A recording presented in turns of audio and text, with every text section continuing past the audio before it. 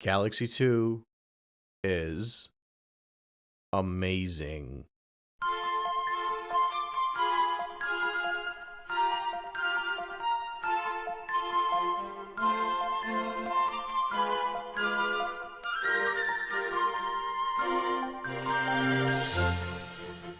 I finally get it. I finally understand why all of you kept telling me what I'm looking for in Mario Galaxy 1 was going to be in the sequel. For a little bit of context, I played Super Mario Galaxy 2 back when it first came out. That was the last time I played it. I actually don't remember if I had fully completed it back then either. I don't even remember if I got 120 stars at this point. But I know I revisited Mario Galaxy 1 a few times back then, and then probably for about a decade I didn't touch either of those games until Mario 3D All-Stars came out. If you watched my Super Mario Galaxy 1 retrospective, you'll know that I felt that Mario Galaxy 1 was a difficult game to play after playing Mario 64 and Mario Sunshine. And that is primarily because Mario Sunshine and Mario 64 are actually video games that test you. Mario Galaxy is easy as heck.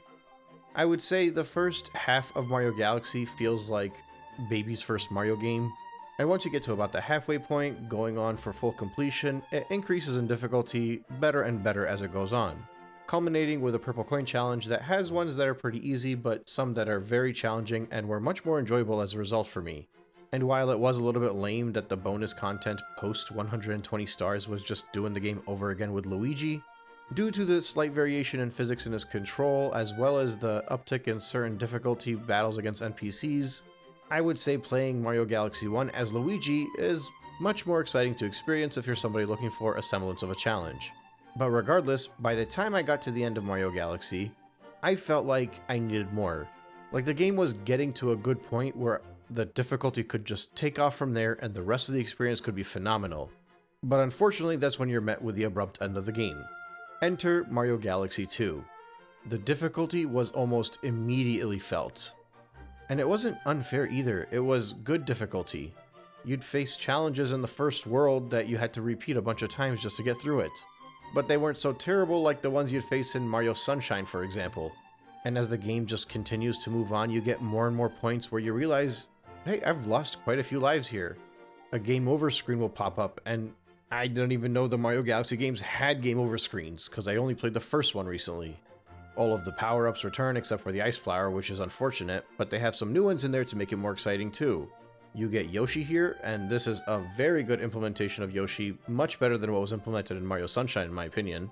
You get a lot more of those open-ended linear levels that showed up at the end of Mario Galaxy, and pretty much none of those segmented planetoid to planetoid ones that were probably too prevalent at the start of Super Mario Galaxy. There was also a noticeable drop in the amount of open sandbox stages, but the few that were in there were fun to play through.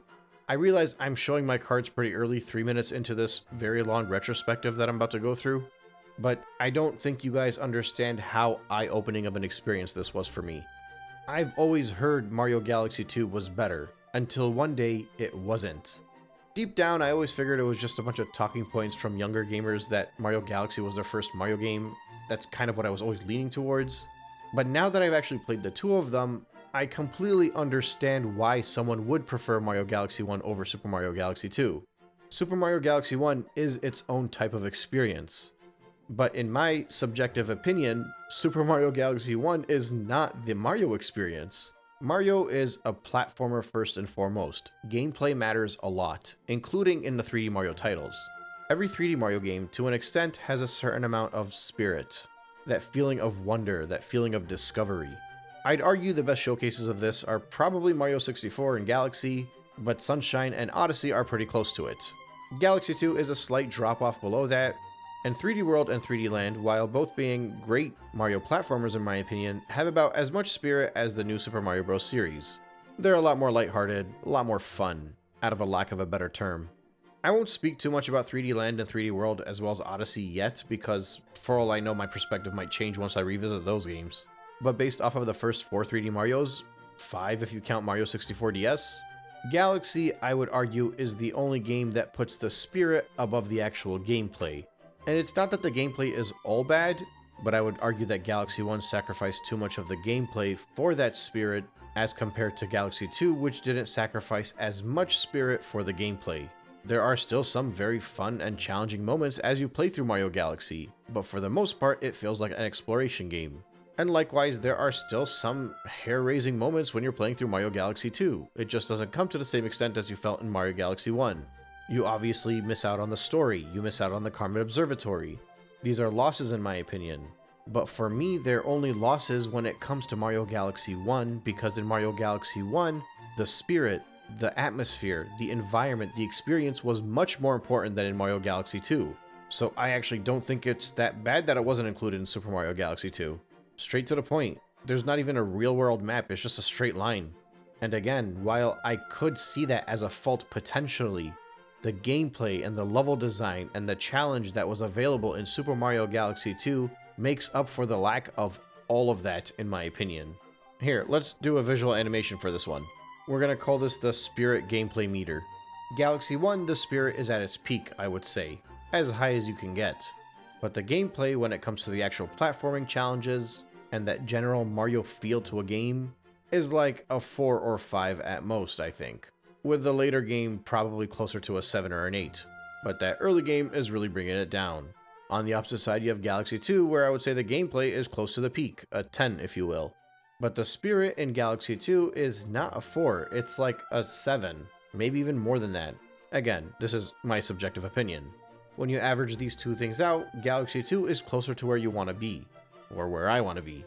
This is the difficult thing about 3D Mario games. Anytime I finish one, my immediate thought is, yeah, that was the best game I ever played. So I don't know if I'm on a high because I just finished playing Super Mario Galaxy 2, or if it actually is the best 3D Mario ever played. But I can't say anything just yet, because first of all, I have to actually go through this analytically. In my experience, there's a lot I've learned and discovered once I actually put these games through a lens when I come out of it that I don't quite realize while I'm playing. But in fairness, there is that feel-good factor that can kind of give you an idea of how you're going to feel. Mario 64 I can't analyze too much because I've played that game more than any other game on this list. But I know with Sunshine, when I think back to it, it's frustration. That's the first thought that comes to my mind. It's the repeating of the same challenges over and over again. The Blue Coin challenges, Delfino Plaza, a lot of that was a lot of fun, but it's still that frustration that looms over my head. Even if I genuinely enjoyed 100%ing Mario Sunshine. But with Mario Galaxy, the first memory I have is vast open space and, I'm sorry to say this, slow-paced boringness. And it's largely because of that early game. The story and the aura and the vibes did appeal to me a lot, and I do think that Mario Galaxy at the end of the day is still a 9 out of 10. That's my benchmark. All 3D Mario games are at least a 9 out of 10. But as a Mario fan breaking it down even further, I found it to be a little bit lacking. Galaxy 2, on the other hand, oh man, I feel like I walked out of one of those 4D virtual reality experiences that you can only feel at Universal Studios. Every new world contained new galaxies, and every new galaxy didn't overstay its welcome. Even the comets, I think they were implemented much better in this version. I like the fact that each stage has a comet medal that was fairly easy to find and sometimes required a challenge to get to. While a lot of the aesthetics that I saw in Super Mario Galaxy 2 reminded me of the upcoming Mario 3D Land, there were still quite a few moments in the game that I felt lived up to what I saw in Super Mario Galaxy 1, and in some cases even better. And you know, the daylight backdrop actually made a big difference.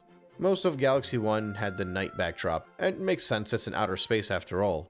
But it's still Mario at the end of the day. Sometimes you just want to see a little bit more daylight. I think part of the reason I liked Galaxy 2 as much as I did is because it had that balance between Galaxy 1 and 3D Land.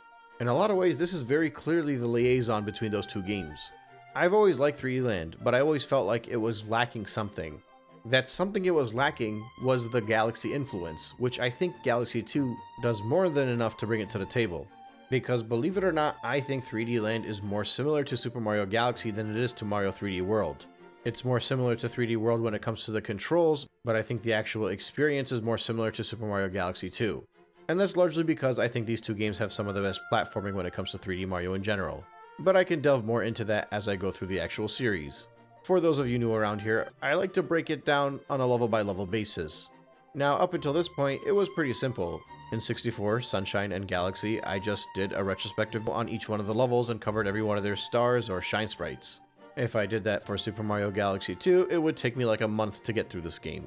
Because instead, in Super Mario Galaxy 2, they don't have 15 or 16 levels that have a majority of the stars. Instead, the game consists of 6 worlds, with the 7th world being the special world post-Bowser. In each of those 6 worlds, you'll have 4 stages that have 3 stars, as well as 3 stages that have 2 stars. And one of those 2-star galaxies will always be the final stage in each world, which will be the Bowser Jr. or Bowser Galaxy. So it's a lot more straightforward. Basically, to break it down, you have larger galaxies have 3 stars and smaller galaxies have 2 stars. There are effectively no secret stars to be found. Nothing hidden, no unique experience that you didn't know existed. Well, minus the endgame, but we'll get to that. Let's quickly get this out of the way though. In Mario Galaxy 2, there is no hub world like I mentioned. There's the face ship. It's more like a playground than anything else. There's a story, but not really. It's more like a rehash of Mario Galaxy 1's story, or maybe it was after the time was restarted at the end of Mario Galaxy 1, this is the continuation or retelling, I don't know. But you got a big purple friend named Lubba. You have hungry Lumas, but they're implemented a little bit differently. I'll go through that as I get to it. And as you get further along into the game, there are more and more different characters that join you on this face ship. It's actually kind of neat because it reflects your progress. You can walk around, it's almost like a mini museum you can look at, but it is as close to irrelevant as you can get. You'll spend most of your time on the face ship just going up to click the yellow button at the start so you can get to the giant world map, which again is bare bones. For the most part, you're just moving straight ahead, and on occasion there might be a little bit of a fork. I remember this was considered a big deal back when this game first came out, like, oh, this is just like the world maps in the 2D games. But no, this is boring and a little bit insulting, quite frankly. I'm not going to say it's entirely useless because when comets come up and different things get unlocked, you do traverse around the map quite a bit to backtrack and go accomplish those missions. And to an extent, I kind of like that because it gives you incentive to return back to the earlier levels later in the game without making it feel too repetitive early on. Now, that's entirely psychological, and depending on how you're playing this game, it may or may not make a difference to you, but for me, it was appreciated. But that being said, that's all I really want to discuss about the face ship and about the world map. There isn't much going on here. Like, I could get into details about what exactly shows up on the face ship, but I feel like it would just be a gross waste of all of our time. I will say that the world map is about as effective as the Comet Observatory when it comes to a mechanical level, and I only say that because in Mario Galaxy, I didn't feel like the Comet Observatory offered anything from a gameplay perspective. It was more for the visual aura and experience and spirit perspective and all that. Don't get it twisted, I love the Comet Observatory and what it does for Mario Galaxy 1, but I don't necessarily think it was needed in Mario Galaxy 2. The big thing I will say is that somewhere out there, there's a Mario Galaxy 3 that combines all of the spirit from the first game with the level design and gameplay from the second game, and the aesthetics that meet somewhere in between the two. And I think that game would be a killer, but unfortunately, I don't think we're ever going to see a Mario Galaxy 3. Although, with modern day Nintendo, you never know. But yeah, I'm very excited to go through this one. I feel like I was starting to drag towards the end of Mario Galaxy, even though I genuinely did enjoy the end of that game. But going into Galaxy 2, I feel a lot more lively right now, and I am so excited to go through this retrospective with you. So toss some coal into the fire, let the steam engine roll, and meet me at the start of World 1.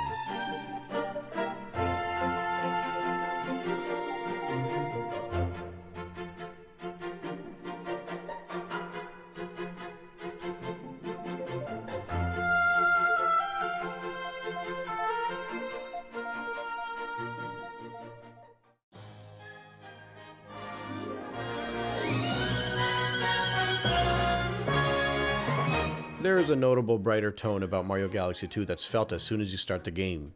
Rather than going for a cinematic opening sequence, they take you through a neat little page turn on a book and allow you to leisurely run through it on a 2D plane. There's text below that gives you the background narrative of the story, which is basically the same story as Mario Galaxy 1. The cool thing is, because they decided to go this 2D route, running along the grass in the Mushroom Kingdom with Peach's castle in the background, it almost feels like a tribute, a reminder of Mario's humble beginnings. Now, in fairness, future titles will do this much better in my opinion, but given the release date of Mario Galaxy 2, I thought it was a pretty neat route to take. Similar to the bare-bones map in the overworld, if you view it in the context of somebody playing this game closer to its release date, it feels more like an inoffensive tribute to Mario's 2D era, rather than a lazy attempt at setting up the game. Also, I think it does a pretty good job at conveying the general tone with all of the happy toads around you as you're marching through. It gives you an opportunity to use this area as a little bit of a tutorial to get used to Mario's controls if you hadn't played the first title, since, despite being on a 2D plane, you still have all of Mario's moveset. Eventually, you run into a baby Luma. He speaks in triangles and X's and sits in Mario's cap, which gives you the power of doing the spin attack. I guess he tugs on Mario's hair like it's Ratatouille. The simple tutorial continues until you make it to the castle grounds. That's when the tone gets a little bit darker and you'll notice a giant Bowser in the background. Also, I really like how the houses in the village look like they're terrified too. And I mean, why wouldn't they be? Bowser is about 15 times larger than he was in the last game. The whole giant Bowser thing wasn't really all that common at the time of Mario Galaxy 2, or it was on and off, I guess, depending on spin-offs. I've never really thought much of it, but I've heard a lot of people have an issue with it because Bowser is meant to be the same size as Mario, I guess. But for me, it just feels like a little bit of typical Nintendo non-continuity, or incontinuity rather. Although come to think of it, Bowser was pretty huge in your Mario Sunshine final boss fight, so yeah. As Mario makes his way towards the castle, you'll notice more and more Lumas flinging down towards the ground, and you'll also notice a subtle change in Mario's control switching more towards the 3D plane. Bowser grabs Peach, lets Mario know that he's huge, and threatens Mario by telling him Peach is going to bake him a cake. He continues to go on and on about how he's huge and that this planet's too small for him and he needs an empire. So then he literally tells Mario to have fun with his stupid mushrooms and jumps to outer space. Yeah, I could immediately understand why those of you that were into the whole vibe of Mario Galaxy 1 did not enjoy Mario Galaxy 2.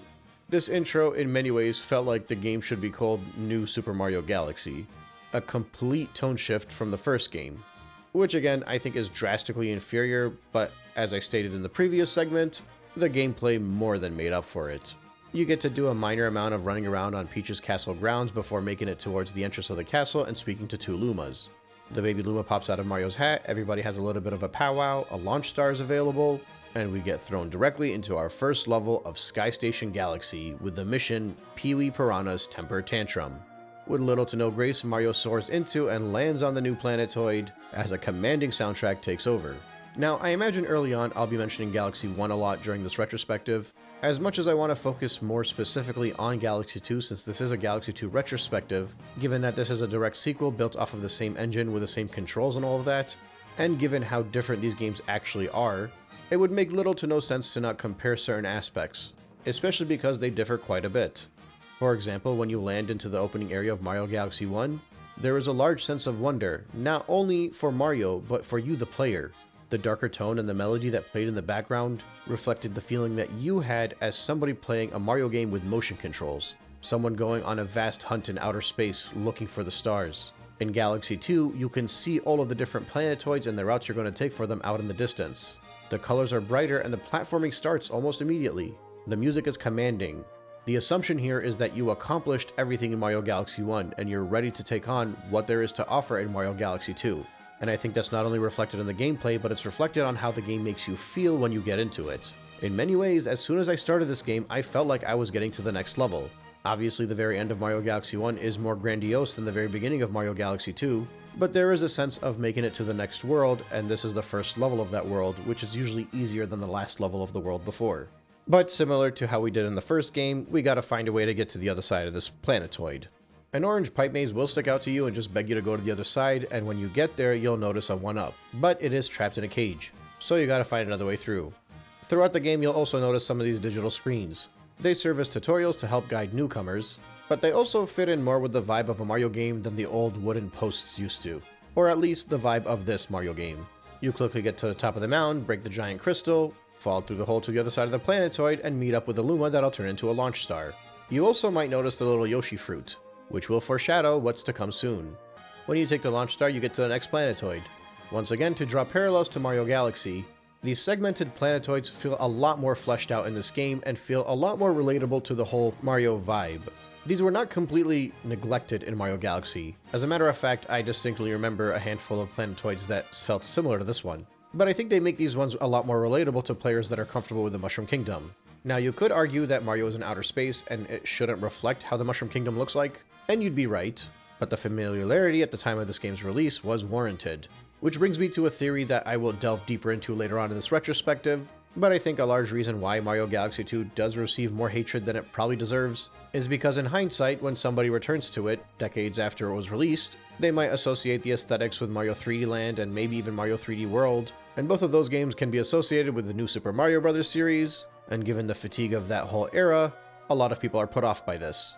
I think it's almost the exact same thing that happened with Sonic Lost World. While it did copy the gravity gimmicks of the Galaxy games, the aesthetic and themes fit right in with the whole new Super Mario Bros. Craze, and that just put everybody off. In any case, you'll make your way through this planetoid, shaped more like a cylindrical platforming challenge, and have to traverse your way upwards. You'll notice there's less of a focus on the actual gravity gimmick itself and more of a focus on the platforming. Typical Mario platforms will take you upwards. You'll even be able to grab a checkpoint flag on your way. You'll notice your first bonus portal that you can choose to grab throughout the game. Basically, you take one of these to teleport to another area and have to defeat the enemies in a lot of time to earn yourself 1-ups. These were fun to go through at first, but I found them to be more of a waste of time as the game went on. I just felt that the bonus of the 1-ups was not worth my time. After that, you platform your way upwards to get to a launch star, and it'll take you to 2 tiny little planetoids side by side.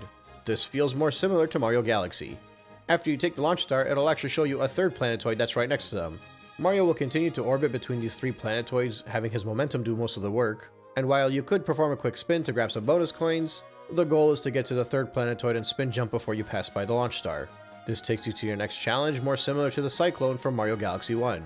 As you platform your way across the cylinder, you'll notice some platforms you can stand on that'll rotate around the little planetoid, and this is actually where you'd be able to grab the Comet Medal.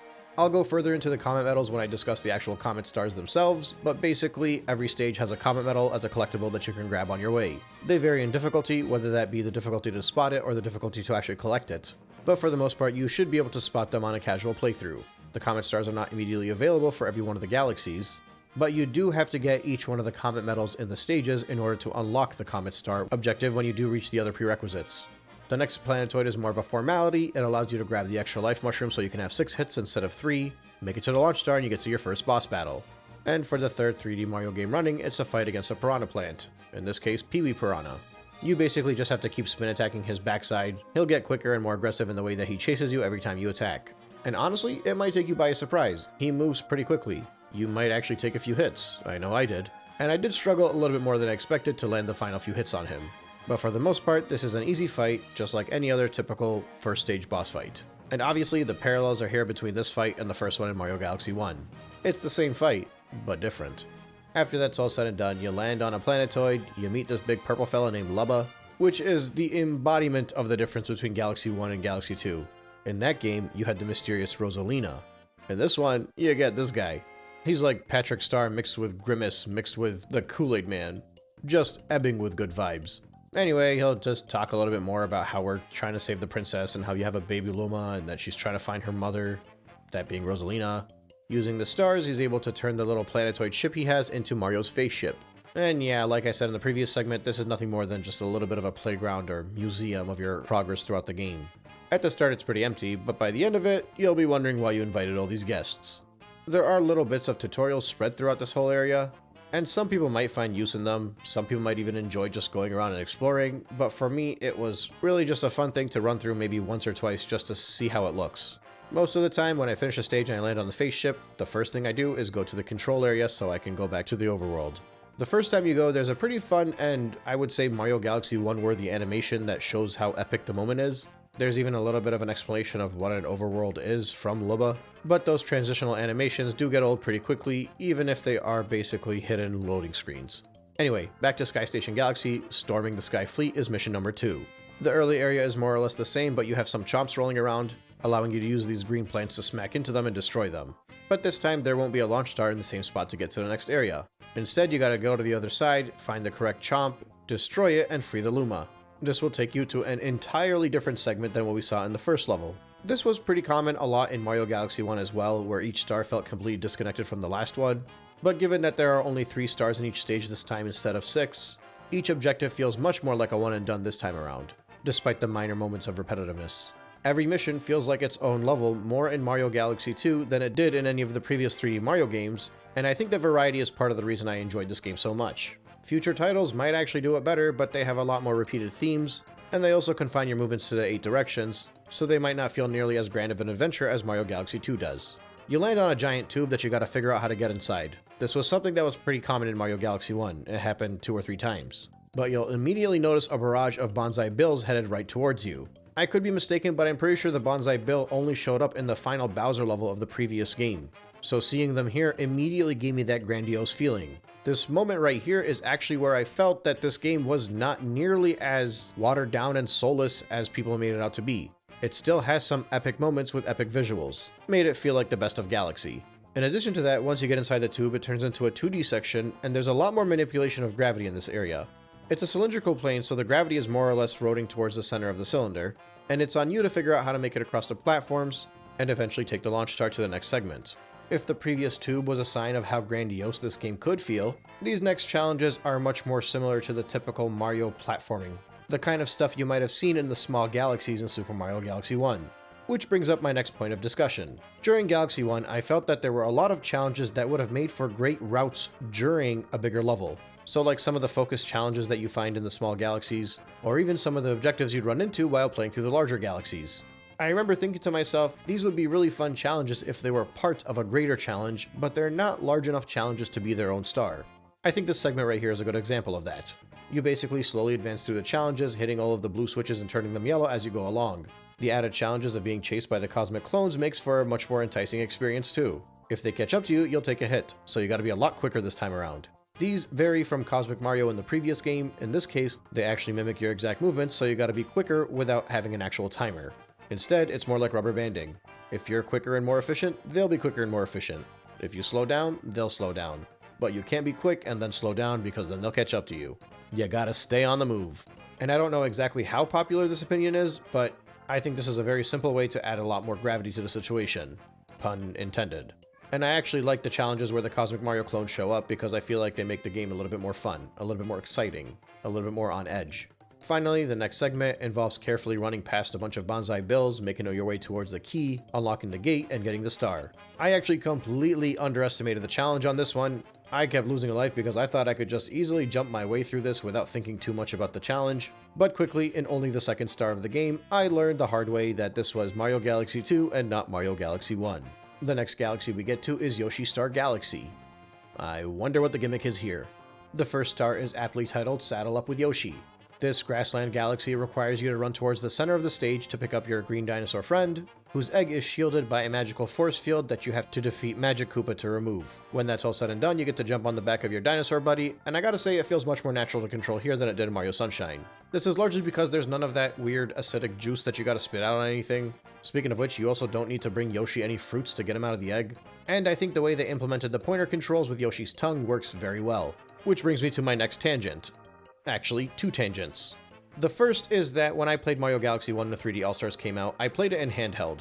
For some reason, I didn't have too much faith in the Joy-Cons mimicking what the Wii Remote was able to do, but obviously when I revisited it for this video, I used the Joy-Cons and I thought they did a good enough job. Actually, I even said I prefer the control method of just using a regular controller and aiming with the accelerometer in the same way that you would in Splatoon, for example. It felt very natural in Galaxy 1 despite the game not being built for the Switch, initially. Back in 2020, when I played 3D All-Stars, after I played Galaxy 1, I wanted to play Galaxy 2. But I also wanted to play it handheld with a touchscreen the same way that I played Galaxy 1 because I felt like that would be a lot more fun. Also, I didn't feel like digging through my attic for the Wii. So by using my Android phone, I attached the Razer Kishi onto it, a device that I bought for Game Pass for streaming that I have not used in a very long time now because I just play on the Series X. I was able to get Galaxy 2 running on Dolphin. For the most part, I was able to play Galaxy 2 almost the exact same way that I played Galaxy 1. But there was one major drawback in the form of Yoshi. Since I was using the touchscreen for the pointer controls, it was just way too difficult to be able to touch the screen at the right point to spit out Yoshi's tongue and grab whatever you need to grab. Thankfully, I learned this as early as the second level, so I didn't waste too much time on Galaxy 2. I was on a 3D Mario streak though. I had finished the trilogy of the 3D All-Stars games right before this one, so I figured I'd return to Galaxy 2 later. I jumped straight to 3D Land. That's kind of when I found out how much I love that game actually, since I don't think I had played that one since it had first released either. And then immediately following that, I jumped to 3D World to fully complete that game too, and hadn't returned to any of the games since. So me finally making it to Galaxy 2 feels in a lot of ways like I've gone full circle. But to the second tangent that I want to go on, I was debating how I wanted to play Galaxy 2 for this retrospective. I wanted it to look good, but I also didn't want to use Dolphin, primarily because I actually wanted the Wii Remote Nunchuck native experience. I just felt like I wanted the proper Mario Galaxy feel rather than what comes up when you try to create it on Dolphin. But I also wanted to give you guys good footage, or at least footage almost as good as what was available on Mario Galaxy 1 and 3D All-Stars. So I threw the disc into my Wii U, primarily because of convenience. I don't feel like having a Wii and a Wii U under my TV. Also, my Wii does not have an HDMI cord, and while I do have a HyperCin available to connect it to my TV, it's not quite the same as using component cables. Those of you that have homebrewed your Wii U will know that with USB Loader GX, if you turn deflicker off and use frame buffer, you can actually get a much more crisp view of your Wii games than you would if you just played it naturally. I'll save the technological explanation as to why that is for the channels bigger than mine. Good Vibes Gaming had a video on the topic a few years ago. But basically, in order to accommodate for the fact that it was going to be played on a CRT, the Wii used to make its games a little bit more blurry and stretch it out just ever so slightly, and that would account for all the imperfections you would get on a CRT. So while my footage for Mario Galaxy 2 is noticeably not quite as crisp as the Mario Galaxy 1 footage, you'll probably notice it's a lot more crisp than some of the other Mario Galaxy 2 retrospectives around the YouTube world. Okay, so back to the game, because this video is taking way longer than I thought it would.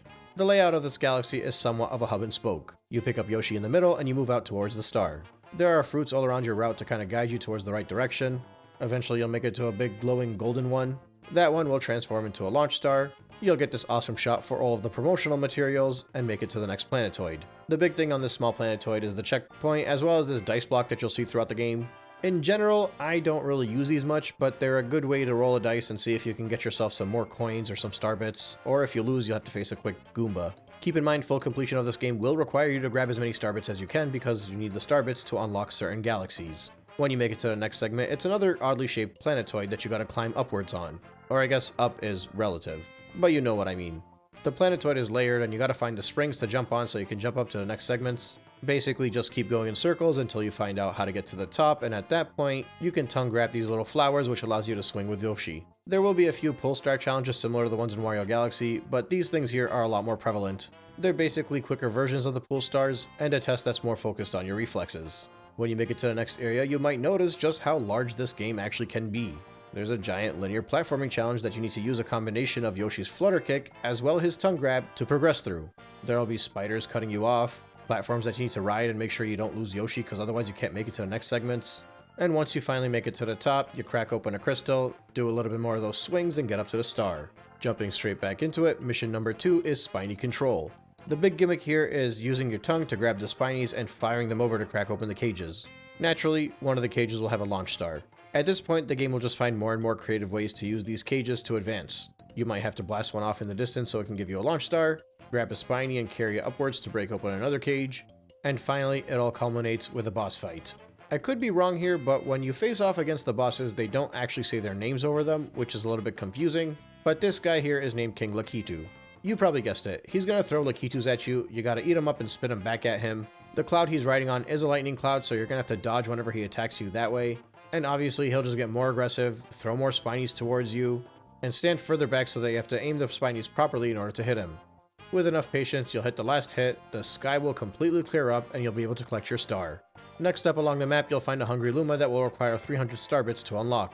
If you're going through every single star in the game like I am, there will be no point in time where you'll have to backtrack and get more star bits.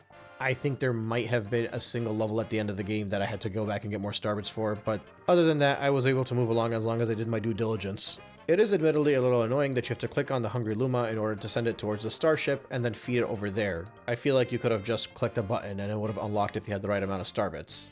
But that's fine. Feeding our hungry friend will unlock Flip Swap Galaxy. It's a sequel to Flip Switch Galaxy, only this time, instead of being based off of a rhythm, it's based off of when you shake your controller. I think this adds a much more interesting dynamic to the level than it was in the previous game. You have a lot more control over your pace, so you can actually control how fast you want to go through it. And the neat thing too is that if you're comfortable in your control of Mario, you can straight up long jump past a lot of the gaps, which makes it more fun to test yourself to see how you can advance through the game. There are added obstacles, primarily in these chomps that will roll along, which will just give you more to think about as you wiggle your Wii remote. But I will say there is a respectable amount of challenge on this one, and you probably will lose a life or two the first time you play it. And potentially it could get even harder when you try to collect a comet medal along your route. Either way, as long as you're careful and you keep your eyes peeled, you should make it to your star. Which means next up is Spin Dig Galaxy, with the first objective being titled Dig a Leg's Planet. The primary gimmick of this stage is Drill Mario. You should know the drill by now. Most of the challenges here will be standing in the right location so you can drill off to the other side of the planetoid, so you can find the next correct location to drill again to the other side and make it to the top part where you can get to a launch star. The next planetoid is a lot more straightforward. It's a narrow circle you gotta run around while avoiding these spinny little critters on the floor. Come to think of it, I'm not sure if I should still be calling these things planetoids, but I'm probably just gonna stick with that because it's easier than saying object in the sky. But moving on, it's another drill challenge. You gotta make it up to that launch star, but you can't quite reach it unless you take the drill, go to the other side, drill into the inside of it, and then drill once again to get to the top part where you can take the launch star. And you'll run into Captain Toad, mushroom ship and all. You'll quickly get a chance to buy yourself a 1-up or some extra health with 30 star bits before you make it to your boss fight. It's pretty straightforward, but it will take some proper timing. Basically, you need to drill from the opposite side, but only while the cage star is closer towards the ground. The boss will send out some drill enemies towards you, so you gotta be careful about your timing. Keep in mind, since you can't use a spin jump to attack these things once they come close to you, you're actually gonna have to jump on them, since shaking your remote will send you to the other side. By the way, as a quick little sidebar, I forgot to mention earlier, I love the feel of the Wii Remote and Nunchuck going back to this game. I might even take back what I said about the control scheme in Mario Galaxy 1 being better. This just felt way more natural, which makes sense because the game was designed around it. So I didn't mind at all that I had to shake my controller instead of pressing a button to use a spin attack. In any case, once you defeat the boss, you're able to collect your star. Jumping right back into Spin Dig Galaxy, the next star is Silver Stars Down Deep. Starting from the opening area, you gotta find the launch star on the planetoid you're on to take it up towards the Piranha Plant, defeat the Piranha Plant, and swing along the vine to move on. After that, you go through a pipe maze and you go to a 2D section. This is kind of fun. You gotta plan where to drill so that you can make sure you bounce off the wall in the correct manner to make it out the other side. After that, it's a pretty straightforward route where you just gotta dodge a few enemies while drilling until you make it to this little square planetoid. The whole challenge here is spread throughout this object are 5 silver stars. They are around it, inside it, you gotta drill through it, and you gotta figure out how to collect all the silver stars by manipulating the drill to reach otherwise unreachable places. Once you grab the 5 of them, you can go collect your star. After that, it's right side down Galaxy with a star objective of breaking the laws of gravity. As soon as you enter the stage, you're thrown right into a 2D section. The crux of this area is the gravity gimmick that takes you either upside down or right side up. In order to manipulate the gravity, you'll run into a few switches that you have to flick. Hitting those switches will create its own type of challenge. Bottomless pits will turn into open air ceilings and vice versa. There are also these little hopping bugs that have a drill on one end of them, so you can only really defeat them if they are on the right side. They could actually be really annoying sometimes, but they're more like a minor nuisance that you gotta avoid. Pretty early on, you might notice a green pipe maze that you can go through on the ceiling. This will actually take you to the hidden star. I'm gonna cheat a bit and do this one now because I accidentally ran into it before doing the other one. But similar to the challenges where you had to talk to the Gearmo and clear out all the garbage with the bombs in the previous game, you just gotta use a fire flower to clear all these crates over here. It's a lot easier, it might take you 1 or 2 attempts. The trick is to line up your shots so you can knock out as many of the crates as you can with a single throw, and that's primarily because the fireball will swing right through the boxes. It won't stop if it hits one. But back to the main star. If you go past the green pipe, you gotta platform upside down while avoiding some enemies and making your way to the next section.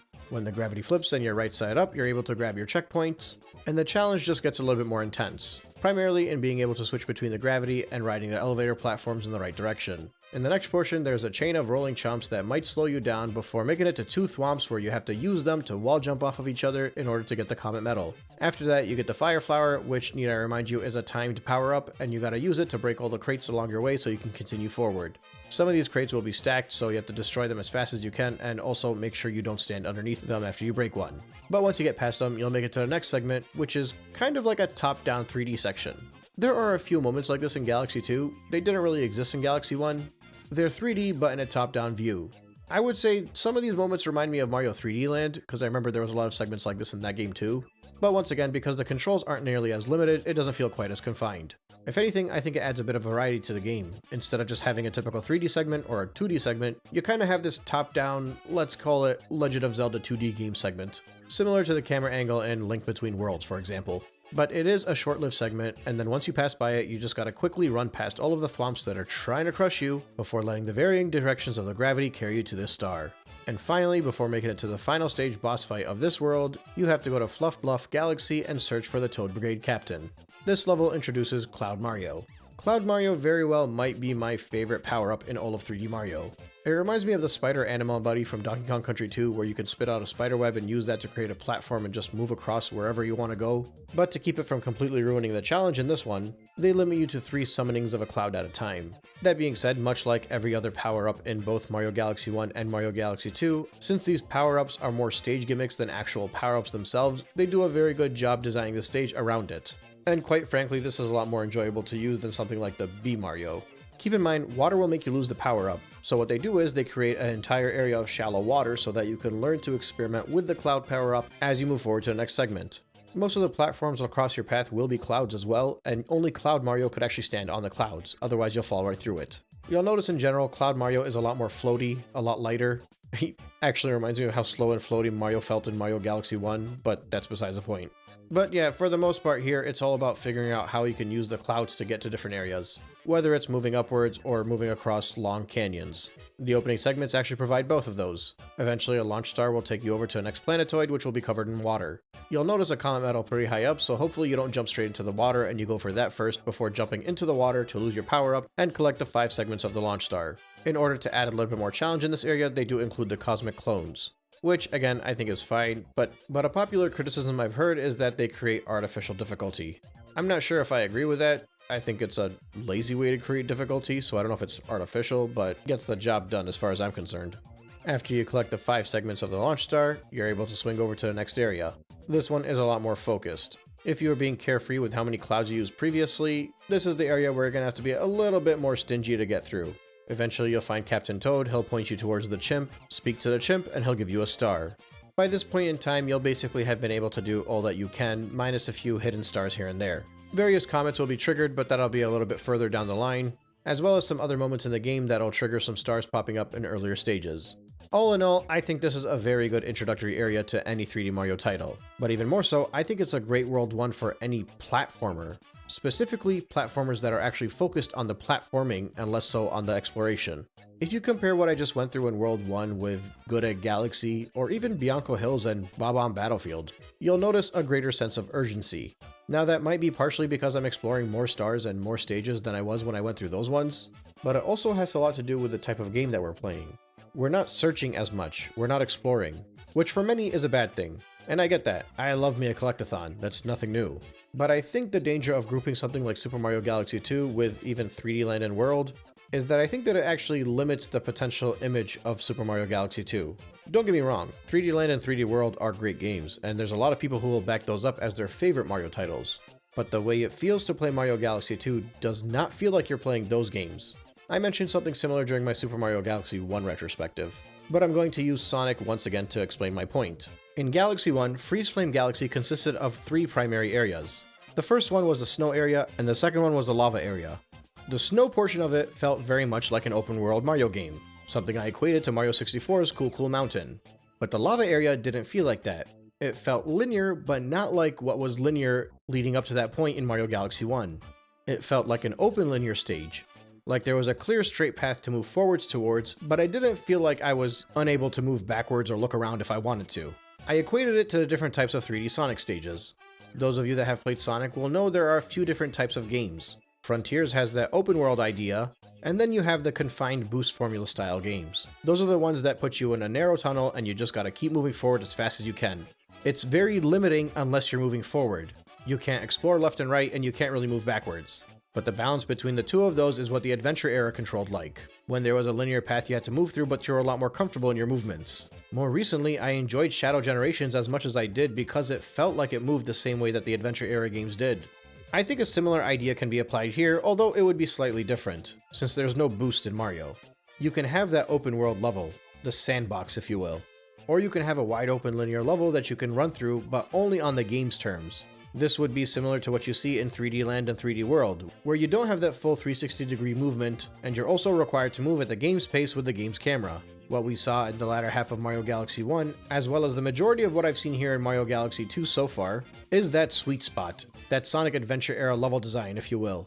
I don't feel claustrophobic, I don't feel confined to a linear path, I don't feel like I have to move in a certain direction. I feel like I have a giant playground as I run through these linear challenges. And I think they do a very good job implementing it in World 1 of Super Mario Galaxy 2. Make no mistake, this is an excellent World 1 and might be one of the best World 1s in the entire Mario franchise. This segment was a little bit longer, and obviously that's because there's a lot of things that we got introduced to that I had to discuss. The following segment should be at a more reasonable pace. Meet me at World 2.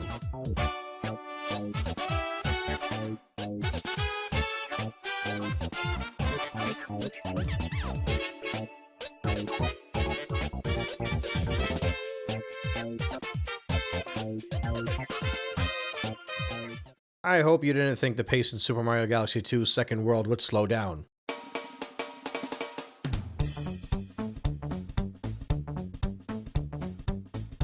If anything, it's kicked it up a gear. Right off the bat, it continues the trend of uniquely shaped and designed galaxies, throwing you into something that feels like it belongs in a more high-intensity platformer than it does in a game about exploration. The first galaxy available is Puzzle Plank Galaxy, and the star objective is called the Puzzling Picture Block. The stage is made up primarily of segments of wooden planetoids and platforms and puzzles to solve to advance through. You'll notice some familiar enemies and obstacles almost immediately. The puzzle element here feels like those old wooden toy puzzles where you have to push the right block in order to get it to open up, only it's a lot more straightforward. To start off, you just gotta find the spot that you need to ground pound onto. Once you do that in the next segment, you'll have 2 wigglers running around and 4 switches that you can jump on. Getting off of there is pretty easy, all you really gotta do is ground pound the switches in order to unlock the launch star. The next segment will be a 2-sided planetoid made of wood. You have to go to the underside where 3 platforms are waiting you, and you gotta ground pound them each a certain number of times in order to make a set of stairs that will allow you to climb to the launch star on the other side. You might also notice a Hungry Luma. Similar to Galaxy 1, there are Hungry Lumas spread throughout the stages where if you were to feed them, you can unlock a challenge to get to a hidden star. But some of them require coins, and you can tell based off what they're holding in their hand. And since these stages are linear, they usually offer you a chance to collect those coins with a bonus room nearby. For example, in this case, if you were to enter the pipe maze, you'd be able to collect all the coins and you'd basically have enough to get to the Hungry Luma. So obviously in my case, I decided to tackle this one first instead of continuing on the main mission. What was pretty cool is that when you feed that Hungry Luma, it spawns basically the same Bugaboom fight from Mario Galaxy 1. And weirdly enough, when you take the launch star and go there, it almost feels like you're entering a new area. It is a bit different though, because in Galaxy 1, technically when you fought the Bugaboom, it was in Honey Hive Galaxy where the theme was green. It wasn't in Gold Leaf Galaxy, which is what we see here. So I guess that was their way of kind of differentiating it a little bit.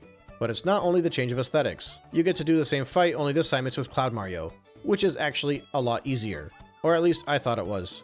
Also, in general, this whole area feels very watered down compared to how it looked in the original.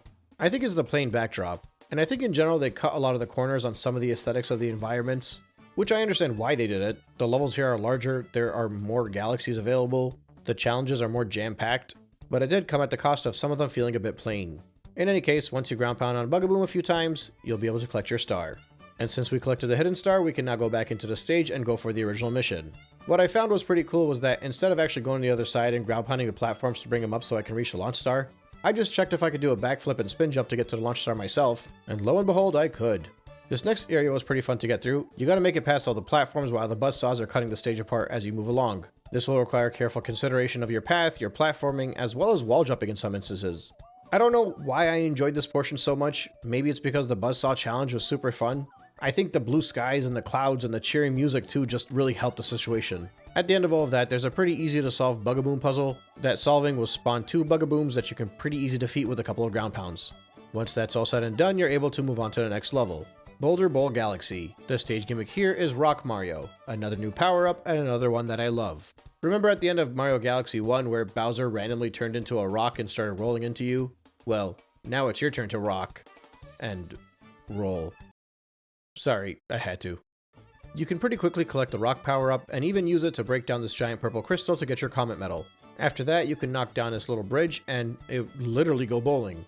Throughout the Rock Mario segments, you'll find a lot of these ramps that you just need to spin into and it'll fling you over to the other side. When you get to the next area, defeating all the enemies will free the launch star. It's pretty straightforward. And finally, you'll make it to a planetoid where the launch star is on one side and the Rock Mario's on the other. The catch is you want to roll to the top and destroy the crystal that's protecting the launch star, but at the same time you need to avoid all the chain chomps because you cannot rock your way through those. Shortly after that, you make it to a boss fight. The fight is against the Rock and Rolladillo. He's going to roll around, you're going to have to dodge, and then once his butt is exposed, you gotta roll right into it. As a standard affair, he'll grow more aggressive every time you hit him, and once you get that final hit in, he'll be defeated and you'll get your star. Moving on, it's actually one of my favorites, Hightail Falls Galaxy with Hot Stepping Dash Pepper. So there will be a few challenges like this spread throughout the game, and they're very similar to the Turbo Nozzle challenges from Super Mario Galaxy 2. Only in this case, it's Yoshi eating a spicy fruit. Basically, it's a non-stop speed burst. You gotta be quick enough to react to grab the fruit as you pass by it. You have to make the correct turns unexpectedly, and avoid whatever obstacles you can as you move through. These are very much trial and error style challenges. You'll probably lose a few lives every time you face one of them, although in fairness, you'll most likely lose them in the later ones since this one is more introductory. Although the second half post-checkpoint can be pretty difficult. But we'll put a halt on that for a few seconds because if you bump into the Hungry Luma and you have 30 coins, you're able to go for the hidden star. It's very easy. You get a lot of these Pokemon running around with silver stars on their head. That's Froakie, right? I'm not seeing things here. Either way, Yoshi just has to use Lick and it's super effective and you're able to collect your star. Okay, back up to the checkpoint.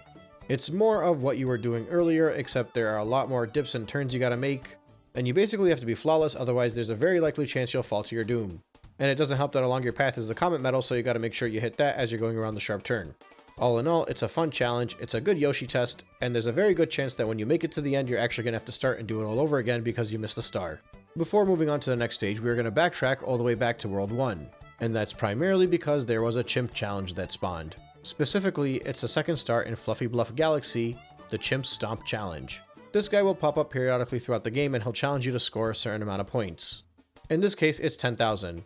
You can receive 100 points by collecting a coin, as well as another 100 points by jumping on a baddie. If you can chain a few baddies in a row, it'll grow by 100 each time you jump on one. I wouldn't necessarily call this one easy, but it's not hard enough where you can't beat it in one try. Maybe two. But it largely depends on how comfortable you are with Mario's control. Either way, this is the first one of its kind, and they will get more difficult as you move on in the game. And when you defeat the chimp, it'll actually open up an indicator for the hidden star. I missed it the first time around, but there's a giant tree in the starting area with a hungry Luma that sits on top of a cloud. The hungry Luma will ask for 100 coins, but if you defeat all the enemies around you, it'll only grant you about 50, which means you'll actually have to find the hidden pipe maze, which is hidden behind that big tree, in order to collect the 100 coins. Once that's all taken care of, you can make a few backflips and create some cloud platforms to work your way to the top of the tree, speak to the hungry Luma, and spawn your new challenge. It's a pretty straightforward vertical challenge, requiring a few backflips and collecting a few clouds along the way in order to make it to the star. As the game goes along, you'll unlock more and more challenges that will require you to backtrack in order to finish those levels. This is similar to how the comets spawned in Super Mario Galaxy 1, and in that game I went through the comets as I went through the stages. But since I kinda want to give a more organic approach to Mario Galaxy 2, and beat it in the manner that I actually played it, since it's a much more linear game, I feel like it's worth it for me to jump back and forth between the stages whenever these challenges spawn. That way you feel like it's actually a linear title, even though you gotta backtrack every now and then. Because the reality is, although some of these challenges take place in the earlier stages, they do have a slight uptick in difficulty as compared to the original stars. And once again, similar to Super Mario Galaxy 1, while the first 2 or 3 worlds will require you to backtrack quite a bit because it'll spawn different comets, if you're going for that 100% and accomplishing each level in a row like I am, eventually you'll get to the point where pretty much every single time you complete a level, it'll automatically spawn the next comet available for you in that same level. So as we get closer towards the end of the retrospective, it should be a lot more straightforward. But quite frankly, this is part of the reason why it was so difficult to cover Super Mario Galaxy 2 in the first place. But let's go back to World 2. Since we have 700 star bits, we're able to call to us the Hungry Luma and unlock the next level. This is the spiritual successor to Honey Hive Galaxy, Honey Bloom Galaxy. And the first stage is creatively titled Bumble Beginnings. I actually really enjoy the aesthetic of this one. It kinda reminds me of Gusty Garden Galaxy, and I think the way they implemented B Mario in this stage is a lot more fun too. It is pretty much nothing but a 2D segment, but they designed a stage around the 2D so well that I think it makes for a much better platforming challenge than it would have been otherwise. And quite frankly, I found a lot of the B Mario stuff in Mario Galaxy 1 to be way too easy, so the extra obstacles added to this stage to require you to pass through it were much appreciated. They even throw in some fuzzies for a good measure. I feel like this actually would make a very good 2D stage in a Mario game, like in a proper 2D Mario game, and to an extent I can actually see this kind of stuff working in Mario Wonder, for example. The way the stage actually feels completely cohesive and not just a random collection of parts thrown together like many other stages in this game, almost makes it feel like it has the same care that was put into the Donkey Kong Country Returns series. As you continue across all the challenges, the very last stretch is a fly upwards where you can grab the star and move on to the next stage. Or rather, the next star in this stage. It's a hidden star. And I gotta say, I really like the way that it's hidden. Pretty early on, I noticed that there was a route upwards, and I figured maybe if I could just wall jump up there, I'd be rewarded with a 1-up or something. Instead of a 1-up, it was star bits, which I thought was pretty cool that they even put anything up there, because they figured if a player was willing to try that, it might be worth it. This was a very similar feeling I had when I played Mario Odyssey, where I would see something in the distance and wonder if I can get there, and then lo and behold, when I get there, there's just a giant stack of coins. When I came back down, I noticed that there was another route on the way up towards the right, but it was a little bit harder to reach. But naturally, I wanted to go for it. Turns out it was worth going for, because I wall jumped my way upwards and was given a star. And really, the way the star was hidden at the top of this area was very cool. I didn't expect to see it right in front of me. It just felt like its own hidden secret, and I guess that's why they call it a hidden star, but you know what I mean. I'll be honest, I think stages like this one are very much undervalued and glossed over in Super Mario Galaxy 2. There are a few more that I had gone over as well, but this is one of the best ones aesthetically in my opinion. I think when people talk about vibes and auras and the aesthetics of Mario Galaxy 1, this one definitely lives up to it. Granted, it doesn't really do the whole outer space thing, but not all of the stages in Mario Galaxy 1 did either. Either way, it's time to move on to the next galaxy. Wild Glide Galaxy, Fluzzard's First Flight. These might be the hardest of the whole motion control thing in both Galaxy 1 and Galaxy 2, but I'd be lying if I said I didn't have a soft spot for them. I think they take everything from the manta ray challenges in Mario Galaxy 1 and it just ups it a notch because now you're in the air instead of swimming along a water path. It can actually be pretty difficult to get through all of the gates, but honestly I think most of the challenge for this kind of stuff comes later on. I was able to do this one with very little setback on the first try. And you tilt it upwards to slow down, downwards to speed up, and left and right to turn left and right. If you go through the gates along your path, at the very end there will be a comet medal available for you to pick up. But for the most part this one is pretty inoffensive. Next up would be Cosmic Cove Galaxy, Twin Falls Hideaway. Once again, I question how anybody can look at this galaxy and not immediately get the same vibes they got in Super Mario Galaxy 1. This level lives up to every water level in that game, especially the bright colored ones and not the deep dark underground ones. I'm talking your beach bowls and your sea slides. And to an extent, even the same vibes that were felt in Jolly Roger Bay are felt over here. They're just not quite as eerie. It's even got the music to match the tone. The whole challenge here is basically grabbing shells along your path and making it through the water. Every now and then you might hit a launch star that'll take you forward a little bit, but outside of a little detour where you gotta pick up a comet medal, you'll be working your way up to the surface to climb a little tower so you can stomp on the switch. But before you think about that, you might notice the Hungry Luma right along your path. It'll ask for 15 coins. I was just shy of that, but I swam around for a bit until I got to the 15 and went back to it. It's time for the hidden star. The Hungry Luma spawns a spherical planetoid with a bunch of holes going through it. There's a black hole in the middle so you can't actually fall through the holes either. You'll need to catch the bunny rabbit while avoiding the skeeters along your path, but you might notice that it's too fast to get to. And that's because eventually you'll make it to a little switch. When you ground pound on it, it'll bring some ice for you to skate on. Now, I was really excited to see this because I knew the ice flower was not in Super Mario Galaxy 2, and skating was one of my favorite things about that game. So it is nice to see that that was still implemented. Once you start ice skating, grabbing the bunny is going to be pretty easy and you can collect your star. And we can immediately jump right back into the stage and go back to where we left off to, going up that tower so we can ground pound on the switch. Just like with the hidden star, ground pounding will make everything freeze over. This will allow you to easily skate towards the waterfalls and wall jump your way upwards, where the power star will be waiting for you. And we can actually jump right back into the stage for the next objective, titled Exploring the Cosmic Cavern. As soon as you start, you'll see a trapped Luma and you'll be tasked with going to find the key so you can unlock it. Thankfully, you don't gotta swim this time and it's just a matter of skating your way across towards the pipe maze. Once you're in there, it turns into a typical 2D level. There's a lot of jumping in and out of the water, flicking switches to manipulate fans to let you move along, dodging enemies like Gingrills, and then when you get to the end of the segment and you go through the pipe maze, you make it out to outer space, with basically floating water tubes that you can swim through. It's still 2D, but it's kind of a precision swimming test that you gotta get through. The area is narrow and there are spike balls along your path that you gotta carefully swim across. But the trick is you can actually jump in and out of the water as well. When you're outside of the water, you can fall to your doom. Otherwise, you can keep swimming. Instead of platforms, there will be cubes of water that you can jump into and swim as it moves along. Every time it connects to the next water cube, that's when you gotta make your move so you can continue towards your objective. It's actually pretty easy to screw up in that segment. I think I lost myself 1 life while trying to get through it. But it is a fun challenge altogether, and it's very creative the way they implemented the gravity mechanic with the swimming. Although I was kind of dumb when I grabbed the key and I fell to my demise right away, I had to go through it all one more time. I was a lot more careful the second time around. You can take the pipe maze at the end of the trail. The Luma will transform into a launch star and send you out where you will find Captain Toad. He'll point you to the final challenge where the star awaits. It's another Drill Mario power-up segment. As you run around this planetoid, you'll notice muddy areas that you can actually drill right through, but you're going to have to figure out the spots that actually open up a route to the next area, otherwise you'll just bounce back. It might take a little bit of trial and error to figure out, but once you get to the other side, it's all a matter of destroying all the Mecha Koopas. Once that's done, you'll basically flood the area and you'll be able to reach the star. And with that all taken care of, the next stage would be Bowser's Lava Lair. But, as I mentioned in previous segments, I kinda like to combine all of the Bowser stuff for one final video where I go through all of them, so I will not be going through that in this segment. But basically, I think World 1 did a very good job introducing you to the type of game this was going to be, and I think World 2 did a great job taking it to that next level. World 1 I felt had a lot more of that new Super Mario Bros. Vibe, that same aesthetic that you would see in Mario 3D Land in many ways.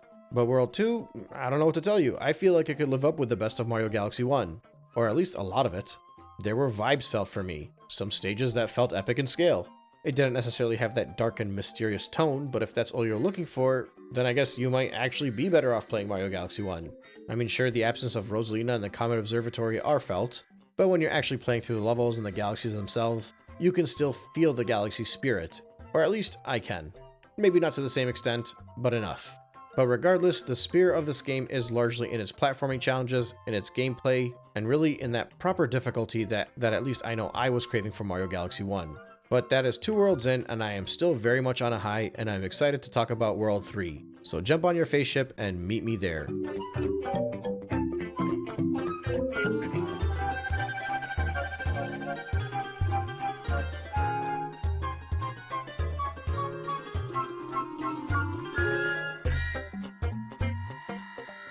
World 3 is where I would say the shackles are completely off in Super Mario Galaxy 2.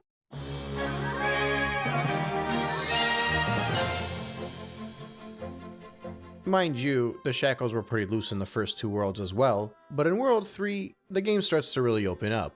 This is of course if you're walking through it in a linear stage-by-stage basis and trying to get every single star along your way. During World 3, that's when a few challenges will pop up that'll make you lose more lives than you expected. You'll be introduced to Luigi being a secondary playable character, and that's when the comets start to appear. If you are adamant about going back and revisiting all of the old stages to complete all the comets as they appear, World 3 will take you the longest to get through, because by the end of it, you'll, for the most part, be all caught up. And since that's the way I played this game, we have a lot to talk about in this video. Starting us off with a fairly simple stage, we get into Cloudy Court Galaxy with the objective of Head in the Clouds. This is something I'd like to delve deeper later onto this retrospective, maybe during a segment that isn't so beefy, but the skyboxes in this game are actually gorgeous. Even if many of them will not give you the nighttime theme, from the overworld down to the stages, they give you something good to look at.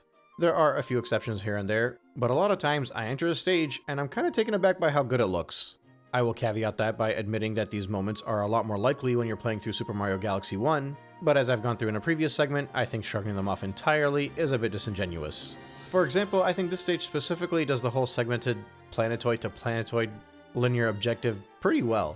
The focus is obviously on Cloud Mario, and the gravity gimmick isn't quite there, but this for me would make a very acceptable small galaxy in the first game. Given that you have the cloud power-up, it's pretty easy to jump your way across the opening area. This is more just to get you warmed up than anything else. Eventually, you'll have to utilize a combination of fans and drum sets of all things to get yourself onto the next section, but they add some fun to it by actually having you collect clouds on your way up the drum sets in order to make your way all the way up to the symbols. At this point, you'll notice the Hungry Luma, and if you collected 30 coins along your way there, which is what I did, you can take a quick break to do the hidden star. In this case, it's a pretty inoffensive collection of the silver stars while hopping from cloud to cloud. The only real danger here are the Goombas, because if you get hit, you'll lose the cloud power-up, which means you'll fall into the toxic waste below. And obviously, that's not including the cosmic clones that'll be chasing you throughout all of this, but as long as you stay on your toes, this will be a pretty easy star to grab. So let's move back to the primary star. If you move past that Hungry Luma, there will be a fan that's blowing upwards. You're meant to create a cloud platform right on top of it so that it can blow you upwards. Along the way, you'll have to kind of weave yourself in between these blocks that could slow you down and make you fall back to the bottom, before going through a few more similar challenges until you make it to the 2D segment. This is a lot of fun, which actually brings me to my next tangent. Mario Galaxy 2 very well might be some of the most enjoyable 2D Mario gameplay I've ever done. Galaxy 1 was fun, don't get me wrong. It did a good job implementing various gimmicks to make the various 2D sections more exciting, mostly the gravity gimmick and the different power-ups. Over here it's the same thing, but it's a lot more fleshed out, which is the general theme for Galaxy 2 versus Galaxy 1 from a gameplay perspective. Through most of this 2D challenge, you'll be utilizing the clouds and the fans and various wall jumps to make your way across and upwards. The floaty nature of Mario's jump makes it so that you can be pretty adventurous in your attempts, but it also means you have to be cognizant to not waste all of your clouds and keep track of the restocking power-ups. At one point, the stage almost unexpectedly closes in on you, and it's on you to figure that out as fast as you can and grab the comet medal. And finally, your last test is to make it upwards through a fan that's blowing you towards these hazardous plants as you make your way to the star. Next up is a fun new gimmick. Tall Trunk Galaxies, the Flotacious Blimp Fruit. This one has a fun woods aesthetic and requires you to use Yoshi as well as the Blimp Fruit to make your way upwards. The thing is with these blimps is that they run on an air meter, so you have to be quick about making sure you can make it to the next platform so you can grab the next Blimp Fruit and make your way up even more. Naturally, it starts you off pretty easily before taking you to yet another 2D section.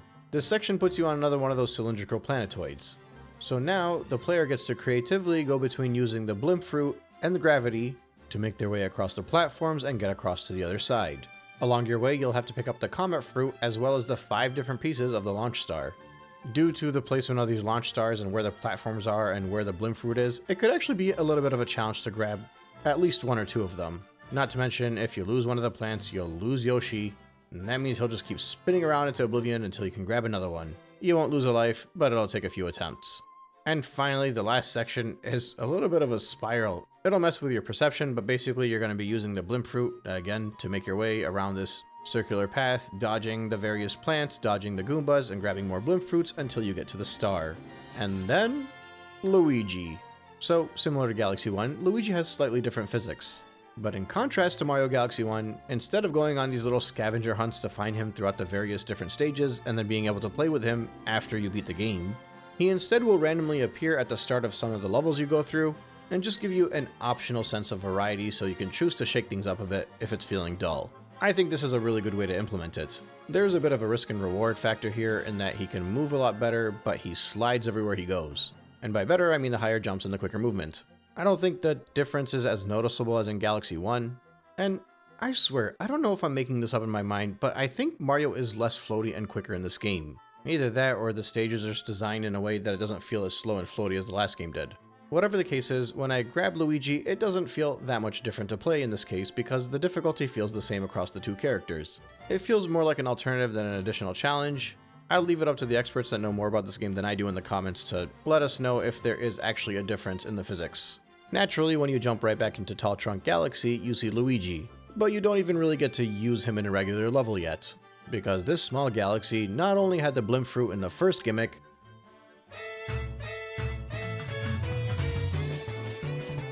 but it's got the slide in the second one. I love the camera angle for this. They throw it right over your shoulders so that you can get the feel for the speed that you're moving.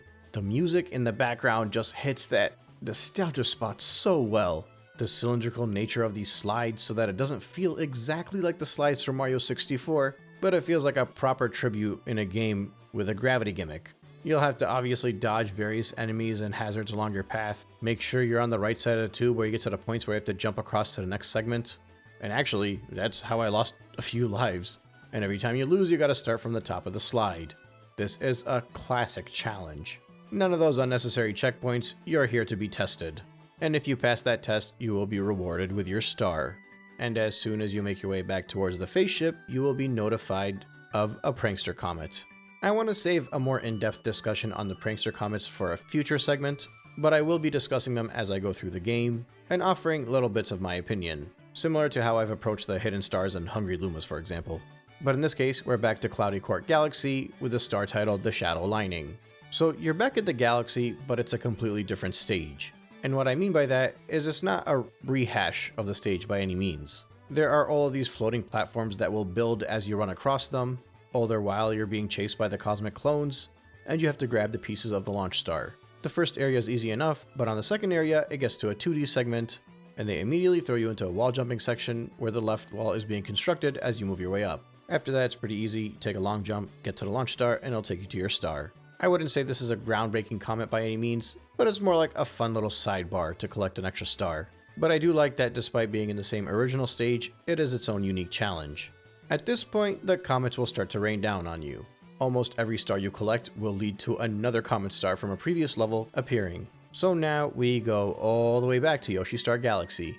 Pick up a star, you got 1 minute to run through and destroy as many of these spinies as you can. Well, technically, there's only 30 of them. You should be able to hit it in under a minute. I think I had it with 9 seconds to go. But similar to the previous one, although it is in the same galaxy, it's more like its own bite-sized challenge for an additional star. And when that's done, we get another comet in Spin Dig Galaxy. This one is a Daredevil comet. More typical of what we saw in Mario Galaxy 1. You fight the boss and you gotta do it in a single hit. These felt like padding in Mario Galaxy 1, and they feel more like padding here as well. But compared to the other types of prankster comets that also felt like padding in Galaxy 1, these were probably my favorites of those. And that's primarily because it's actually pretty easy to take a hit on these things, and it psychologically changes the way that you approach the level, so it actually does feel different. And with that, it's straight to Puzzle Plank Galaxy in World 2. Purple Coin Shadow Vault. Rather than every stage having a purple coin challenge like they did in the first game, they just swung in the purple comets with the other types of comets and spread them around throughout the stages. This feels like another early prankster comet. You're basically just going to be running around grabbing the coins as you can, while avoiding the cosmic clones that are on your tail. You're given 60 seconds, I only needed about 40. Very easy. After that, it's back all the way to the beginning where Sky Station Galaxy is. Pee-wee Piranha's Speedrun. So I like the speedruns a lot more how they're implemented in this game versus in the previous one. And credit to them, some of them can actually be a little bit more difficult than you expect. In this case, instead of having a set time that is way too long, As you make your way across the level, you actually have to go out of your way to grab all of the stopwatches. Every time you grab one, it'll add more time to the clock. This puts a lot of power in the player's hand because if they're trying to go faster than the game allows them to, they can take shortcuts, skip different parts of the stages, and make the challenge as daring as they'd like. Mind you, by the end of this, you also still have to defeat Pee Wee Piranha, and he's going to have about 3 stopwatches around him while you take on the fight. Believe it or not, I lost. I was surprised. A speedy comet that I actually struggled in? Amazing. And while it's not always the case during the various different types of comet challenges, when you lose in this one, you gotta go all the way back to the beginning, which made me just have to take different types of shortcuts and figure out how to traverse faster. Because if you're somebody playing a platformer, a properly designed platformer I might add, you're always looking for different ways to increase your efficiency. That's how I play platformers anyway. I'm always trying to go fast. I'm trying to either see what I can skip or how I can utilize Mario's moveset to make it to places I'm not supposed to be in. And that makes these speedy comets a lot of fun here. This is the first stage. I did not expect to go through a speedy comet on the first stage and lose as many lives as I did. But keep in mind, this is not actually the first stage, because now we've played through about 2 or 3 worlds before coming back to this challenge. It's part of the linear progression of the game to implement these challenges as you get better. And what they do really well in this game, as opposed to one that I will try not to throw too much shade on, is they actually slide up that difficulty setting on some of these prankster comets based off of how far along in the game you are, not where they're located. Which makes you look forward to a lot more of these prankster comets, even if there are going to be quite a few that just feel like either padding or an easy waste of time. But in fairness, that happened in the first game too. In any case, we move on to Boulder Bowl Galaxy. The Rolling Crabber Romp. You got a minute to grab Rock Mario and just roll around this planetoid and kill as many of these things as you can. It seems easy, but as they get fewer in numbers, you are going to have to kind of stop rolling and walk towards the ones you gotta defeat. I finished with about 12 seconds, this one was pretty easy. Next up is Flip Swap Galaxy, Purple Coin, Flip and Sprint. This one's fun. Flip Swap Galaxy was already a pretty fun stage to go through, but this time with the 3-minute timer as well as grabbing the purple coins along your way, it's a lot more exciting. Previously when I played the stage, I thought it was a lot more fun to just try to fly through it as fast as you can. But you have to strike a balance between taking it slow to make sure you grab every single one of the purple coins, while at the same time not going too slow to be cognizant of the ticking clock. All the usual stuff applies, of course. You gotta watch out for the electric gates, you gotta watch out for the rolling chomps. But really, the criticism I have here is I feel like the timer is just a little bit too long, but I guess the challenge is more in actually getting through the stage while grabbing all the purple coins in this case. If anything, the timer kinda feels more like a formality. You'll make your way back up to Tall Trunk Galaxy for their comet now, and oh boy, if you liked that slide the first time, let's do it again. This time, grab all the purple coins. In fairness, you're given about 140, but you only need 100 of them. But there are a few moments where it is actually impossible to grab coins on both sides of a tube, so it's not quite as generous as you think. The first time I finished, I had 97 coins. In addition to that, this is very similar to Flip Swap Galaxy, in which the actual challenge itself, despite the collection of the coins, is still a fun, exhilarating challenge, even if you've done it before. The second time I got through the slide, I had 1 hit remaining and got only 89 purple coins. Mind you, this time you also have the option to go for Luigi, but I figured I did one with Luigi already, let me try it with Mario this time. Third time around I succeeded, and obviously it's because in the first 2 tries, I learned a lot of the patterns as I failed, which is just the type of personal growth that I love in video games. Next up, we're moving back to Hightail Fall Galaxy in World 2. It's another speedrun. It's that same Yoshi challenge, except now you're apparently going through an asteroid belt or something because there's a bunch of rocks falling towards a level that you kind of have to avoid. Although, you can kind of get through most of the stage without worrying about them. So you gotta do a pretty decent job in the last segment to make sure you're not repeating a few of the areas. Although, I still had about half the time remaining when I got to the end and I never made a single mistake, so they're pretty lenient.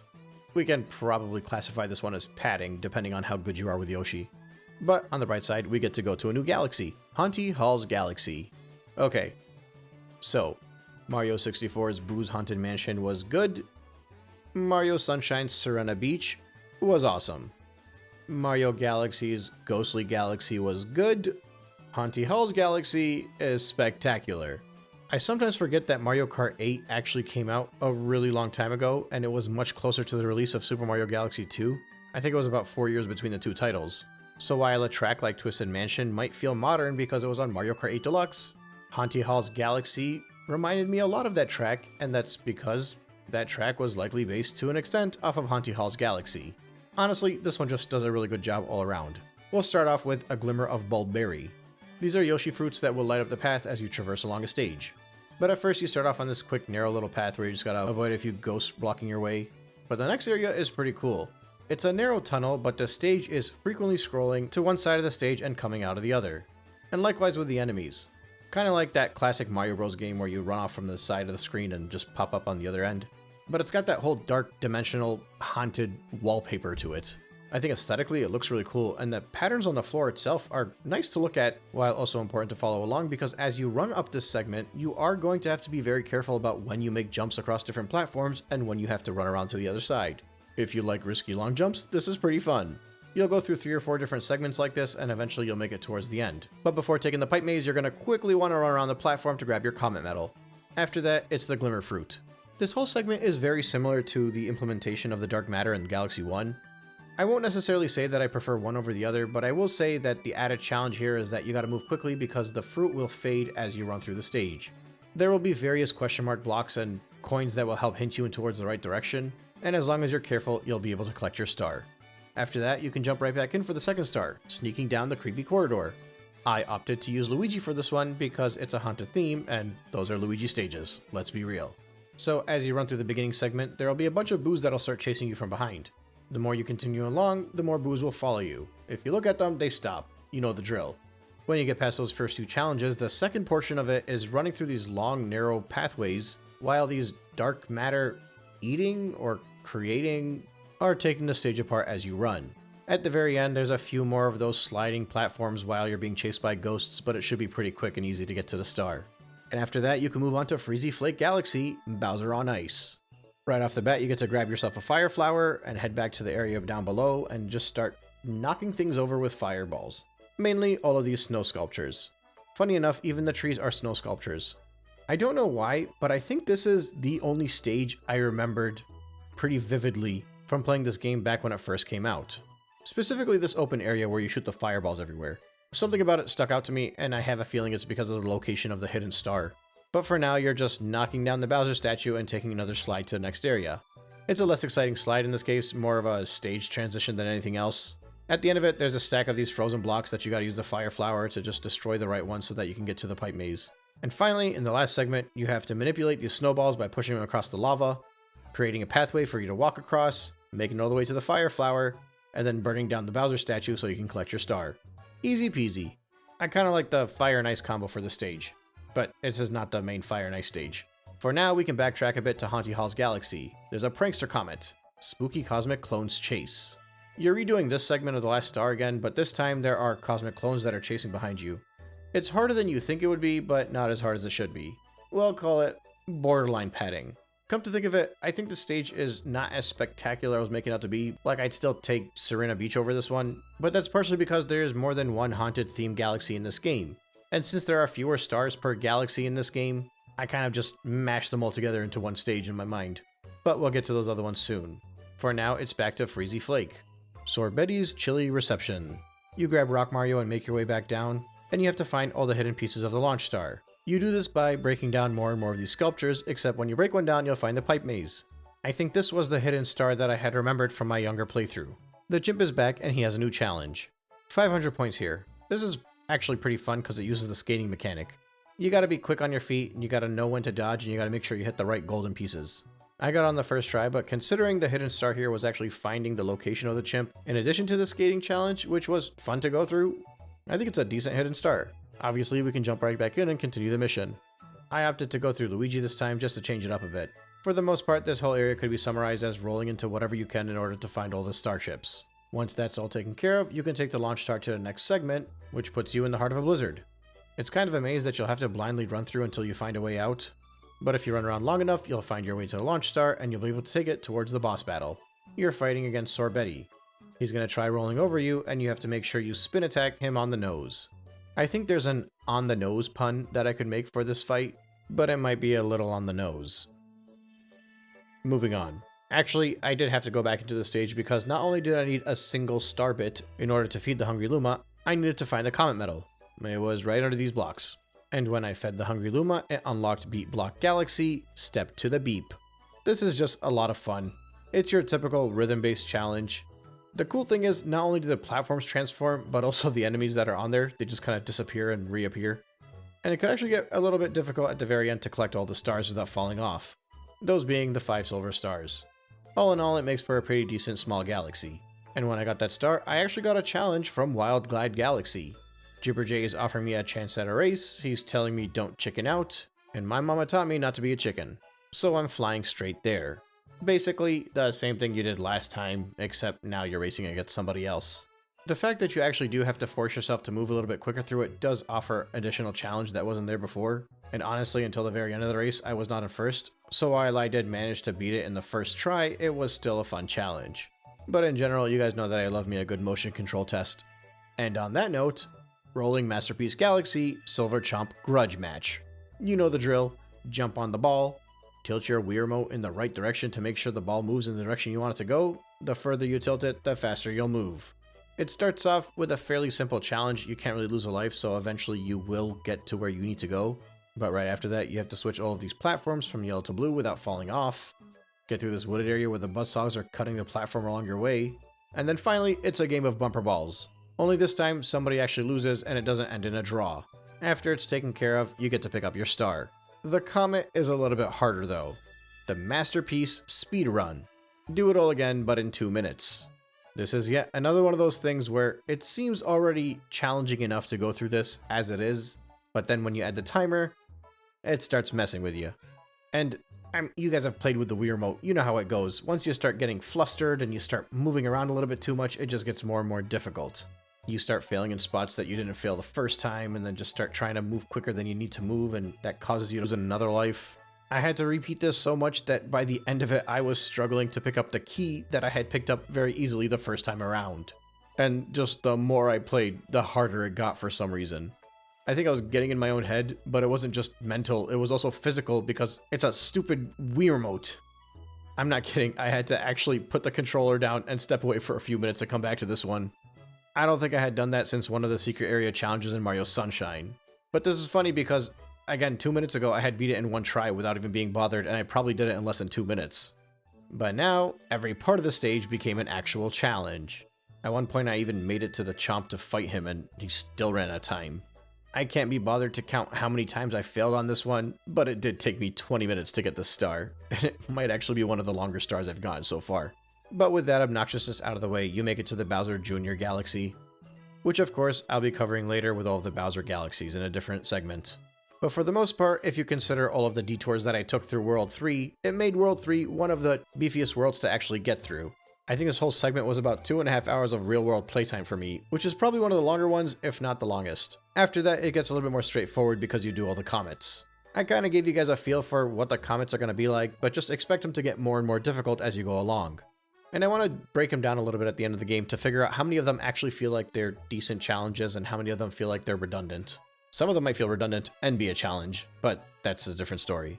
I do kind of like that I am approaching these comets as I go through them instead of leaving them for the end, because I feel like the retelling of my Galaxy 1 experience wasn't as fun because I had to save all of the small galaxies for the end of the retrospective, and the small galaxies, similar to a lot of these one-off challenges in this game, are some of the most enjoyable ones in the game. But I think that's enough for now. World 3 might actually be one of the better advertisements for this game, and that's including all of the returns to the earlier game to complete the Comet Stars or the challenges. Don't get me wrong, there will be better galaxies coming up in the next few segments too, but I think if you're going through this linearly, collecting everything you can along your path, when you get to star number 30, the game completely takes off. And that happens right around the start of World 3. This for me was kind of the equivalent of when you hit Freeze Flame Galaxy in Galaxy 1 and the game just started to kind of take off.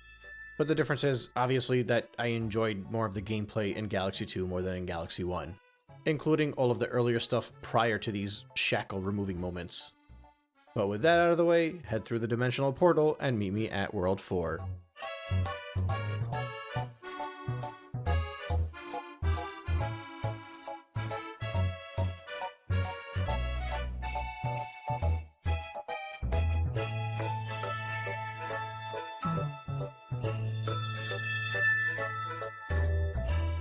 Yeah, this game just keeps getting better.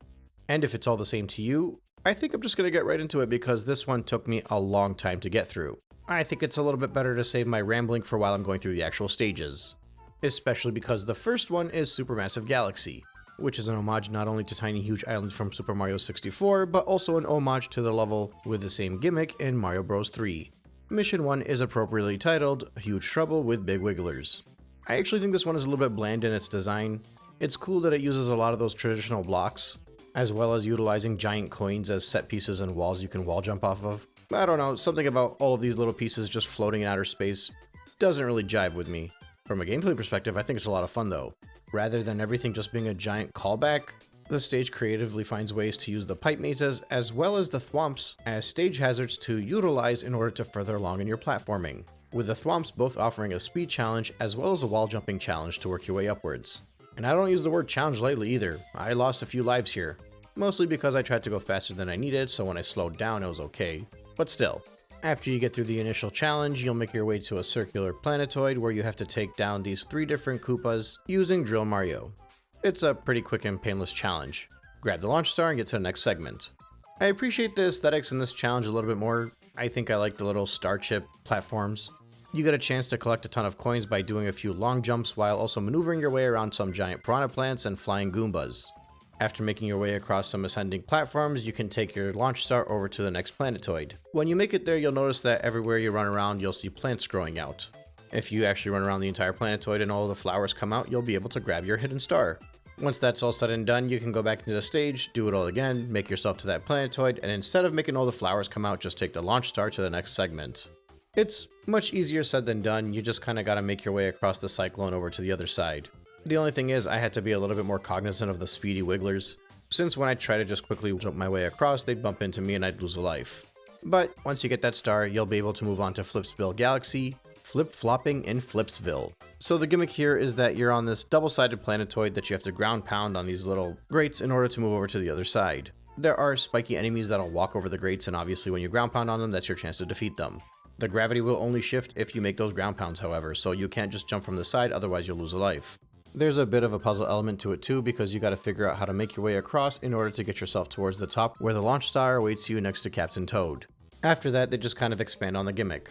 There will be a similar type of challenge, only this time you're actually avoiding chomps as you make your way through the path to the next launch star. Continuing along through this little green area, get on the platform that's moving side to side and connected with other platforms while ground pounding when necessary, and after narrowly avoiding spikes, you'll make your way over to the launch star, which will eventually take you to the boss fight.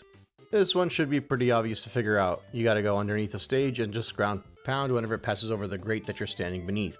It'll go to the bottom side as well, so you might have to make your way around to the top and rinse and repeat. All in all, a pretty fun boss to look at, but not really the most difficult challenge. At this point, you can actually head back to Supermassive Galaxy for the comet that arrived, and it's the Big Wiggler speedrun. You're basically repeating the same star again, only this time you gotta do it on a time limit. These time limits are typically my least favorite of the comet bunch, but the way the obstacles around the stage are made up, as well as the not very generous time limit is set up, will mean that you gotta be on your toes throughout this one. I failed right at the end a couple times, and even when I did make it to the end, I only made it with a few seconds to spare.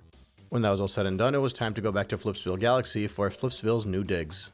You kind of have to re-walk the path, only this time you're using Drill Mario to get across while destroying all the Mecha Koopas along your way. Once you eventually make it to the launch star, you'll have to use Drill Mario to jump a little bit back and forth between 2 sides of the platform to make your way over to the top part and enter the pipe maze. You end up in a grid where the gravity keeps shifting left and right and up and down, and it's a bit of a puzzle because you gotta figure out how to maneuver your way around while collecting all 5 silver stars in order to collect your star. After that, you get to Honey Hop Galaxy, another B Mario inspired stage. You gotta go on a hunt to collect the 5 silver stars, and obviously you'll be using B Mario to get around, which means you'll be flying, you'll be walking on the wall, you'll be swinging on these little vines, you have to strategically avoid the water wherever you can. This is a bit of an open sandbox, and you are going on a hunt during this mission as well, so it is kind of fun to just kind of move at your own pace and search. But that being said, the platforming challenges here are not really that forgiving. You will struggle just a little bit to make sure you can get to where you need to go, especially once you get to the 2D section and you got little bubbles of water plopping towards you. It was actually kind of annoying because I made it to the top, but I forgot that I don't have B Mario, so when I jumped to the cloud, I fell right through and had to start over. After that, you get to hover your way over to the next segment and just kind of start the whole thing over again. And this area is where you're actually going to find those silver stars, however. And there's a lot more water for you to lose your power up, a lot more enemies along your path that'll slow you down, and just a lot more pinpoint platforming that you'll have to be able to maneuver through while using your B Mario power-up to get around. Still, it is an open area, and despite the uptick in difficulty, this is a fun one to kind of just go at your own pace in. Once you make it to the top, you'll find the Queen Bee and she'll have a silver star on her back. Once you have all 5 silver stars, you can head your way back up to the top and grab the golden star. At that point, you can actually head back to Flipsville because the Prankster Comet has arrived. There's a purple coin speedrun. This one actually will test you. It's that same grid, only there are 100 purple coins for you to collect.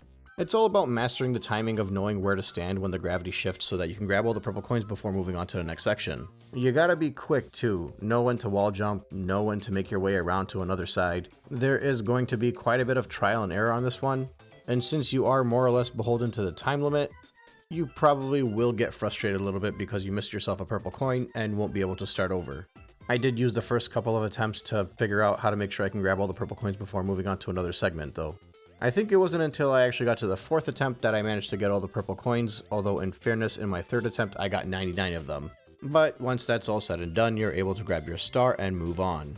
In my case, I decided to move on and head towards Chompworks Galaxy, with the first mission titled Where the Chomps Are Made of Gold. This one kind of feels like a fun factory. I guess it's where chomps are made. There's a whole assembly line to it. The Gearmos from the previous game make an appearance here too, and to add on to it, you can use Luigi as well. So really the whole gimmick here is finding a way to manipulate the stage to make sure the chain chomps can make it towards the little slot waiting for them at the end. The first part is easy enough, you just flick a switch and stand on a platform and you'll get a chain chomp into the hole. That will spawn a launch star and you'll be able to move on to the next section. At which point it will get a little bit more difficult because you'll have to use the spin attack to flip the platforms back and forth, as well as manipulate the little seesaw to get the chain chomp in the next hole. After that, it's the final challenge. This is actually pretty fun, there's a whole assembly line to it. A golden chomp will appear in the background and you have to guide it all the way to the start of the segment that you're in.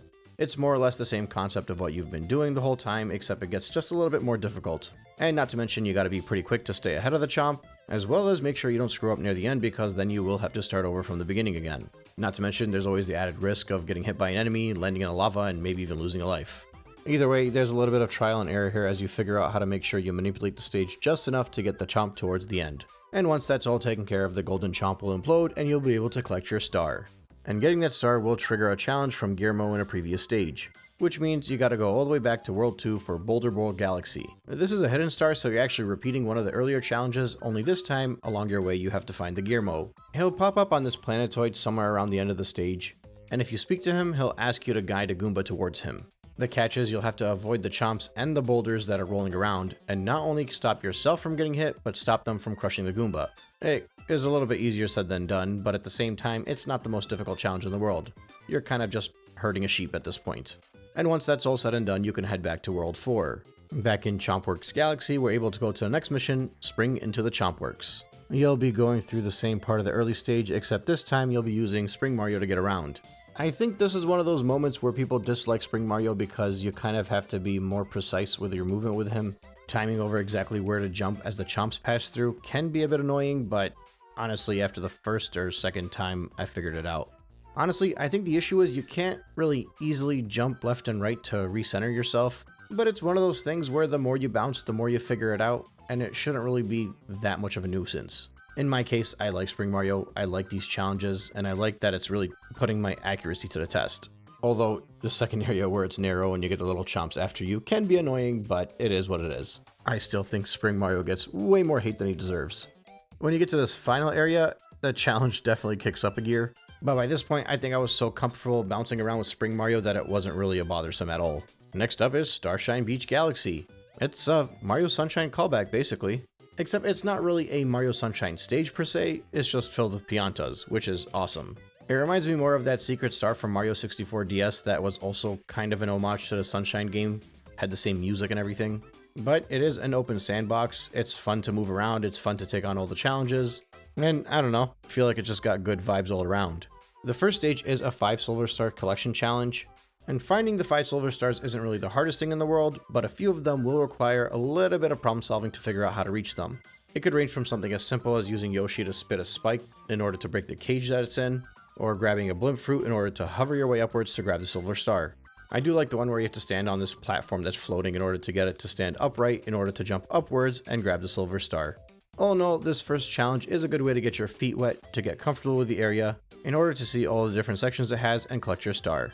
Once I grabbed that one, I had to go back to Chompworks Galaxy because a prankster comet had appeared. It's the same Golden Chomp challenge, only this time you'll be chased by cosmic clones. Believe it or not, these ones are very annoying here because there are a lot of moments where you basically just have to stop and wait for the Golden Chomp. And as you know, if you're being chased by a cosmic clone, stomping is not the best decision. I found myself just kind of making all these wide turns and just being very careful about which way I'm running and which way I'm stopping. I think it actually took me 4 or 5 tries to get to the star, but eventually I did grab it. And once I did, it was back to Starshine Beach Galaxy. So this one was actually more tough than I expected it to be.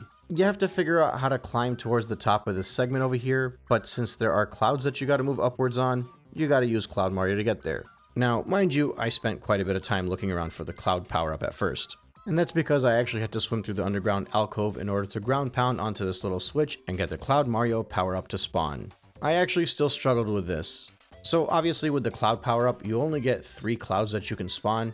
So what you have to do is grab the cloud power-up, run your way around the edge of the stage in order to make your way towards the tower, long jump onto this platform that's just behind the cloud so that you don't have to waste a cloud already. And then it's just a matter of taking a few backflips upwards in order to grab the next star. Yeah, I wasted a lot of time on that one. That whole galaxy felt like a really good open sandbox style stage. Because it was. There was a lot of searching and little direction. Very early 3D Mario vibes. But at this point in time, it was time to use 1200 star bits to feed the Hungry Luma from earlier in the map in World 4, which spawns Sweet Mystery Galaxy, the Bulbberry's mysterious glow. I love the vibes of this one.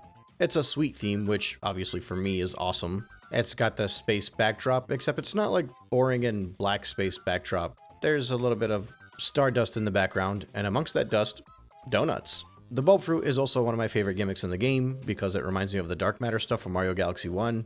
And of course, when you're using it, it enforces a time limit because you got to get to the next section before the bulb fruit disappears. It's just all around good, fast platforming gameplay. Once you make it through a few segments, you'll eventually get to the final area where you have to climb to the top of a cake. Awaiting you at the top of that cake is your golden star. Next, you get to jump back in for the prankster comet. Bulbberry's purple coin glow. Yeah, take everything you just did and make it harder because you have to collect all 100 purple coins as you get through it. It seems simple enough, but considering I lost something like 3 or 4 lives trying to get through it the first time, doing it with the purple coins makes it that much more difficult. There was more than one moment where my platform had almost disappeared and I just barely was able to grab the bulb fruit. Considering I had just finished this stage, it was pretty easy to get myself towards 95 coins, but I did fall to my doom before I could get the last 5 and had to do it all again. But that just comes with the territory with these 100 coin challenges, I suppose. All in all, I think it's a good way to take a tough platforming challenge and make it just that little bit more difficult as you get experience and mastery of the level. And it's just another successful prankster comet in Mario Galaxy 2. And really, that's just Mario Galaxy 2 in a nutshell. The more you play it, the more you enjoy it. Or at least that's the case for me anyway. I think I mentioned that World 3 was the point in time where I felt like the game really took it up a level. And then it just continues on with World 4. Every challenge was fun to go through, both from a game design perspective, as well as the platforming, the aesthetics, the vibes, and the difficulty. And the funny thing is, I'm not even going through all the Bowser stuff just yet, since I'm doing that at the very end. But what I really enjoy about Mario Galaxy 2 is that up until now, I have yet to feel a dull moment. Like, sure, you might get the occasional prankster comet that feels like it's a little bit redundant, but compared to most Mario games, and especially the 3D Mario games leading up to this one, those moments are so much fewer and further in between. At the end of the day, the more that I play Super Mario Galaxy 2, the more that I'm starting to think that this might actually be my favorite 3D Mario title. I obviously won't claim that right now because I do want to get through the rest of the 3D Mario titles before I make that statement. And while I have played 3D Land, 3D World, and Mario Odyssey, and I remember enjoying them all to a different degree, I don't know that I enjoyed any of them as much as I'm enjoying Super Mario Galaxy 2 at the moment. But we'll see with time, because before starting Super Mario Galaxy 2, when I finished Super Mario Odyssey, I thought it was my favorite 3D Mario game at the time too. So, anything can change. But yeah, right here, right now, end of World 4, I'm loving everything Super Mario Galaxy 2 has thrown at me so far, and I'm so looking forward to everything it's going to throw at me in World 5. So I'll meet you there.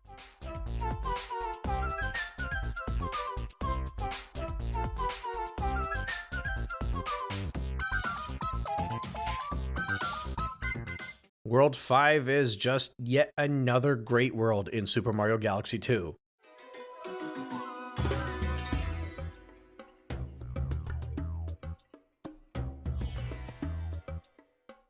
I know it feels like I'm just lazily saying that to continue along with the retrospective, but it's basically what I've been saying every stage along the way. The platforming is great, the environments are great, even the atmosphere, it lives up to everything that you would want in a Mario game in my opinion. This far along in the game, I don't even feel like I'm missing the vibes of Super Mario Galaxy 1 anymore. Obviously, I can't speak for everybody, but for me, right around World 2, maybe World 3, I stopped caring about a lack of Comet Observatory, I stopped caring about the lack of emotional depth and the aura and all that stuff. And the more I went through the game, the more I felt like there were stages that could live up to anything that was given to you in Super Mario Galaxy 1 from an ambiance standpoint.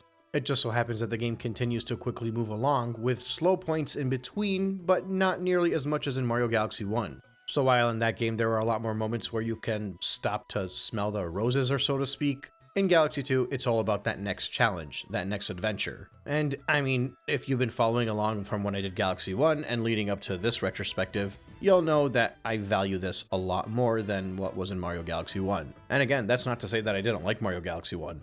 I just like this one a lot more, and it might be my favorite 3D Mario game when this is all said and done. But I am getting ahead of myself. When I was making the World 4, I actually realized that I screwed up one of the stars that I got over there. Well, I say I screwed up, but what I mean is that my capture card bugged out on me. So before moving on to World 5, we'll go through that star real quick. It's a purple comet star in Starshine Beach Galaxy. It's a pretty easy one. Not impossible to screw up on, I think I might have repeated it once or twice. But basically, you want to be Yoshi, you want to eat the dash fruit, and you want to just run your way across all of the water and collect as many purple coins as you can, specifically 100. There are 140 total, so it's pretty generous if you miss one or two, but in general, you just got to be quick on your feet and be able to grab a dash pepper whenever you get to one. Probably one of the easier purple coin stars. And now we can go on to World 5. Starting us off, we have Space Storm Galaxy, Follow Me, Ba-Bomb. This one actually gives you Mario Galaxy 1 vibes right off the bat. It's got the Pool Star Challenge as well as the space theme in the background. It reminds me quite a bit of Dreadnought Galaxy. Your first challenge will be making your way across a cylinder in a 2D section while avoiding all the electric fences. There's a commanding tune in the background, the skybox is filled with dark clouds, and it all around makes the challenge feel just that little bit more menacing. Along your path, you'll be able to grab your golden medal before making your way over to the launch star. There's no real way to get inside, so what you're supposed to do is run over the Bob-omb and guide him along the path so that he can get next to the cage and blow it up. Once that happens, you get access inside the tube and you can get to the launch star and head over to the next section. Over there, you get this rounded surface you gotta walk across with holes inside it, all the while once again using Bob-ombs to clear your path along your way. The whole Top Man tribe is here as well, giving you that feeling of Battle Rock and Dreadnought Galaxy from Mario Galaxy 1. And at the very end of it all, there's another Pool Star challenge that you gotta maneuver your way through in order to get to the next section. This, of course, will require you to carefully traverse while avoiding all the electric sparks along your way. At the end of all of it, you'll find the star waiting for you, and you actually gotta fumble around a little bit to make sure you can grab the star without hitting the electric fence. After that's all said and done, you can jump back right into the stage and go to the top of Top Man's tower. Yeah, this is fun. It kind of reminds me of Boyo Base Galaxy, where you're meant to climb your way up the tower. I'm speaking about the small galaxy in Mario Galaxy 1, of course. The difference here is that there is an added challenge in that you have to keep hitting these switches to slow everything down in order to make your way upwards. Or I guess technically you might not have to hit the switches in all the areas, but it can get pretty hard if you're not hitting the switch. Honestly, it could get pretty hard if you are hitting the switch, especially with all the thwomps along your way that are just looking to crush you. I don't know how to fully explain it, but this is just good platforming. There's a lot of trial and error involved to make your way upwards, and when you fall, instead of having to restart an entire stage, you just gotta climb your way back up. The punishment is redoing the challenge. And it's not even like that challenging or anything, but it's fun to kind of work your way up there and learn to maneuver around different areas to get to the top. Up there'll be a couple of top men waiting for you, and once you defeat them, a green one will pop out, which will allow you to do a bounce upwards and get the star. And right after that, I went to Upside Dizzy Galaxy, a walk on the weird side. So the stage is another one of those up and down gravity shifting segments where it's in the 2D plane. Early on, however, you might notice a green pipe maze, and if you get to the next section and jump through the orange pipe maze, you'll make it to the hidden area. Speak to a Guillermo, and he will once again ask you to destroy all of these boxes. You only have 20 seconds to make it through this one, so you'll probably have to try it a few times to get a feel for how everything goes. After a few failures of just trying to spin around and shoot every box as I can, I decided I'd have to reevaluate the way that I was doing it. I basically just ran to the bottom of the stage and kept moving along horizontally while shooting a fireball forward, and it worked out just great. I beat it with 1 second to spare. Okay, with the hidden star grabbed, we can go back to the main challenge. So this gimmick has obviously been done quite a bit, both in Galaxy 1 and in Galaxy 2 at this point, but I think credit to them, the way they manipulate the gravity through different platforms makes it a little bit more enticing. You do have to carefully make sure you get to these areas with the upside down platforms that have the gravity pointing towards them, and doing so will allow you to move on to the next segments. There are also some switches you'll have to hit in order to change the gravity, as well as areas where it will alternate upwards and downwards on its own. Grabbing the comet medal was actually one of the funner challenges in the stage too, because it required you to make a jump at exactly the right time in order to grab it. As long as you carefully make your way across, and even more carefully jump in the exact right time so you can grab the star without hitting the electric fence, you'll be able to move on. Next, we have Blue Moon Galaxy. Now, in a previous segment, I mentioned that I love these haunted theme stages in this game, and this is just a continuation of how I felt about the first one. I went on about how much I enjoy the haunted themes in this game more than Galaxy 1, so I won't do it again. When you start the stage off, you are obviously given a chance to play at Luigi, which of course I'm going to take it because it's a ghost level. The opening area is basically a maze that you have to run through in order to make it to the launch star. Once you move on to the next segment, there's a platform that will continue to move and you have to stay on it in order to continue to traverse forward. This of course means knowing to spin in order to avoid taking damage from the various ghosts and knowing when to jump off to the next area when you get a chance. Eventually the ground will kind of shift, somewhat like Inception, where it'll just kind of, reality will fold. I don't know how to explain it, but you can see what's going on the screen. And you'll make it to a launch star and be shot up to what I thought was the moon, but I guess it's just a prop that looks like the moon. And after you collect the star chips, you move on to a segment that is basically a pop-up book. So when you ground pound on the switch, you're able to grab the silver stars. Once that's all said and done, you're able to get your star. This is all around a very eventful level, a lot of set pieces, and it's a lot easier for me to show you what's going on than it is to describe it, quite frankly. But once I did grab that star, a comet appeared for a previous world, as well as a Gear Mode challenge actually. So it's time for a little detour. Heading back to World 3, first up is Beat Block Galaxy, Silver Stars in Double Time. This one's fun, the whole gimmick is that everything is very quick. So really, it's less about figuring it out and more about mastering your platforming. It's hard, don't get me wrong, but it's one of those things where you're going to have to just keep trying over and over again until you get the hang of it. I think it took me about 3, maybe 4 tries, but it was fun to go through. It was a very exhilarating challenge. Next up was the Gear Mode challenge that appeared, and it was actually back in World 5 in Space Storm Galaxy. Similar to the previous Gear Mode challenge, we gotta find Guillermo and figure out what he wants in order to give us the star. In this case, he wanted a red spinner, which of course means using the bombs to clear the path and then just luring one of the red tops to follow you all the way to the end of that section. It's a bit of a challenge, but nothing too egregious. Once you get the top there, you'll be given your star, and you'll be able to move along. Also, I love that the Guillermo calls it cute. Everybody's got their type, I suppose. With that detour all taken care of, it's time to go back to Blue Moon Galaxy. The next star is titled Haunting the Howling Tower, and Boo Mario's coming back. And yes, he's just as awesome as always, and yes, he's just as underutilized as he was in the last game. You'll have to make your way through the opening maze again, only this time you're going to find a pipe that you're going to enter and make your way to a 2D segment. Right off the bat, you get the Boo Mushroom.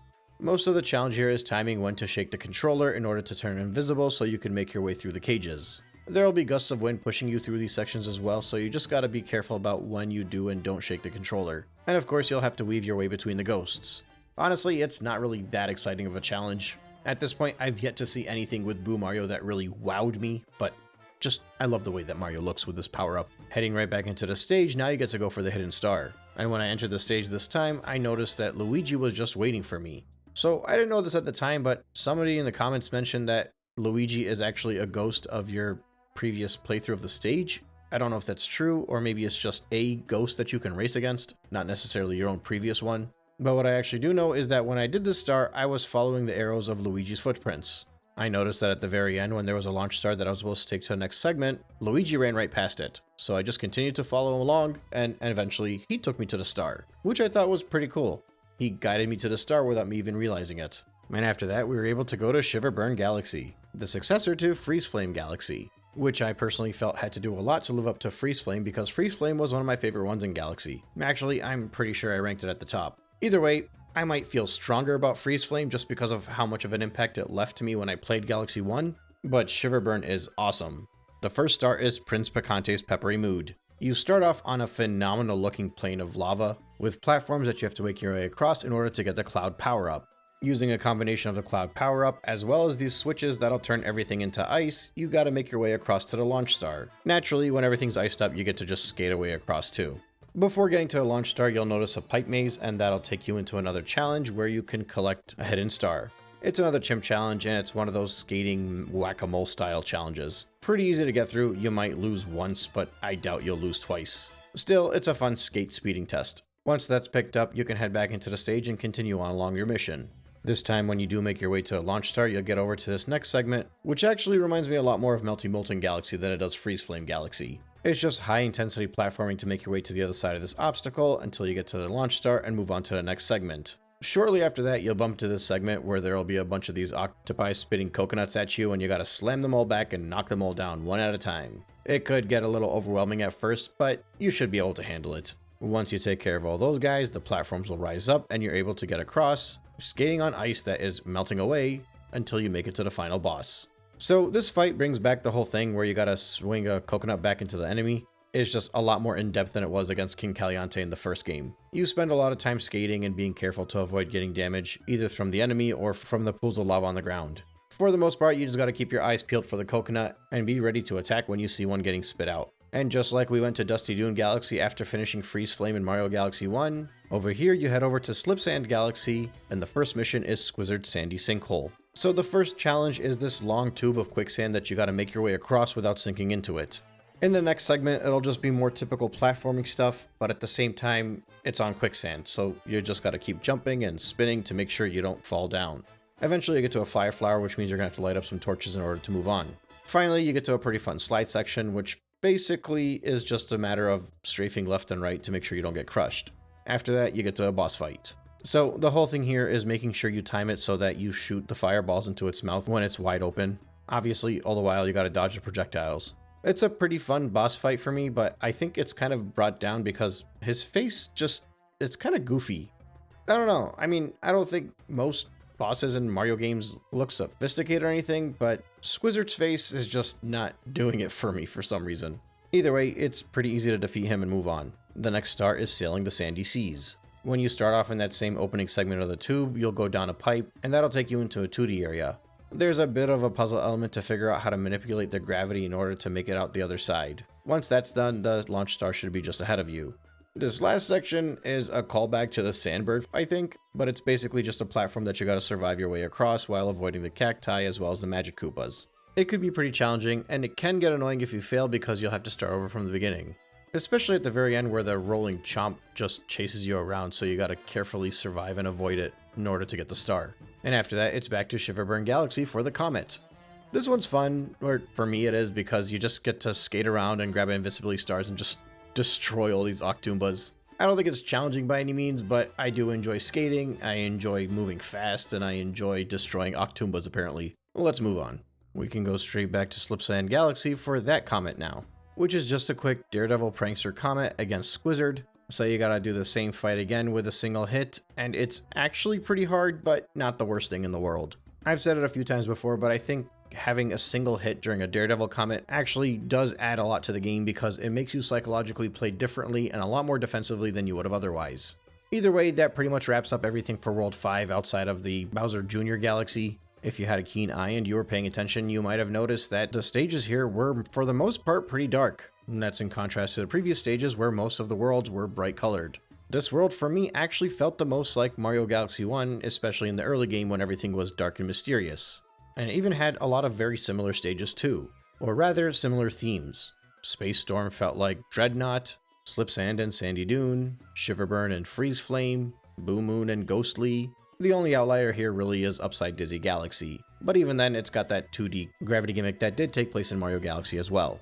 All in all, the challenge was definitely felt over here, and given by this point in the game there is a lot less backtracking in order to fill up all of the stars that were missed in the early game, it is not a coincidence that it takes me almost as long to complete the stage despite not having to go back and repeat some older challenges. And that's because in World 5 everything actually got harder. I lost a lot more lives, had to repeat a lot more challenges. There is just so much momentum that's frequently being built up in this game, and the more I moved along, the better it got. And that's just something I wholeheartedly appreciate. In fairness, I felt like Galaxy 1 was the same way, but this game just feels a lot more exciting, a lot more exhilarating, a lot more like a 3D Mario platformer.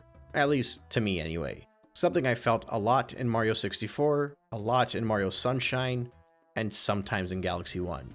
But I feel it a lot here again, which is nice. Either way, pack everything up and head over to World 6. I'll meet you there.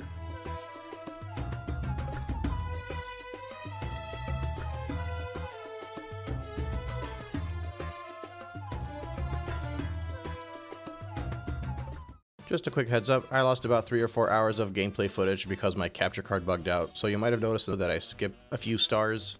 I tried to make up what I can based off of memory, but I don't know if I got everything. You'll also notice some of the footage looks a little bit different in this one because I couldn't use my Wii U for logistical reasons that are not worth getting into. That being said, I replayed what I could using other means to play the game in a totally legitimate manner. Alright. Without further ado, the first galaxy in World 6 is Monster Galaxy, obviously an homage to Molten Galaxy. And this actually kind of continues the trend from World 5. In that it feels like these are the sequel galaxies to the ones from the first game, at least in theming. Space Storm Galaxy feels like a spiritual successor to Dreadnought Galaxy, Slipsand to Dusty Dunes, Shiverburn to Freeze Flame, Blue Moon to Ghostly. Oh, and come to think of it, I didn't even discuss Fleet Glide Galaxy. It is a much harder Flizzard challenge, but typical to all the other motion control stuff, if you like those things, it's really fun. If you don't like the motion controls, you'll probably hate this one. I kind of like this one because it reminded me of playing Star Fox, or the opening scene of Revenge of the Sith. But yeah, let's go back to Monster Galaxy. Your first mission, should you choose to accept it, is the magnificent Magma Sea. Something about the lava physics of these two Mario Galaxy games are just so breathtaking to me. I've realized that every one of these fire and lava stages, I've just been more and more taken away. This one starts you off with a pool star challenge where you gotta dodge the magmas. There's also a fun little skill test to grab the extra mushroom. And not only that, you also kind of have to manipulate the physics of Mario in the bubble to make it towards the launch star. After that, you get to this little platforming section where waves of lava will be coming towards you, so you gotta make sure you're at the high point to dodge the lava. Amidst all of this, you'll have to jump through some poles, work your way over to some of these tornadoes that'll fling you upwards, swing around on a vine to make it to the launch star, and head to the next section. I think earlier I called those things magmas, but I'm pretty sure these smaller ones are the magmas. In the previous one, I think they were the magmargs, which are the bigger ones, based off the wiki at least. Either that, or I got it backwards. Either way, you gotta carefully work your way around this planetoid to make it to the star. Jumping straight back into it, the next mission is titled A Stroll Down the Rolling Lane. It's a bowling challenge. As soon as you land, you might notice a pipe maze on the left. That's your hidden star. The chimp will actually challenge you to get 5,000 points. Really, the whole challenge here is just figuring out when to use Mario's rolling attack to knock down as many pins as you can to make it to the end. It's fun enough. The actual non-hidden star is similar in that you're doing rolling, but it's more like a platforming mission. So instead of knocking over the pins, you're just working your way forward. Next up is Clockwork Ruins Galaxy. Time for adventure. This is a lot of fun. You'll have to initially start off by making your way along these revolving platforms. It could be a pain to figure out where to stand at the right time to get across. It's a lot easier said than done, but it's still fun to get through. You'll notice a lot of coins along your path, and that's because you need to collect 30 coins in order to feed the Hungry Luma to get to this challenge over here to unlock the hidden star. You gotta work your way upwards while dodging all these hammers, but the switches will slow time down so you can make your way forward. Get through that and you'll be able to collect the hidden star. So now we can go back to the main mission. This time you actually don't have to collect any of the coins, you just gotta make it to the other side. As a random side note, because I think I lost the footage for this one, the third star is actually a purple comet challenge, and all of those purple coins are around these wheels. It is excruciatingly difficult. It's not that it's the hardest thing in the world, but it does take a very long time and it is easy to lose your life. Naturally, I relish in that type of challenge, but I can see why many people might hate it. It's not completely terrible, but it is annoying enough where I did not want to repeat it again to get more footage. So yeah, let's keep going. Once you make it to the end of all these rotating wheels, you can actually just take the launch star to the next section. I felt this was a creative implementation of the gravity gimmick. As you start off, it just seems like a regular platforming challenge, and in many ways it is. The wall in the background will keep coming forward and trying to push you out. You'll have to hide in the right areas so that you don't get knocked over. Once you make it up to the top, you get to flick a switch and change the gravity. So now you're actually walking on the back wall. You have to make it to a switch to unlock the Luma so you can get to the next launch star. You got more giant wheels coming towards you, and you have to stand in the right spot to make sure they don't crush you. You'll actually need to ride on top of the wheels to grab the metal, which is much easier said than done, but it is a fun challenge. After you get to the top, you go around the corner and you continue upwards using the same logic basically, knowing when to manipulate these rotating wheels to make your way forward. You'll be doing a lot of wall jumping here. Finally, once you get to the very end, you gotta jump into one of the wheels again so it can take you upwards so you can grab the star. And after that, it's a nostalgia trip. I love that they don't even sugarcoat it and straight up call it Throwback Galaxy. It's a return to Whomp's Fortress, and the first mission is the return of the Whomp King. Now, this galaxy being a callback is very cool, but for me it just kind of highlighted how much the Mario series has moved on. Playing this on the Nintendo 64, it felt like a wonder. It felt like you were uncovering new experience. It actually felt like more of a challenge. and that's probably because the controls were more wonky and took longer to get used to. Over here, on the grand scale of everything that I've played leading up to this point since playing Whomp's Fortress in Mario 64, it felt really small.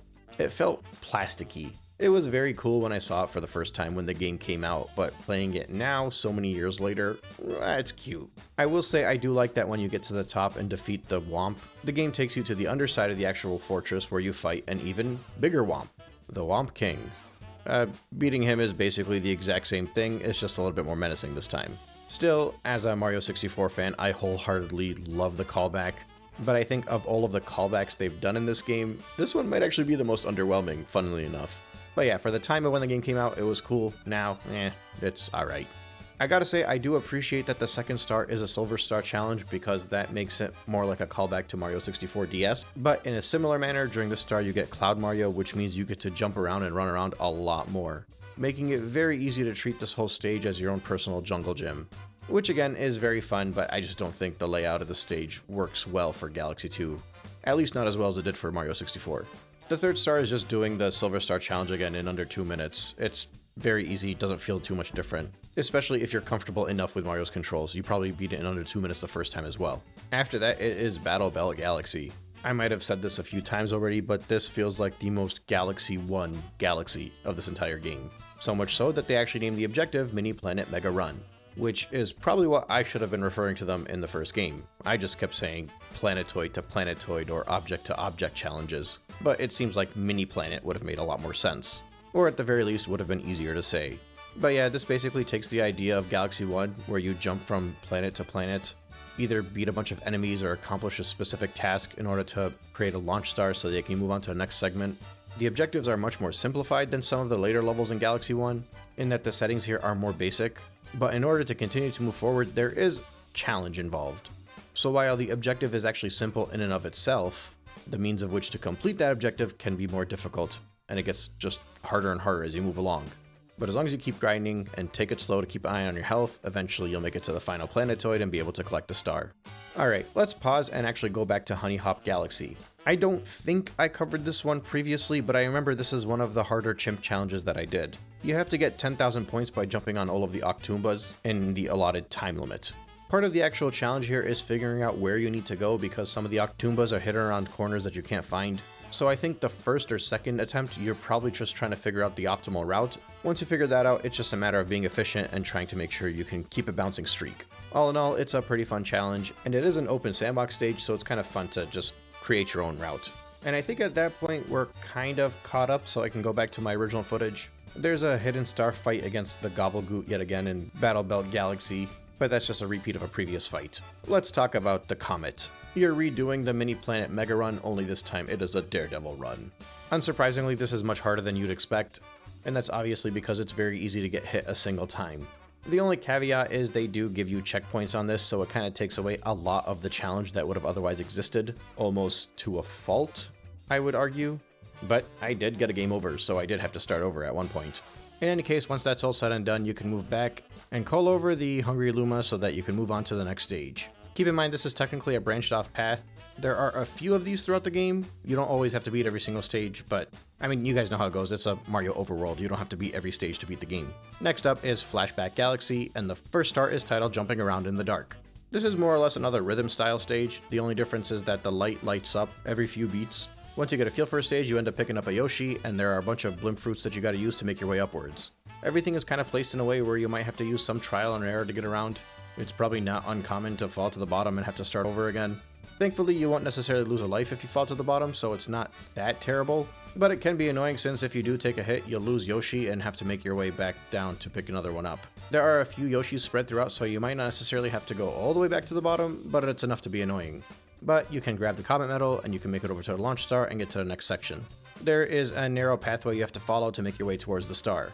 Obviously with the rhythmic flashing happening every few seconds as well. You kinda just gotta be careful around the ghosts, mostly, and along your way you'll want to pick up the 5 silver stars too. Once that's all said and done, you'll be able to grab the star. Moving straight back into it will be the Prankster Comet, Dark Octo Army Romp. So this is that whole last segment again, except you have about a minute and a half to kill every single Octoomba on your way. There's something like 30 of them. I'm pretty sure I failed by missing the 29th one, so the time limit I would say is pretty good. I think I got it on either my second or third try, although admittedly I might have fallen off once or twice too. All in all, I would say this is a decent prankster comment. After that, you're able to move on to Slimy Spring Galaxy. The objective here is the Deep Shell Well. I like this one a lot, primarily the vibes. You get down to the bottom, you grab a green shell, use the light to blind the enemies and obstacles out of your way, be cognizant of your air meter, and eventually when you get to the end you'll be able to take a launch star and get to ground pound your way down a well and do it again. Only this time there will be little speed bursts you get to swim through. I like the part at the end where you gotta dodge the urchins, but other than that, when you make it out to the surface and you see the nice bright shining sun as well as Captain Toad inside the treasure chest, reminds me a bit of a few missions in Mario Galaxy 1. All in all, a fun and simple challenge. The second star is pretty similar, it's the Chimp's Coin Challenge. You'll be more or less doing the same thing again, except this time you gotta get yourself 10,000 points. Which means you gotta be a little bit more efficient as far as your coin collecting goes and your blinding of the enemies, because that gives you points as well. The time limit is pretty generous if you're efficient and don't drop your green shell too often, but I do think this star kind of suffers just a little bit because it feels too similar to the one prior to it. But I don't know, the segments where you gotta snipe the ghosts from far away make it a little bit more enjoyable. But it was a star that I ultimately was able to complete in a single try. And technically, to unlock the star, I actually had to beat Bowser first. But for now, World 6 was a good conclusion, and I'm kind of annoyed that I lost some of the footage between Worlds 5 and 6 because I know there was a lot of repeated challenges when I did it the first time. And sometimes when you're looking over the footage, if it's not the first time footage, you don't really get a feel for how difficult it was, and it's kind of hard to remember sometimes. But all in all, I mean, for the first 6 worlds of this game, this has been a phenomenal experience. And the Bowser Galaxies were some of the best galaxies in the game, so that just made those first 6 worlds even more enjoyable. World S had some highs and lows, mostly highs, but we'll get to that when we talk about it.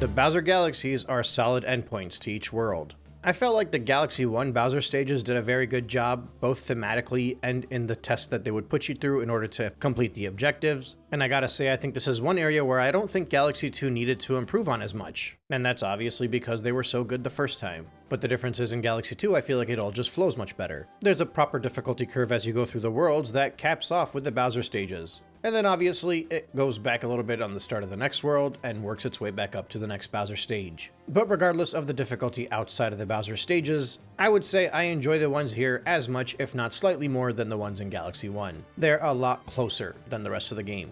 Starting us off, we have Bowser Jr.'s Fiery Flotilla, with a mission titled Gobblegoot's Aching Belly. The stage starts you off on this wooden route that feels like it's taken inspiration from Bowser's airships, or I guess Bowser Jr.'s airships, which he was using a lot in the first Galaxy title. I like the uphill camera angle here that shows what's to come, and I also like the Bowser Jr. statues. It kinda sets the mood right off the bat. As you make your way forward, you have to get through a few enemies, and then flick a switch in order to unlock the giant door. Once you get around there, you gotta maneuver around a giant sphere, dodging fireballs and dry bones.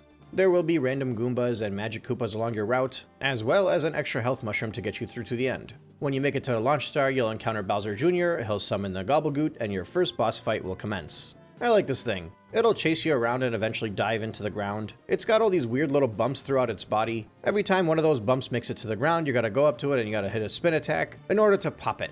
The catch is, while you're trying to pop those things, you're still being chased by the head of the Gobblegoot, so you might actually find yourself taking quite a few hits. After you take care of the first time, the thing gets faster and you gotta do it all again. So effectively, you're popping all these bubbles twice. Once that's all taken care of, you get your power star, and you get to do the fight all over again, only this time you gotta do it in under 2 minutes. That's the comment for this stage. In general, this first Bowser Galaxy is pretty easy, but not as easy as you might think. It's still difficult enough and early enough in the playthrough that you might lose a few lives. And while the Comet fight is just a repeated fight, the Gobblegoot is a bit difficult to time, so it might take you a few tries to get used to it. But once that's all said and done, you head over to World 2 to take on Bowser's Lava Lair with the star objective of Bowser's Big Lava Power Party. This one ramps it up just a bit. I like the music here. Similar to the Bowser stages in Mario Galaxy 1, this is a callback to the Mario 64 Bowser theme. You appropriately start off on the green carpet as you make your way towards this cylindrical planetoid with lava throughout its center. Of course, you gotta defeat a Magic Koopa and use a pool star to get your way up there.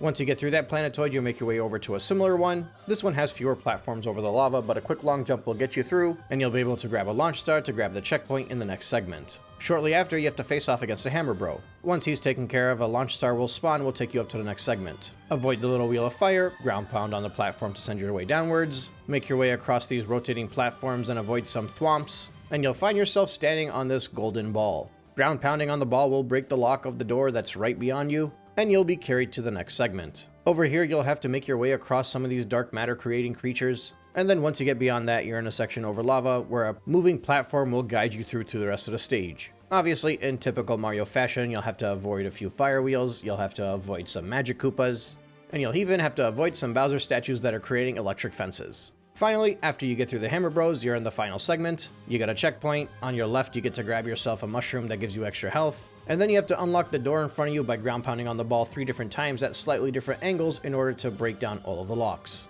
If you notice, the first stage was very quick, very short, and it got you straight to Gobblegoot. This second Bowser Galaxy is an actual Bowser stage and not a Bowser Jr. one, so it's a lot more fleshed out and it has a few more checkpoints. Regardless, with the giant doors open, you'll be swung in through the giant portal, land on a segment of the castle that is basically floating in the middle of nowhere, with Bowser sitting on what I can only describe as a throne that's made of a castle. He's massive, and you get to square off with the Big Oaf. Now, similar to Super Mario 64 and Super Mario Galaxy 1, the Bowser fights are once again 3 versions of the same fight that get a little bit more difficult as you go along. But basically, the way it works is that Bowser sends down these giant boulders that stick to the ground. You'll have to dodge some form of attack, and they'll get more difficult as you get to the later fights. And eventually, those boulders will turn into those giant glowy golden rocks that you'll have to ground pound on and angle correctly in order to strike Bowser. As the fight goes on, he'll get more attacks, he'll get quicker, but as long as you keep doing what you're doing, you'll eventually defeat the giant beast.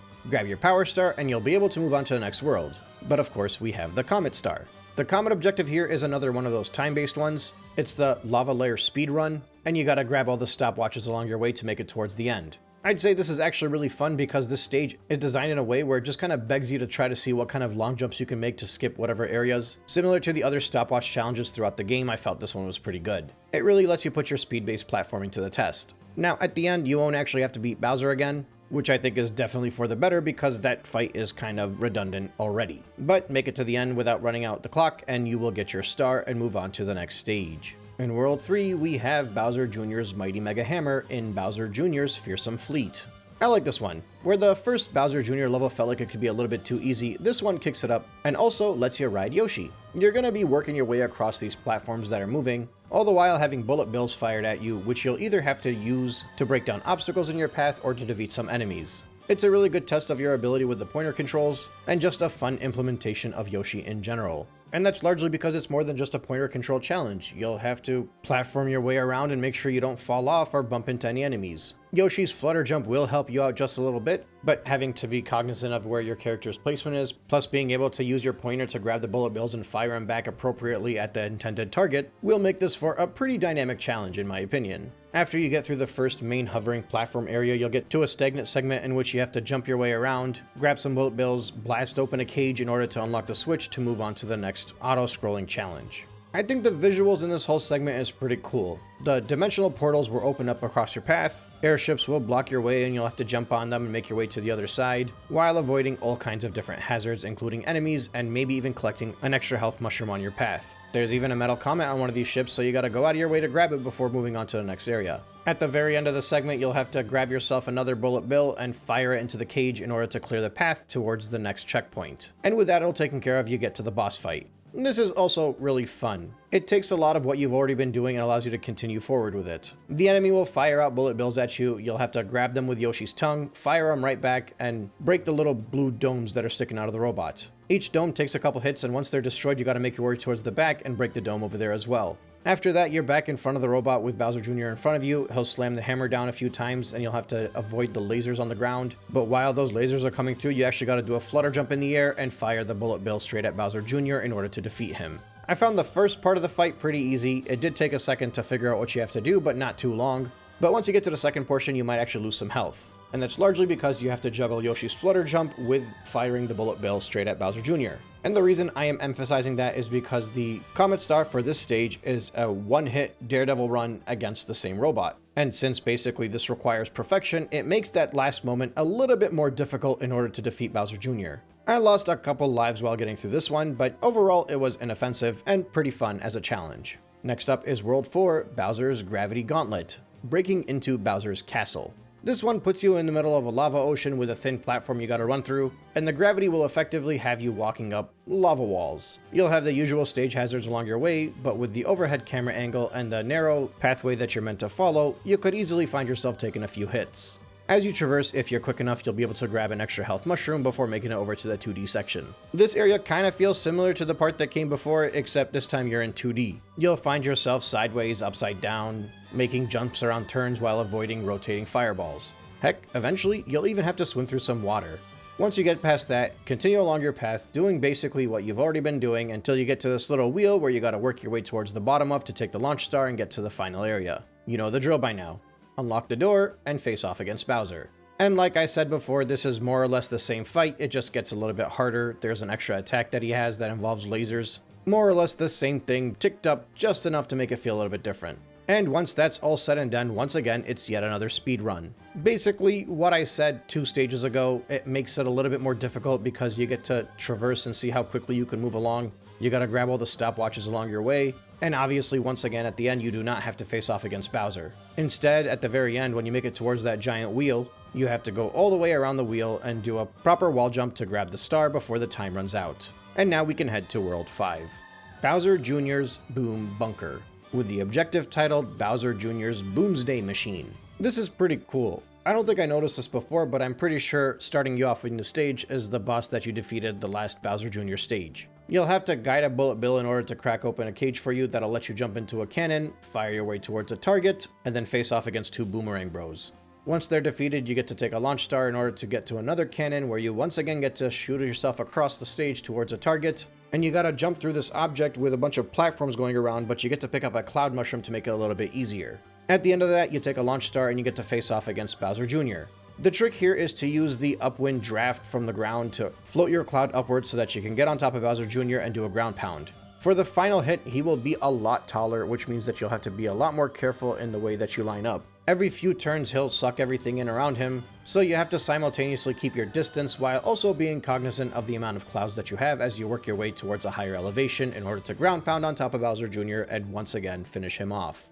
And as this is the final Bowser Jr. stage, you'll be redoing it all again, but you're only allowed to get a single hit. And as stages go, this one is very difficult to get through without taking a single punch. It's completely beatable, but it will require at least something close to perfection to get through. And once that's all said and done, all that remains is the final Bowser fight. The final galaxy is Bowser's Galaxy Generator, and the objective is titled Bowser's Fortified Fortress. You start off in the high ground on this one, and you can see the stage up ahead of you as you move forward. When you defeat some Hammer Bros, you'll get access to a flower that you gotta take all the way towards the bottom of the stage, while avoiding shots of fire that are directed at you, until you make your way towards the bottom and grab the drill power-up. Once you get to the other side, you're meant to use the drill power-up to make your way through the cylinder, all the while dodging the bonsai bills that are being fired at you. You can technically get through this thing by taking a few hits in the lava and avoiding using the drill, but you are meant to use the drill. After that, you get to this segment where these rotating platforms around a cylindrical planetoid. It's basically a 2D segment. Eventually you'll get to Cloud Mario and you'll have to work your way towards the launch star while avoiding bullet bills. Over here, you make your way across a bridge, defeat a Magic Koopa, grab a Yoshi, swing your way across, find the 2 Boomerang Bros, defeat them, open up the giant door of lava, grab the pepper, blast your way across before the lava closes in on you, and then you'll eventually find yourself on one of these auto-scrolling segments of the moving platform. Obviously, avoid all of the stage hazards along your path, including fights against the Magic Koopa, and once you get to the top, you gotta quickly grab a Blimp Fruit to shoot yourself upwards and just barely make it towards the ending area without taking your hit. I kinda love the camera being behind Mario here while he works his way towards the flagpole at the very end, climbs towards the top, unlocks the door, and once again faces off against the giant Bowser. Now, as I alluded to before, this fight is the same thing, but it gets a little bit more harder, a little bit more quicker, there's more attacks, you're required to dodge a lot more, and you have to be on your toes. But at the end of the day, it still is effectively the same fight. Smack Bowser a few times with the golden balls and then find the giant power star waiting for you, but then, right before you grab it, Bowser eats it up and gets even bigger. Mario versus a giant Bowser. You're floating away through this giant dimension, and the massive Bowser will work his way closer and closer towards you, but as it goes, you'll find these giant boulders that you can stomp on in order to fire at him. It's a pretty epic fight if I do say so myself, and you'll find more than one occasion where you think you're about to get punched by Bowser only to ground pound at just exactly the right time and knock him out. Is it the hardest Bowser fight in the franchise? No, not even close. Is it the most spectacular? Not really. I wouldn't even say it's one of the more iconic fights, but I don't think it needs to be, and we'll address that in the upcoming segments. In many previous titles, it always felt like the final Bowser fight was the finale, even if there was more to go off of after you defeated Bowser. But over here, as many of you know, this is not even remotely the end of the game yet. But regardless, Bowser's taken care of, Mario stands by the Luma, Peach flies out riding on the Power Star. Her and Mario are reunited when you grab the final Grand Power Star. And the ending cutscene is enjoyable. Just like the game started off with a page turn, you go through a turn of a book where you interact with Lubba, with all the Lumas, with the Starship Mario, and with even Rosalina and the Comet Observatory, reminding you that this is effectively a retelling of the story of Mario Galaxy 1. Rosalina is reunited with her Luma. The Luma will never forget Mario, so much so that it even takes his hat when it floats away. And as Mario and Peach stand there, reunited with their own special someones, Lubba pops up and offers to take them back to their home planet. And then once Starship Mario blasts off, we get a fun end credits sequence where you can actually control Mario. I always found that to be pretty fun. He keeps whatever power-ups he collects along the way. He's also fittingly not wearing his cap, and you get just a brief little revisitation of all the different stages you went through across the game. And then finally, with a giant cake in front of Peach's castle, the camera pans up to the sky, passing by the Starship Mario where a giant green comet is flying in the distance. And then in one final moment, we find ourselves back in Rosalina's library with all of her Lumas around her, enjoying the story that she's been telling, and the baby Luma that Mario encountered in the beginning of the game, holding onto his hat, joins along with the fun. Because now Rosalina wants to tell them the stories about the green stars. But of course, before doing that, we have to go to the special world. And before doing the special world, we have to do Bowser's Big Bad Speed Run. Pretty self-explanatory, but you gotta go through the final stage once again in a speed run. I would not say this is remotely easy, but I also wouldn't say it's the worst challenge in the game. But with all that taken care of, we are not even close to being finished this game yet. Next up, we are heading towards World S.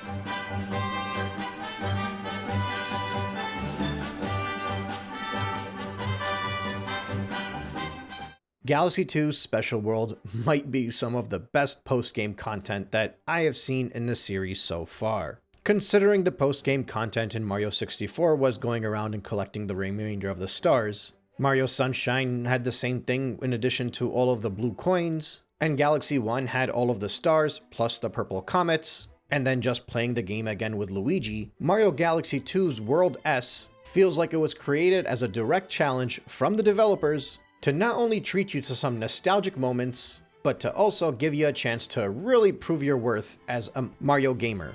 It gives you 6 difficult stages to get through, and not only is each stage challenging, finding the metal comet in each stage provides its own challenge and actually makes the stages a lot more difficult. And of course, that's not to account for the comets that end up coming out. Those second stars in the stages uptick it just that little bit more, and every time you think you've got something mastered, the game finds a way to just make you have to figure it all out and just get good. And the best part is it does so by paying homages to all of these different set pieces from the Mario franchise. Starting you off right away with Mario Squared Galaxy, which is based off of the purple coin level from Toy Time Galaxy in Mario Galaxy 1. In the first Galaxy game, this was actually one of the most infamous purple coin challenges. Over here, it's not quite as difficult, but it's still fun. The first objective is pretty straightforward. You have all of these blue panels, and you gotta step on each one of them to make them yellow.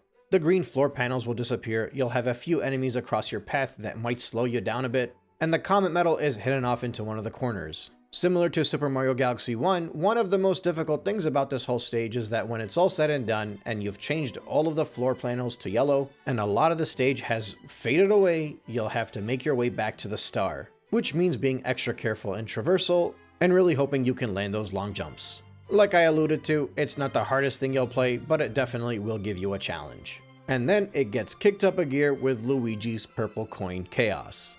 Just like in Mario Galaxy 1, you gotta do it again, only this time the backdrop is Luigi. You gotta grab all of the purple coins, and you're going to be chased by the cosmic clones. So in this case, you're not going to be changing any of the colors of the platforms. Instead, you obviously have to collect the purple coins. It is a lot more difficult here, especially because the floor is disappearing. You can't pause, you can't second guess how you're moving, and you have to get every single purple coin while making sure these guys don't hit you. I imagine it'll take most people a few attempts just to get a feel for the type of path they should take in order to make sure they can grab all of the purple coins. But I think if you're somebody confident in the way you Mario in your Mario games, you should be able to get through this one no problem. Once again, one of the hardest things here is being cognizant of the path back to the star, because once all of those platforms are cleared away and you gotta make it back to the star, you gotta make sure you aim those long jumps correctly in order to grab it. Next up is the Rainbow Road Roll. So not only is this one of those motion control rolling ball challenges, it's also a nice homage to Rainbow Road from the Mario Kart series. Now this whole thing is already hard enough. Even though I've beaten this already a few times, it's still hard to go back to, and almost every single time I go back to it, I find myself losing a few lives. There is a branch in one segment where it's a little bit more narrow, and at that point you gotta collect a comet medal, but I always feel like at the very end when you're moving really quickly, that's when you're most likely to make a mistake, right before you get to the end of the stage. It's one of those challenges where as soon as you start to second guess yourself, that's when you start to make a mistake. But all in all, I find it to be entirely beatable, and I find it to be extremely thrilling. Now, as far as the comet goes for this one, you gotta do the same thing, except you gotta collect purple coins along your way. And if you didn't like controlling the ball that you're rolling on with your Wii remote by tilting it around, you're probably not gonna enjoy this. There are only 110 purple coins available, which means you can only miss 10 coins. Realistically speaking, this one will take you quite a few tries to get through. It has all of the same challenges as you did before, only this time around you gotta be a lot more precise in your movement. And oh yeah, you thought you could take it slow? Nope, there's a 2-minute timer. So even if you think that you can just kind of squeeze your way through and grab everything on your path and not make any intense stride forward so you can collect all the purple coins, it's not gonna be that easy. But once you do accomplish that, you get to move on to the next homage, Twisty Trials Galaxy.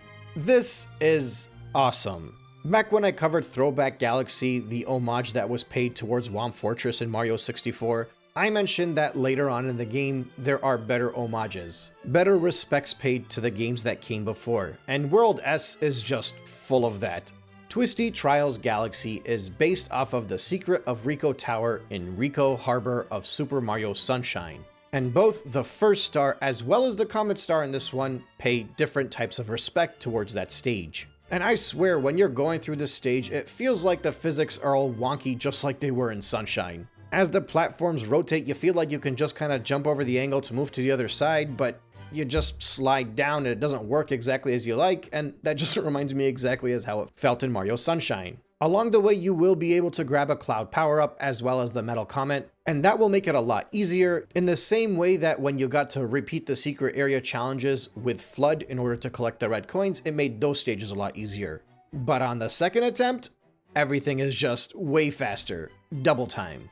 If you thought the first attempt was too easy, the second attempt is really going to put you on edge.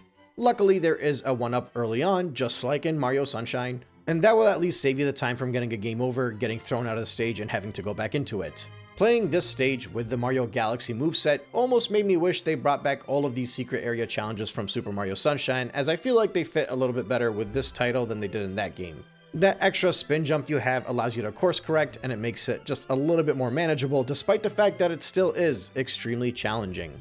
Mind you, on the second time around, there is no Cloud Mario, but you eventually will get to ride Yoshi, and his flutter jump will help you make it towards the star. And honestly, for me, the hard part is getting to that checkpoint. The difficulty is in the first half of that stage.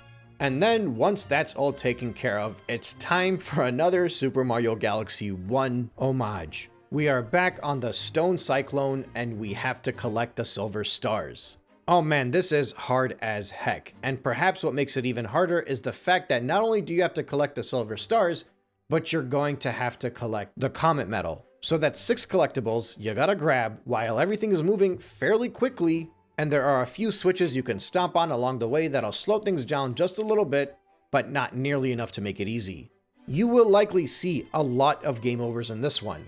You basically have to move both as quickly as possible in order to ensure you survive, but at the same time find a way to go slow enough that you don't make a haphazard move that'll inevitably lead towards your death. This whole stage was a massive challenge for me, just like it was a massive challenge for me in Super Mario Galaxy 1. And then, just like in the previous stages, as soon as you accomplish the task, you gotta do it all again, only this time it's a speed run.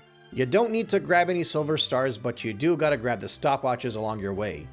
If I'm being completely honest, despite the fact that everything here is a lot more intense, a lot more difficult, I think this is a lot easier because I don't have to worry about grabbing the silver stars. Now, while I say easier, it does not necessarily mean that it's going to be easy. This is still going to be quite a bit of a challenge. But if you know how to make the right jumps and you persevere, it should be much more accomplishable than the previous attempt where you had to grab the comet medal as well as the silver stars. And after that, it's the boss blitz, another homage to Super Mario Galaxy 1. You're doing a boss run against all of the bosses from Super Mario Galaxy 1. Actually, one of the most interesting facets about this whole challenge is you start to realize just how much better the atmosphere and environment looks in Mario Galaxy 1 than it does in Mario Galaxy 2. Although in fairness, I'm comparing it to the Switch version of Mario Galaxy 1 that I had played prior to this, so it might be an unfair comparison. The Metal Comet is pretty easy to grab, but you have to go to the platform that's beneath the second boss. But everybody is here.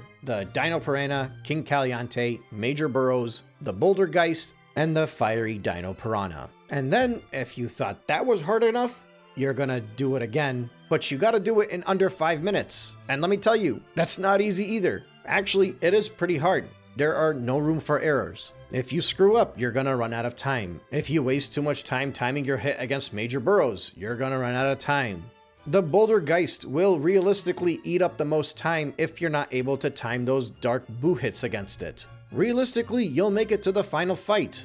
But if you were not quick and you made too many mistakes, you're gonna run out of time and you're gonna have to do it all again. This may be a speed run, but it requires perfection. And once that's accomplished, you go to Flip Out Galaxy. This whole concept takes Flip Swap Galaxy and just makes it way more difficult. Instead of using the spin jump to have the platforms rotate, instead you'll be controlling these blocks with every spin jump. You get a few simpler areas to kind of get a feel for how things work, but eventually you'll find yourself having to make wall jumps with nothing below you. Wall jumps that will require you to make a spin jump in order to create the wall in front of you as you're jumping. I'd say once you get to the final checkpoint, that's when it gets really difficult.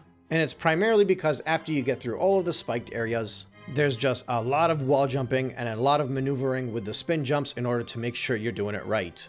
And then, if you grab that Metal Comet, which is not exactly easily on your path, you're gonna do it all again, only this time you're gonna be chased by the Cosmic Mario clones. Holy crap, is this one a test. But once again, if you've beaten it once, you can do it again. You just gotta be better, you gotta be quicker.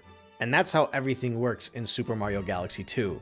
Every time you think a challenge is crazy difficult, the Comet Stars will come into play and they'll just make it that much more challenging. Whereas in Super Mario Galaxy 1, a lot of the times when the comets would come out, you'd feel like you were just basically doing the same thing over again with maybe a minor uptick in the challenge. Galaxy 2 finds that you perfected the challenge and finds that you mastered what you had to do and you collected that Metal Comet. And then it looks at you dead in the eye and says, do it again, but harder. And this continues on all the way through the end of the game, through every stage you play through every world, through every challenge. And it does so in all of these amazing worlds with awesome backdrops. These incredible set pieces that just make you want to run through them and want to master the challenge that's up ahead of you. As I've alluded to all throughout this, while the cinematics and the aura of this title are not nearly as high as they were in Super Mario Galaxy 1, they are not even remotely as bland as some people have made them out to be. While it seems like people criticize a lot of the early game because it might remind them of Super Mario 3D Land, and it's not just in like the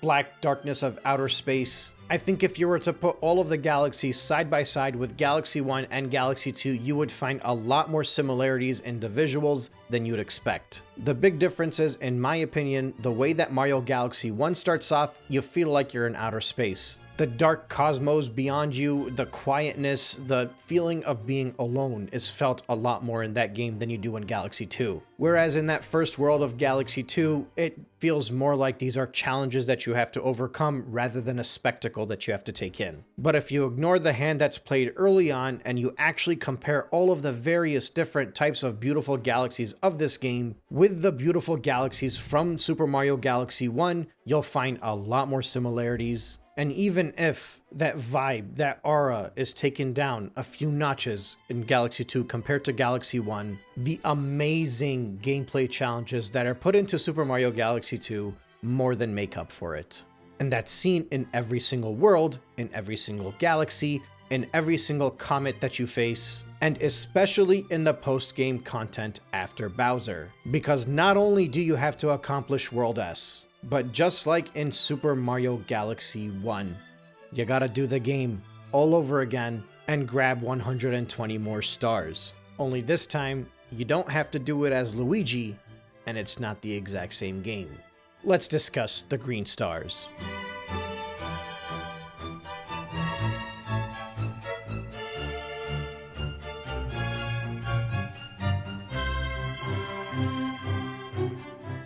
As is standard tradition in pretty much every single Mario game up until this point, and even the upcoming ones that follow Galaxy 2, the game is always set up in one of three ways, I would say. You can do the bare minimum run, that's what gets you straight to Bowser in order to beat the game. You can do all of the extra stuff that usually involves accomplishing all of the basic tasks, finishing all of the main stages, and getting to a point where I feel like most people would be satisfied considering themselves complete, and then you can go for that 100% completion. For all intents and purposes, I would say everything up until World S in Super Mario Galaxy 2 gets you to that second level of completion. Accomplishing World S is the equivalent of beating every single stage in Super Mario World without collecting all of the dinosaur coins. It's like getting all of the stars in Super Mario Sunshine without collecting all of the blue coins. It's probably similar to getting all of the stars in Mario 64, but not getting all of the secret stars, including the 100 coin stars. It's doing a lot, a significant amount even. It's drastically increasing the length of time you're playing the game, but it's not doing everything. This game design allows you to play your game and fulfill it to the extent of which you would like to feel fulfilled. Now, there are obviously people that strive for full completion and they want to do more, but not everybody has that same capacity nor willingness to play the game to this extent. In a lot of games, this creates issues for people because they get some kind of sense of anxiety almost because they feel compelled to complete everything in the title, but they just don't want to do it. I would say Mario 64 probably doesn't have this issue because full completion of Mario 64 does not entail that much more than just the regular run-through. But Mario Sunshine with the blue coins provides this issue, and for that reason, Mario Sunshine gains a very bad image as a result. But then you move on to Super Mario Galaxy, and the bonus content there is basically playing the whole game over again with Luigi. For many people, it is not worth it to go through the game again as Luigi, despite the fact that he provides a little bit more of a challenge. Certain set pieces get a little bit more difficult when you're using him. He's floatier, he's quicker. There's a different game, but for the most part, it feels the same. And that turns a lot of people away from going for the full 100% of Super Mario Galaxy 1. And what many people consider it is that they will beat the game one time with Mario, and then if they decided to revisit the game in a few months, a year, multiple years even, that's when they'll play it with Luigi. It just kind of changes things up a little bit. I've beaten the game with Mario and with Luigi because I wanted to make sure I at least experienced it once. But going back to the game, even for the deep dive that I did prior to this one, I had no interest in doing it all again with Luigi again because I didn't feel like it provided anything to the conversation. And as a matter of fact, of all of the Mario titles that I have covered in my short YouTubing career, that's the one Mario title that I did not explicitly 100% complete for the sake of the video because I didn't feel I needed to do it again to know what to talk about.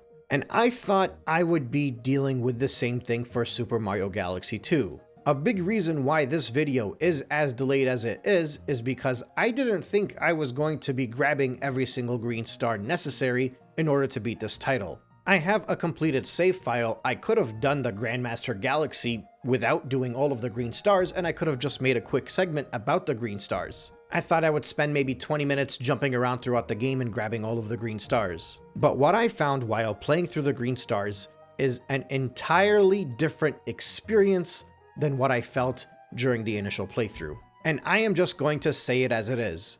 The green stars in Super Mario Galaxy 2 is almost an entirely different game, and it is all the better for it. You get to go through all of the stages one more time. Every single star is repeated. If it was a galaxy with 3 stars, it now has 3 green stars. If it was a galaxy with 2 stars, it now has 2 green stars. Now, initially, I thought you would have to go through the game and it would be the same type of experience where you're going through a linear objective in order to reach the star. And while some of the stars might feel like that, for the most part, that's not what it is at all. You see, just like with every other Mario title that came before this, there's always 2 things that you have to think about. There's the platforming, and there's the collecting. The action adventure, and the scavenger hunt. Mario 64 was a collectathon, but the stars were spread out in a way where some of them would require you to look for something, while others would require you to accomplish a more in-your-face linear task. Mario Sunshine further expanded on this by making all of the stars basically linear objectives where you knew exactly where you were going,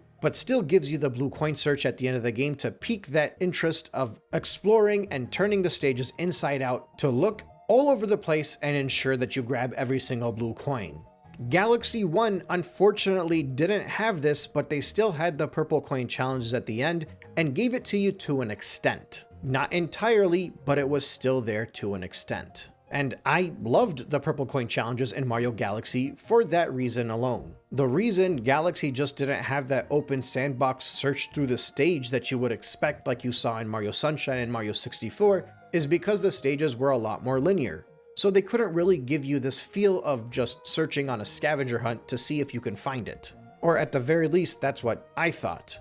But if you delve a little bit deeper and think about it a little bit more, there have always been linear Mario titles that required you to search the entire stage to find specific collectibles. The only thing is, prior to the Galaxy titles, they were only in 2D. Mario Bros. 1 on the NES may have not had some collectibles, but if you played it again on the Game Boy in Mario Bros. Deluxe, you have to find the red coins, as well as some hidden Yoshi eggs. And it completely changes the way that you play the game. And likewise with Super Mario Bros. 2, when it was ported over to the Game Boy Advance, they had a red coin search challenge, and once again, hidden Yoshi eggs, completely changing the experience when it comes to full completion. Mario Bros. 3 didn't do anything of this caliber, and it would be cool if that was implemented in some kind of port in the future, but I highly doubt that's going to happen. But Super Mario World did have the Yoshi coins that you can collect in every stage in order to reach full completion. These were linear titles with collectibles along your way that you had to be very careful and search the linear path across your stage, finding various hidden areas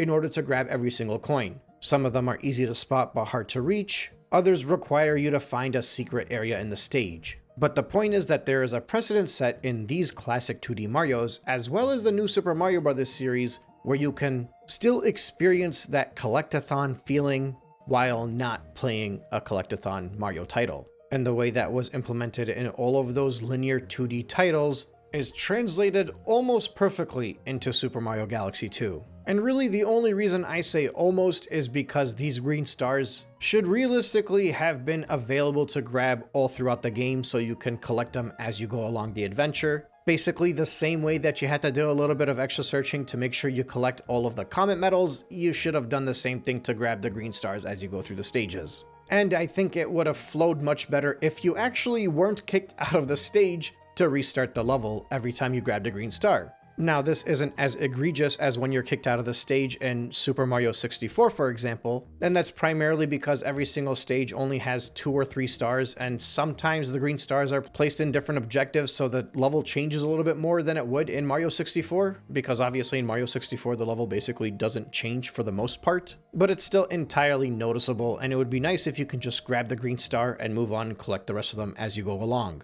Especially considering by the time you get to the Green Star Challenge, you've already gotten 120 stars, plus all of the comet medals, so you've spent quite a bit of time in this game already. But like I said, I think this is actually just a minor criticism. When you're playing through the game and you get to all the green star challenges, it just feels like you're given a whole different game to play. But not only is it a different game, you're approaching it very differently. The way I approach the Green Star Challenge is the same way I used to approach the levels in Super Mario 64. And obviously, I mean that positively. In Super Mario 64, when you got into a stage, for the most part, despite the fact that a lot of these stages felt like giant open sandboxes, there was a clear linear path that you had to run through. And that linear path did not change from objective to objective, which obviously meant that as you ran through every single course, you would find yourself retracing the same paths every single time you start over. But as you were going along, you had to carefully search along your way to figure out where you need to veer off in order to collect your star. While playing Super Mario Galaxy 2, I felt that exact same thing. When you go into the Green Star challenges, the camera pans over to the same thing it would have panned over if you went into the level without the green stars. The objective is still the original objective. If you're lucky in the preview, you might actually see where the green star is, rather where one of the green stars are. Or you might get the audio cue that you actually need to follow in order to find some of these green stars, because there's a noise that plays of the glimmering green star that makes it a little bit easier to find. And there's actually a similar audio cue for finding the comet medals as well as the regular stars, but they're different noises all throughout.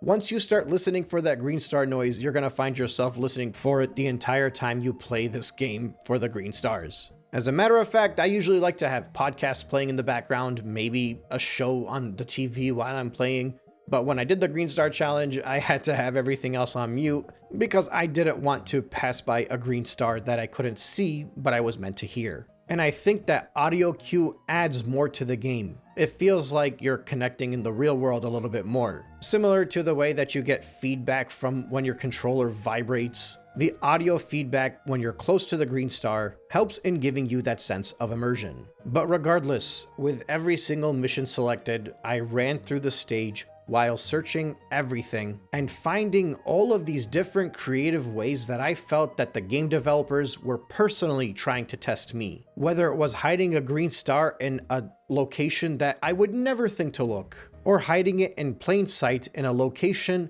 where you can tell the developer respects you. They want you to try to reach it. They want you to show how much you've mastered this title, how much you've figured out how Mario is meant to move around in order to accomplish that objective and move forward with the game.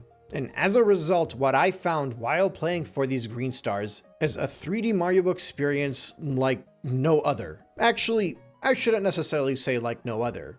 The green stars, in a lot of ways, are what the Blue Coin Challenge in Mario Sunshine wanted to be. As a matter of fact, the biggest issue that the Blue Coin Challenge in Mario Sunshine had, in my opinion, is that they made it very difficult to track which blue coins you collected in which stage in which episode. There were 240 blue coins in Super Mario Sunshine, and likewise there are 240 green stars in Super Mario Galaxy. And just like in Super Mario Sunshine, some of them are easy to spot but difficult to get, other ones are placed right along your path, and other ones are going to require you to really put your thoughts and brain and puzzle solving skills to the test in order to figure out how to grab them. What I am obviously trying to say here is that while Super Mario Galaxy's base game is already just a phenomenal experience, and in my opinion, it might actually be the best Mario title. Recency bias might be affecting that largely, but for now, that's what I'm feeling. When I did the Green Star Challenge, that took that same feeling and just amplified it.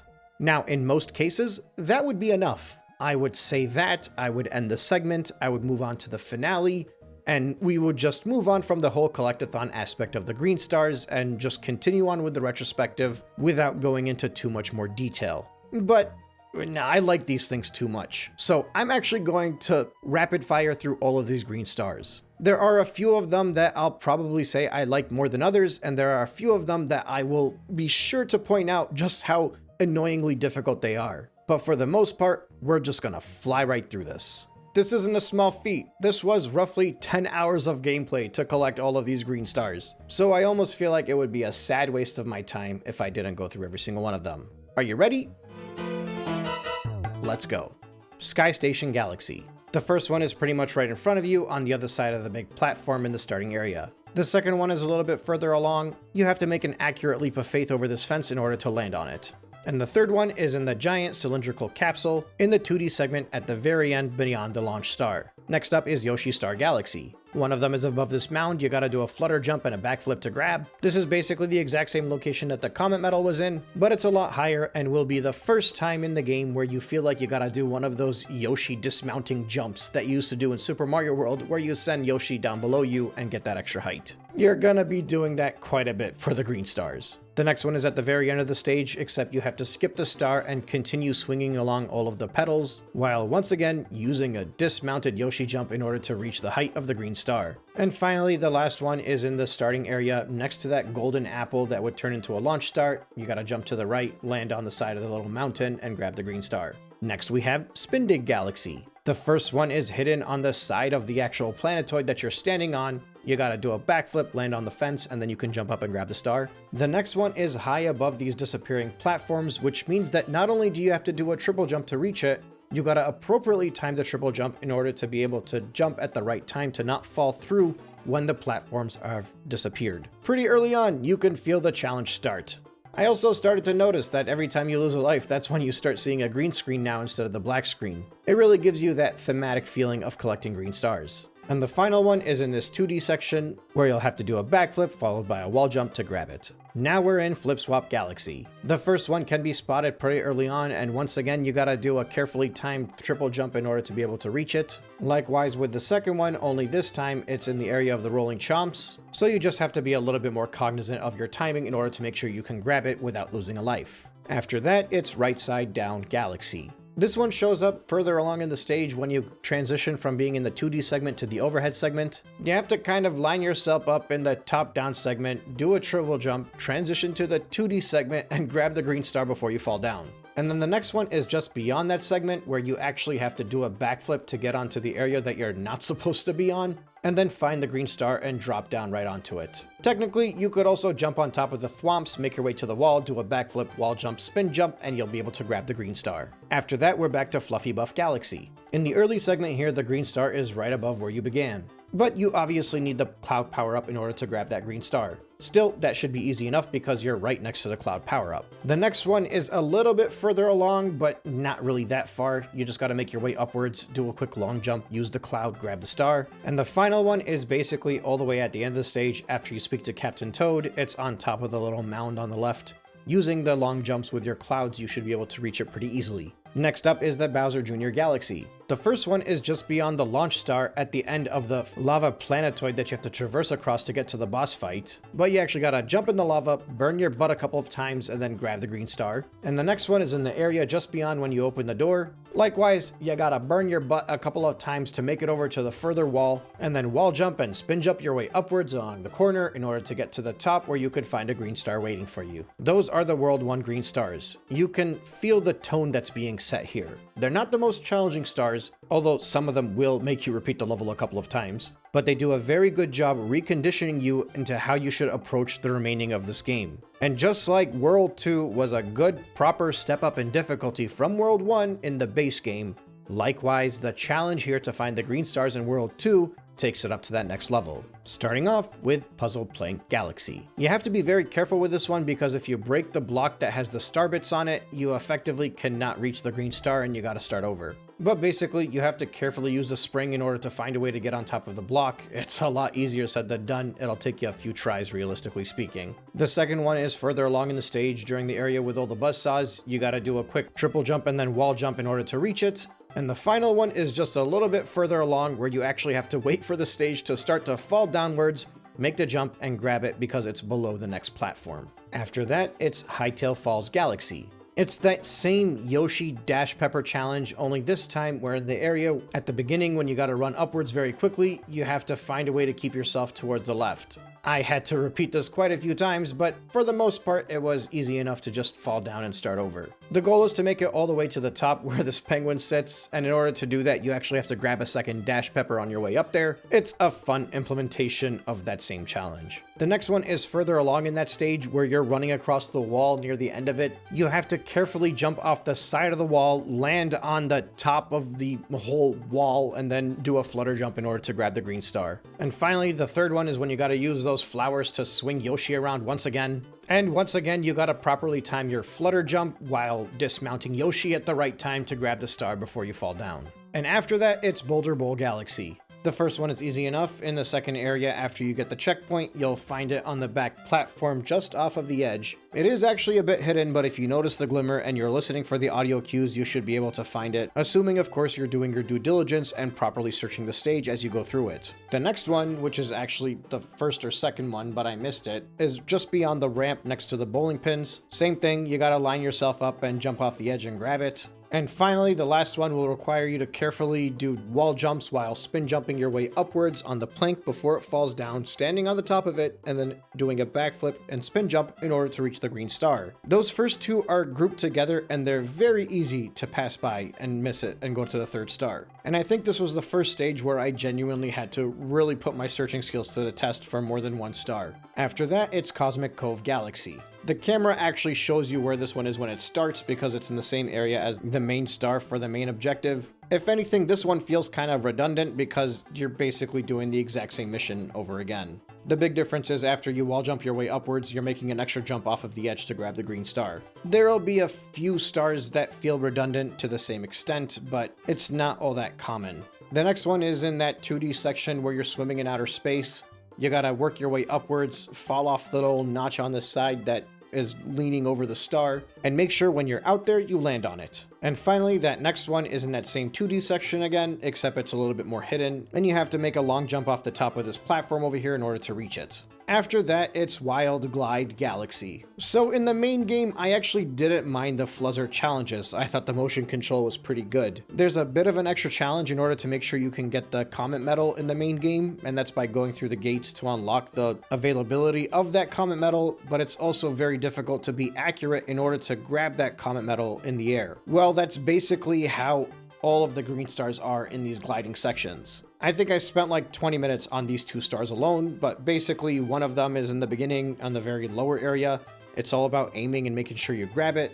And the other one is at the very end, you gotta stick to the right. But once again, it's very easy to miss.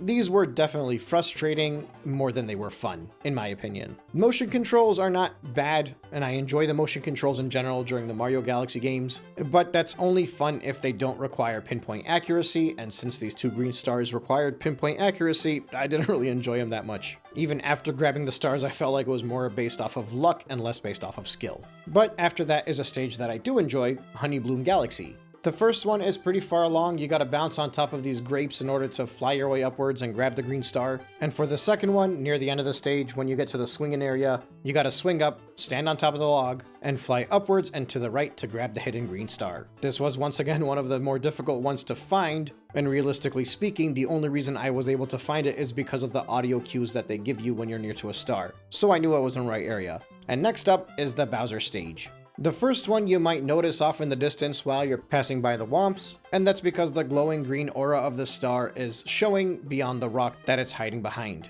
The second one is a lot easier to miss, and I think is one of the more creatively hidden green stars. It's beneath the ground where those dark matter monsters are eating away at the stage. One of them will eat the ground directly above the star, and you'll be able to jump in there and grab it. I'm pretty sure I completely missed this one and had to do the entire stage over again in order to find it. And like I said, just like in the base game, World 1 kinda got you a feel for how you're meant to search for stuff. World 2 took it up that extra level, and then we head on to World 3. Over in World 3, we'll kick it off with Tall Trunk Galaxy. The first one is pretty easy to spot. You just gotta use the blimp fruit and go upwards beyond the launch star and you'll find it at the top of the tree. The second one is in the 2D section. You'll be required to know where to fall down and leap off of Yoshi to make sure you can hit the green star before falling further downwards. And the final one is actually in the middle of the slide. Once you know where it is, it's a lot easier to figure out, but realistically speaking, you'll have to do the slide twice in order to grab it. And naturally, they have it further along down the slide so that once you do miss it, you're gonna have to basically do this long version of the slide twice. Once you grab that one, you can head over to Cloudy Court Galaxy. The first one is very easy. It's over this dinosaur bush that's right in the starting area. You grab the cloud power up and you can reach it pretty quickly. For the second one, the challenge here is you gotta make your way up to the top of the drums while also making sure you have at least one cloud remaining when you get up there, which is easier said than done.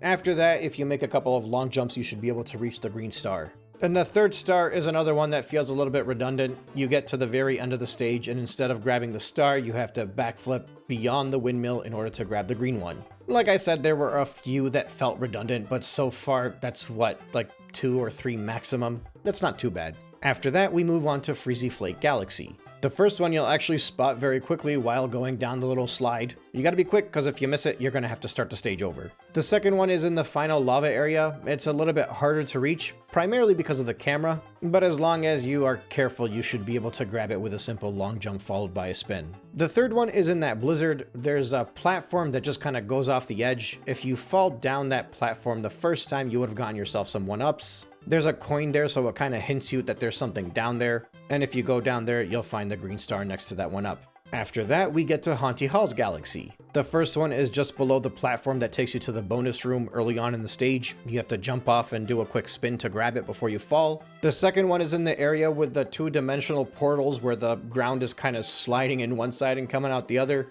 Early on, you'll notice a shadow on the floor. The green star is high above that. You're gonna have to do a quick backflip followed by a spin jump to grab the green star. The third one is a bit more difficult, but it's not impossible. At the very end, where you're being chased by the giant Boo and his little minions, you gotta jump up and grab the green star before they get to you. Honestly, I think the only reason I found this one a little bit difficult is because the first time I tried it, I messed up the jump and the Boo got to me. The second time it was pretty easy. Next up, we have Beat Block Galaxy. You'll notice the first star towards your left once you get to the corner with this crystal. You basically have to do a perfect triple jump followed by spin jump in order to grab it. The issue is if you screw this up, you lose a life, which means you gotta start from the beginning and work your way there, but it's not that far out of the way. But regardless, there's quite a bit of trial and error you're gonna have to do in order to make sure you can grab the star. Once you go back in, you can see the green star very clearly at the very end. You have to be a little bit elevated on the pyramid of blocks and do a backflip, make your way spin jump towards the green star, and you'll be able to grab it. After that, it's Rolling Masterpiece Galaxy. You'll find the first one on the elevator section off to your left. If you miss it, you'll fall to your doom, so you gotta try again. Otherwise, on that second time, you'll know it's there, so you should be able to grab it pretty easily.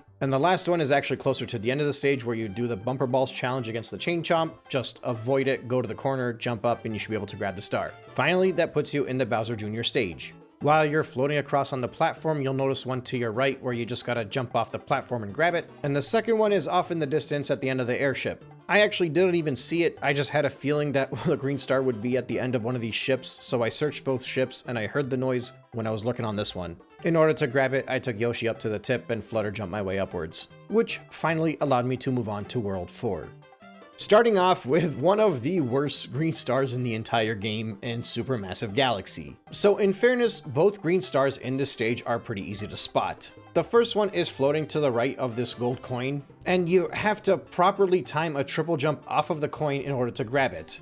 Now, I tried the triple jump and I couldn't reach it, so I didn't think that's how you were supposed to do it, which led me to going on top of the thwomps and making a long jump and almost hitting it from there, but even then I couldn't quite reach it. But then, after trying what felt like 15-20 minutes of this, I decided to go back and attempt the triple jump once again, and it worked this time. I just had to make sure I was further along on the coin when I actually did the final jump. But it took me a lot of trial and error to figure it out, and it's kind of annoying because if I had better control of the actual camera, I think my long jump off of the top of the thwomp might have actually worked. I got pretty close to it, and it was with a blind jump because I couldn't turn the camera around. The next one is also extremely annoying, but for a different reason. The green star is below the brown blocks. You can clearly see it right in front of you while you're working your way towards there. The thing is, I don't know why my brain kept telling me it was in the middle of the brown blocks, or maybe it was a little bit further in front of the middle. So every time I slid down and did a spin jump, I would miss it. But this might be more of an issue on my end.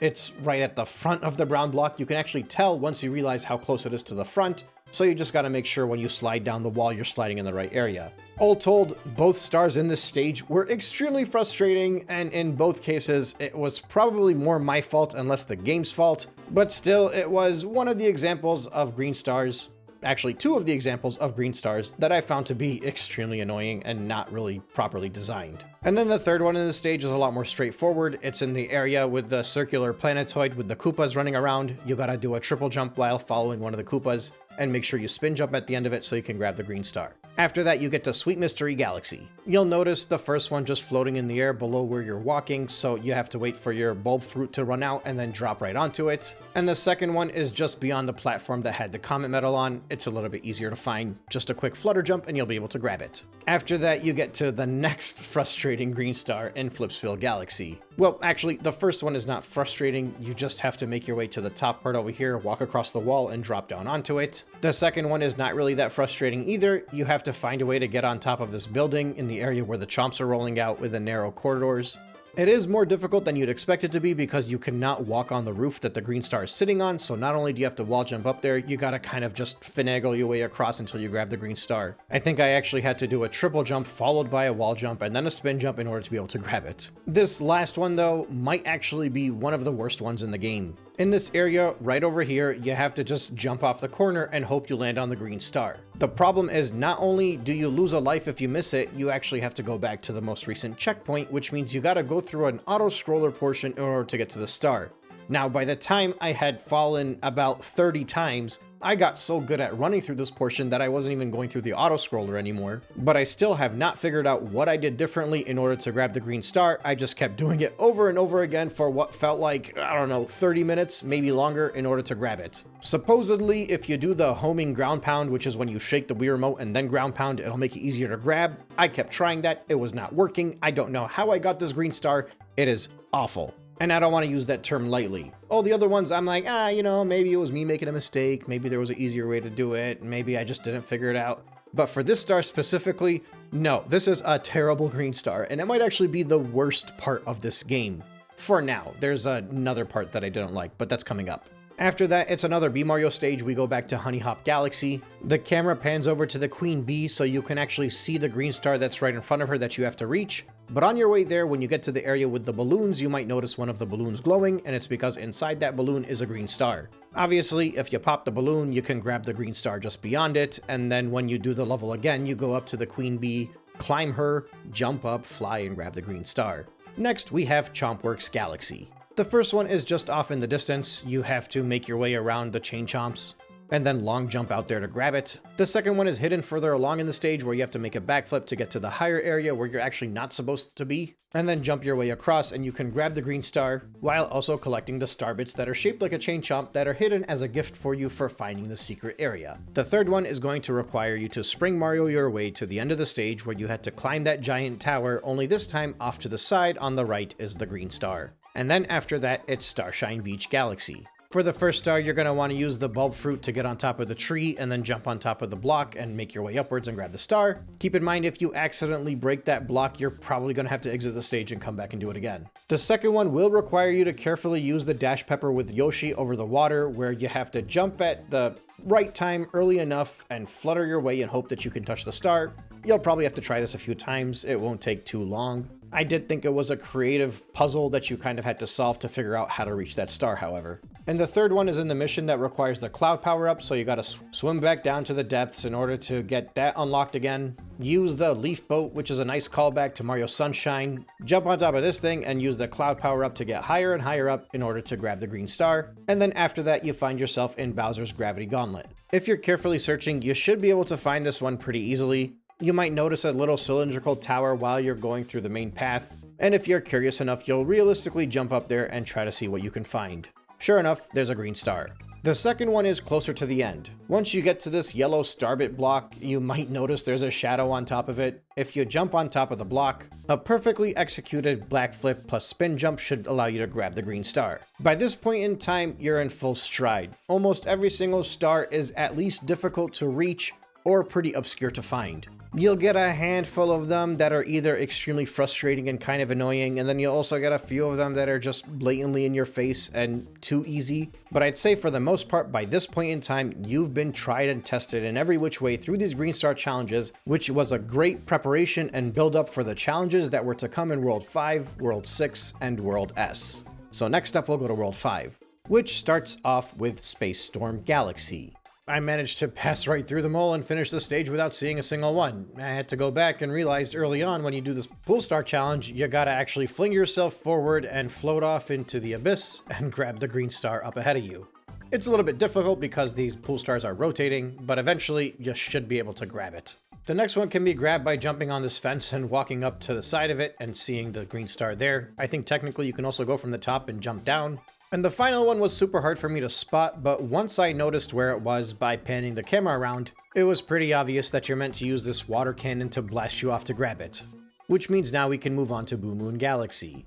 You can kind of spot the first two in the distance as you're going through the stage the first time or when the camera pans off early on. The first one being on that prop moon that you can jump on. You have to flip around and grab it from the underside. The next one being in that hidden area beyond the launch star that I initially had found by following Luigi the first time around. As long as you follow the purple blocks, they should take you directly towards the green star. And the final one is a bit more creative. It's in the last area where the stage folds up like a pop-up book. You have to stand in the right location so that when it folds upwards, you'll be able to backflip and get on the roof of the book. This will let you grab the star by performing a long jump followed by a spin jump. After that, it's Upside Dizzy Galaxy. Both green stars are fairly close to one another and both require you to kind of manipulate the way that you bounce between the gravity in order to grab it in the correct location. For the second one, you actually can skip it without even getting onto the platform and do a backflip, jump off of the block and a wall jump, and you should be able to grab it. That now moves us on towards Slip Sand Galaxy. The first one, further into the level, you might notice the green star at the end of the sand waterfall, so it's just a matter of making it to the top and dropping down onto it.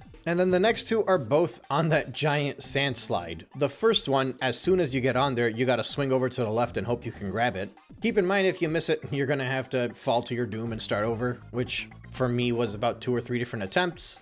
And the second one is further down near the bottom of the slide, and once again, if you miss it, you're gonna have to do the entire slide over again this time. I don't think they really needed to have 2 green stars on the slide for this stage, but I guess beyond the slide, you get pretty close to the boss battle, so maybe they wanted to get it done before then. Either way, it's pretty straightforward. It just gets very repetitive. And after that, it's Fleet Glide Galaxy. Just like the previous Fluzzard stage when it came to the green stars, it kind of stunk and requires you to be very accurate. The first one is actually very easy if you spot it before you take flight. You just gotta point your Wii Remote downwards and you should automatically grab it. It's the second one though that requires the accuracy. You'll find it off to the left as you're flying through, but it's just making sure you can aim and grab it once again is extremely tedious and will require you to redo the stage quite a few times. But once that's all said and done, you can head over to Shiverburn Galaxy. The first star can be grabbed after you freeze everything over. You'll notice the volcano in the middle is now an ice mountain. You just have to long jump with the Cloud Mario, jump up to the top and grab the green star. The second one you'll have to carefully keep your eyes open for while you're moving across the rotating platforms over the lava. It'll be way off to the side near the lava wall. And finally, the third one can be spotted near the end in the area where you're getting fired on by the octopi. The catch is it's way high up there, which means you need Cloud Mario, which means if you do not have Cloud Mario, you have to exit the stage and start over and make sure you come back here with some clouds. So that means you're gonna have to go through the entire stage, including the area over the lava, being very careful and trying to make it back to this point with Cloud Mario so that you can jump up there and grab it. For me, that meant I needed to make 2 or 3 different attempts in order to get there. And that takes us to Bowser Jr.'s Boom Bunker. This is the stage with the cannons that you can fire at the target. When you get on the first cannon, you'll notice the green star right above the target, so you can fire directly onto it. When you get to the second cannon, however, if you look way out to the left, you'll notice the second green star. Fire towards it, and you can collect it, and move on to World 6. Jumping right in, we go to Melty Monster Galaxy. In the area of the pool stars, you might notice a green star off in the distance beyond the launch star. In order to reach it, you're going to have to use your momentum to fling yourself all the way up there in order to grab it.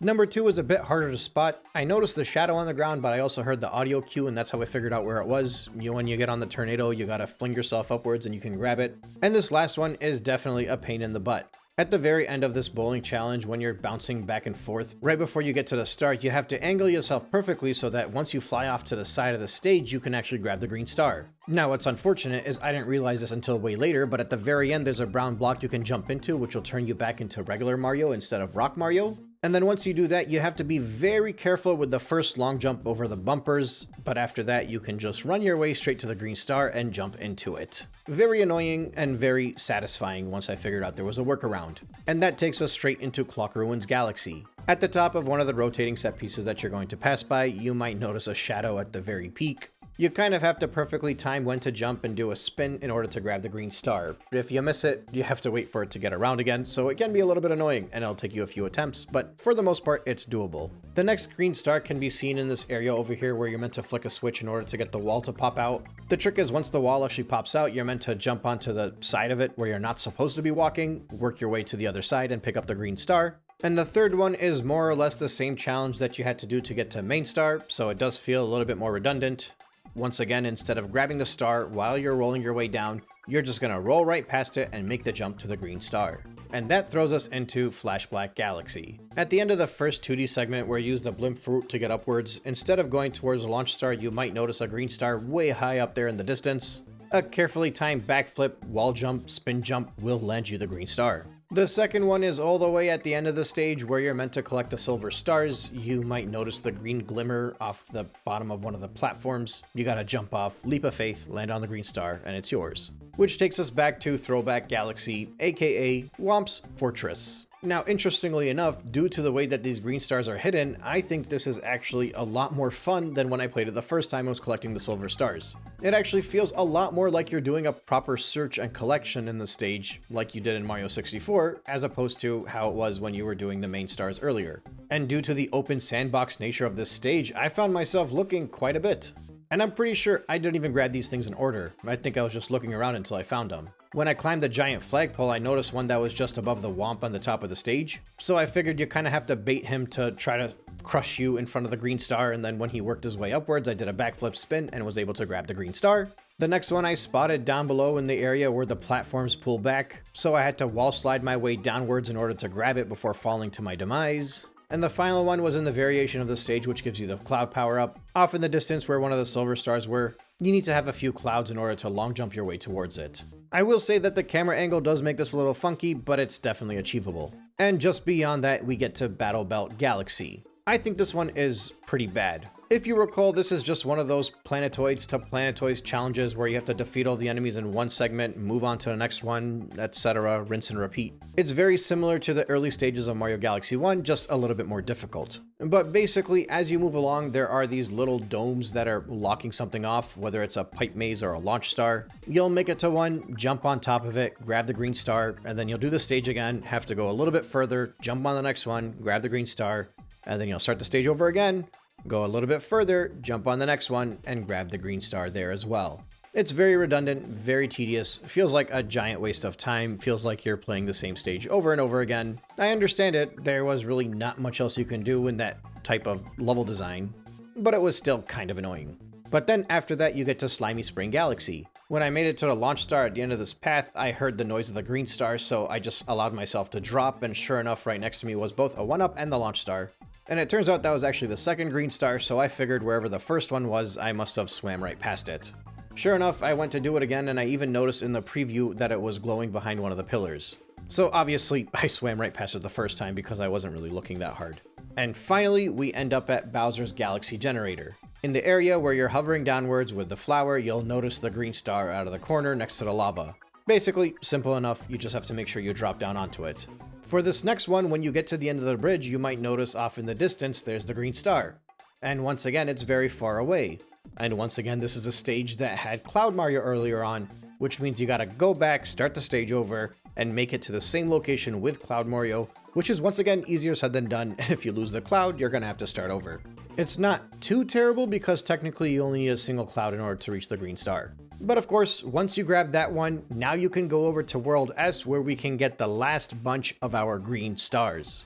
Mario Squared Galaxy is pretty straightforward. In the case of both stars, once you're running through the platforms and they start disappearing, you'll notice one of the green stars below a panel that you're standing on and you just drop down into it. That's how you get both of them, they're just on opposite sides of the stage. And after that, it's the Roller Coaster Galaxy. So the first one was actually a lot harder than I thought it would be. In the first branch off towards the left side, you might notice that the middle of the track is higher up than the rest of it. You gotta carefully roll yourself across and jump at the very end in order to grab the green star. Obviously, with the bombs along your path, this could be very annoying, and if you miss it, you'll have to do it again. Or you can try to make your way towards the bottom and grab the green star, which is just at the end where you have to slightly jump over to the side in order to grab the green star before you end the stage. I think most people would have to go through this stage at least once or twice just to figure out where the 2 green stars are, and then after that, it's all a matter of trial and error until you can figure it out. But I will say that the second green star closer towards the bottom is extremely annoying to grab.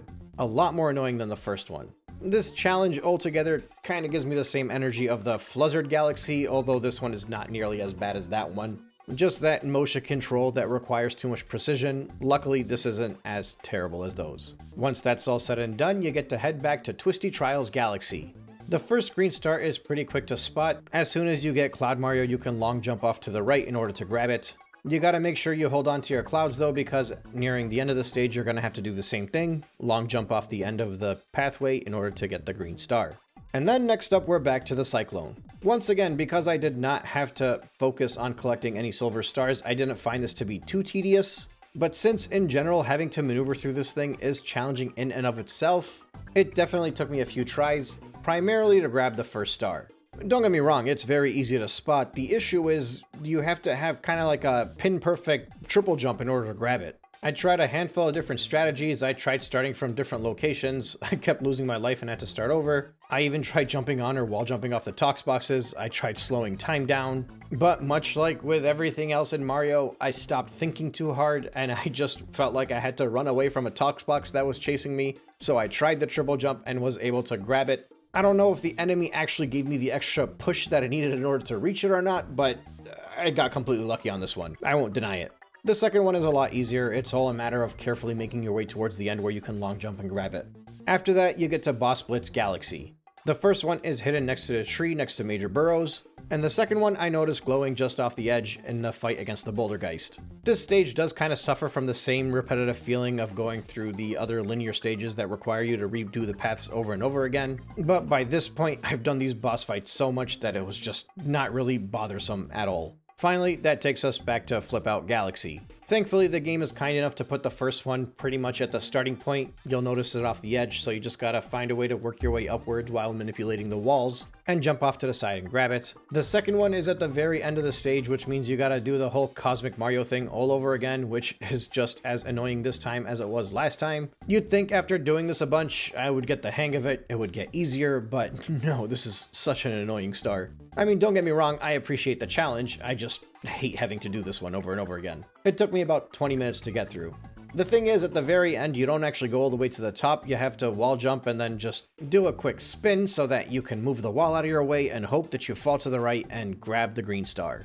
And once that's collected, you have collected all of the stars in Super Mario Galaxy 2. Well, everything except for Grandmaster Galaxy. Now, obviously, I flew through these green stars as quickly as I can because there was a lot of them and I wanted to cover all of them at least slightly. I'm hoping that by going through those stars, I was able to give you an idea of my opinion at the top of this segment of why I thought the green stars were so enjoyable. There were a few of them that stuck out to me as being frustrating or redundant, but it was kind of not really that offensive. In many ways, I find that people that complain about the green stars of Super Mario Galaxy 2 just feel like they need to continue the game after they get to 120 and it just gets tedious for them. I found similar complaints with people when they would discuss Super Mario Sunshine. But in the case of both of these games, full completion is obviously not required. This is meant as an extra bonus, an extra challenge for people that want to relish in that challenge. And there are a lot of green stars that add extra challenge in this game. And it's done in a way that's, in my opinion, not nearly as broken as the Blue Coin Challenge was in Super Mario Sunshine. I've noticed throughout the years that many reviewers and many people that provide retrospectives will always say that they felt the game could do without the green stars. And I genuinely wonder how much of that opinion is that when people finish the 120, they feel compelled to continue on without taking any break. I think Super Mario Galaxy 2 is best played by getting to 120, taking a little bit of a breather, and coming back and grabbing those next 120. because I think the green stars actually provide a very different challenge than what you experienced the first time, and the green stars in Super Mario Galaxy 2 are some of the most challenging and most enjoyable objectives of not only Super Mario Galaxy 2, but both Galaxy games. Don't get me wrong, this isn't for everybody. Going through a collectathon like this is not for everybody. As a matter of fact, I think if you're somebody that enjoyed 100%ing Super Mario Galaxy, you might not even enjoy this one, because I think the challenge here is significantly more tedious than what we saw in Galaxy. And I don't know if people that enjoyed Galaxy 1 will enjoy Galaxy 2 for the same reasons. I think you might enjoy Galaxy 1 for the sense of exploration. But if you're somebody that enjoyed 100% completing Sunshine and 64, and you're a gameplay first type of person, which obviously in my opinion is what I think Mario was designed for. I think it's always been a platformer first, and the vibes that you get from Galaxy was just an anomaly. And even then, I don't even think the vibes and the aura of Galaxy 2 is that much of a downturn. Look at the skyboxes in this game. They're absolutely gorgeous. A lot of the backgrounds, a lot of the set pieces, they're amazing. Genuinely, I think Galaxy 2 suffers because it was the second game in a series. Most people bought the first one, they were mesmerized by the first one, not everybody played the second one, and the second one never came out on the Switch with 3D All-Stars. But I think Galaxy 2 is so well-rounded as a 3D Mario experience that I think anybody that's enjoyed any other 3D Mario title could find something about this game that's not only very relatable, but they might actually discover that Super Mario Galaxy 2 is indeed their favorite 3D Mario. There is just way too much good about Super Mario Galaxy 2, and I am legitimately shocked that it doesn't come up in the discussion for best 3D Mario title. Let's wrap this up with the final segment. It's time to cover the Grandmaster Galaxy.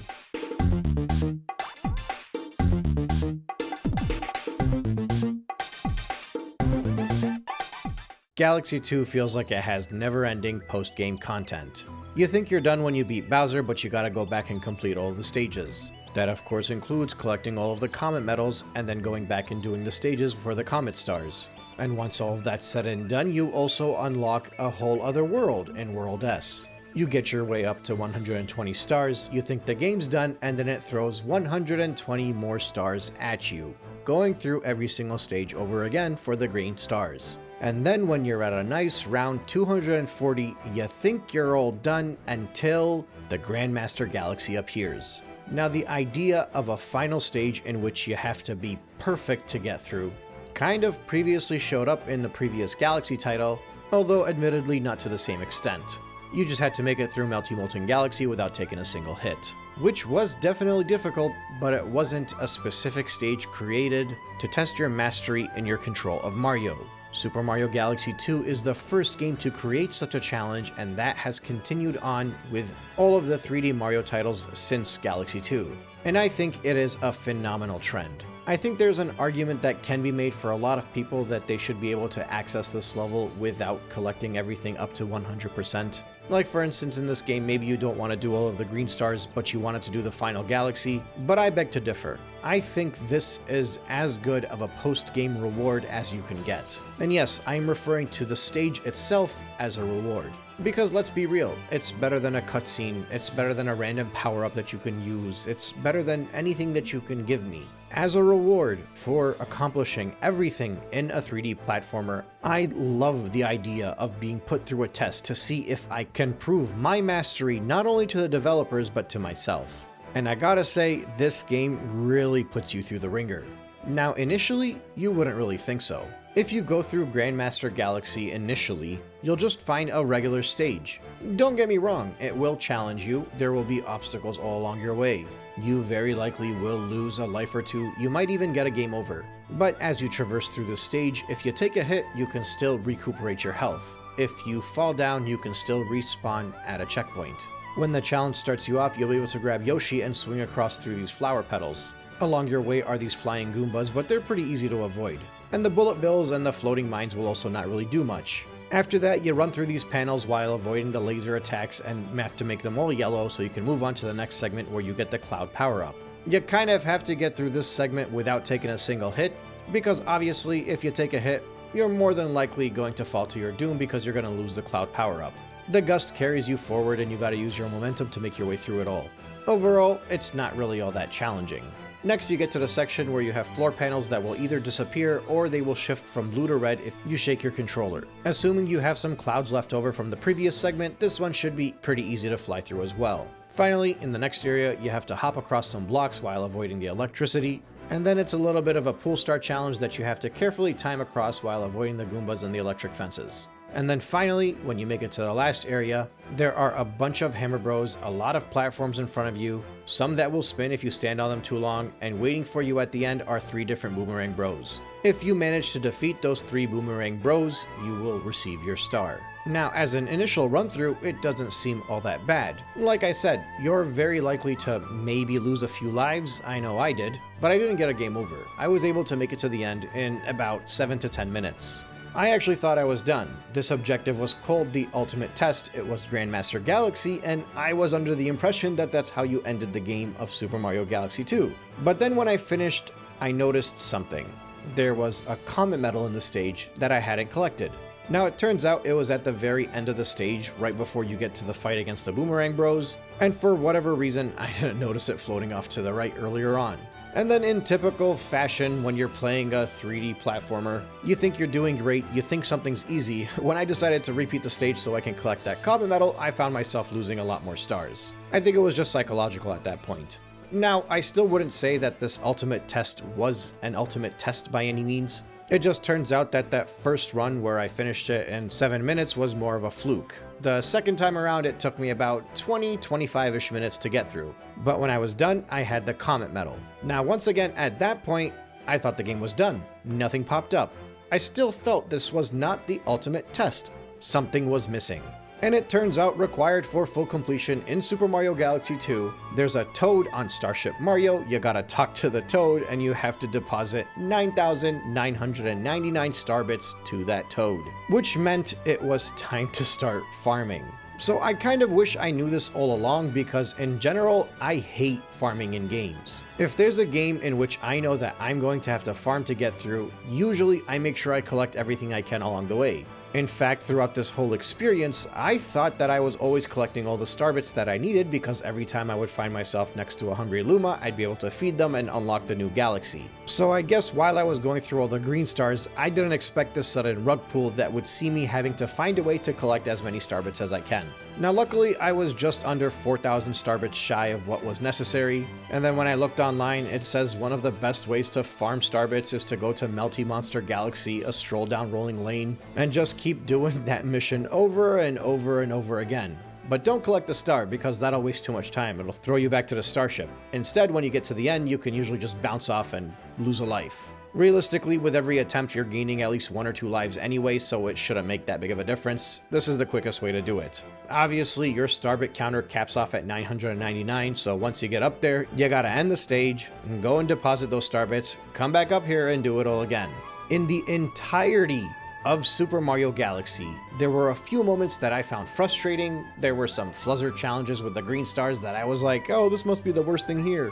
No, this was it. This was actually the only part of Super Mario Galaxy that I actually actively disliked. Everything else I would say is close to perfect if you average it out. But this, no, this was annoying as hell. Now, in complete fairness, this whole ordeal was like 40 minutes, which is not the worst thing in the world.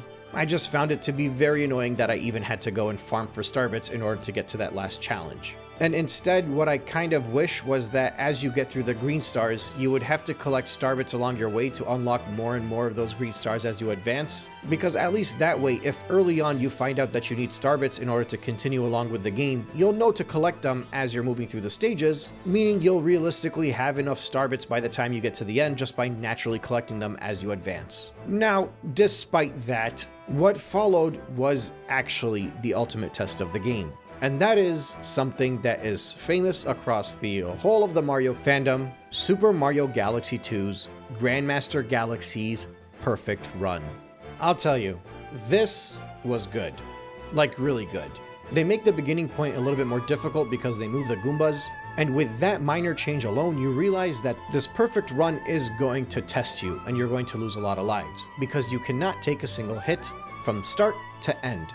No lives lost because there are no checkpoints, no hits taken because you only have one hit point. This was such a thrilling challenge that I almost wish I can go back and do it all again. Now, I've experienced the final challenge in Super Mario Odyssey as well as Super Mario 3D Land. I haven't done the one in 3D World yet. And in both of those, I remember enjoying them probably just as much as this one, and I also remember being frustrated with those ones probably as much as this one.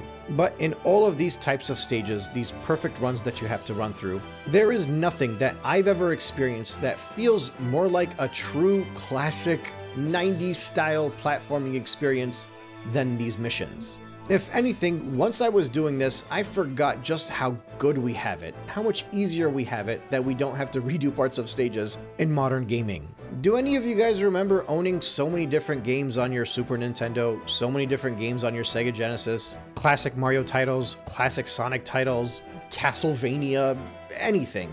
All of these games that have been in your back catalog and you never beat them. I remember Batman games, I remember Aladdin games. There's just all of these different experiences that I grew up playing, and I've probably put in dozens of hours more into those games than I have in any game that I've played in my adulthood. But now, if I were to revisit those titles, just with using save states, I would get through them in a couple of hours. And realistically speaking, I wouldn't even need to use the save states anymore because I am very good at those games now. But the reason I am very good at those games is because I spent hours perfecting it as a child. Not because I wanted to. That's a big difference between games back then and games today. Today, you become a perfectionist because you want to spend more time and you want to get better at the game. You want to get good. You'll repeat challenges because you have a passion to do it. Back then, you had two options. You become the best or you don't beat the game. And how do you become the best at a game? How do you perfect it? By repeating it over and over again. You have to beat World 1 in order to get to World 2. You have to beat World 2 in order to get to World 3. And if you get a game over at World 3, you're starting back at World 1, which means you gotta go through World 2 again, and then World 3 again in order to move forward.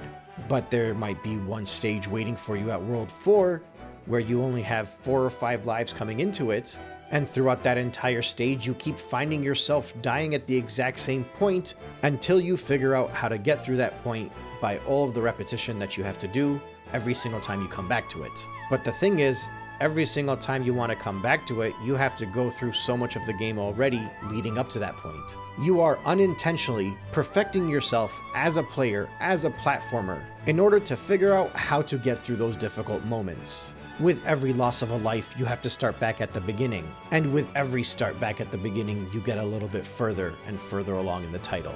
The perfect run is, in my opinion, what Nintendo games would look like if they were still designing them in the same fashion that games were designed in the 90s.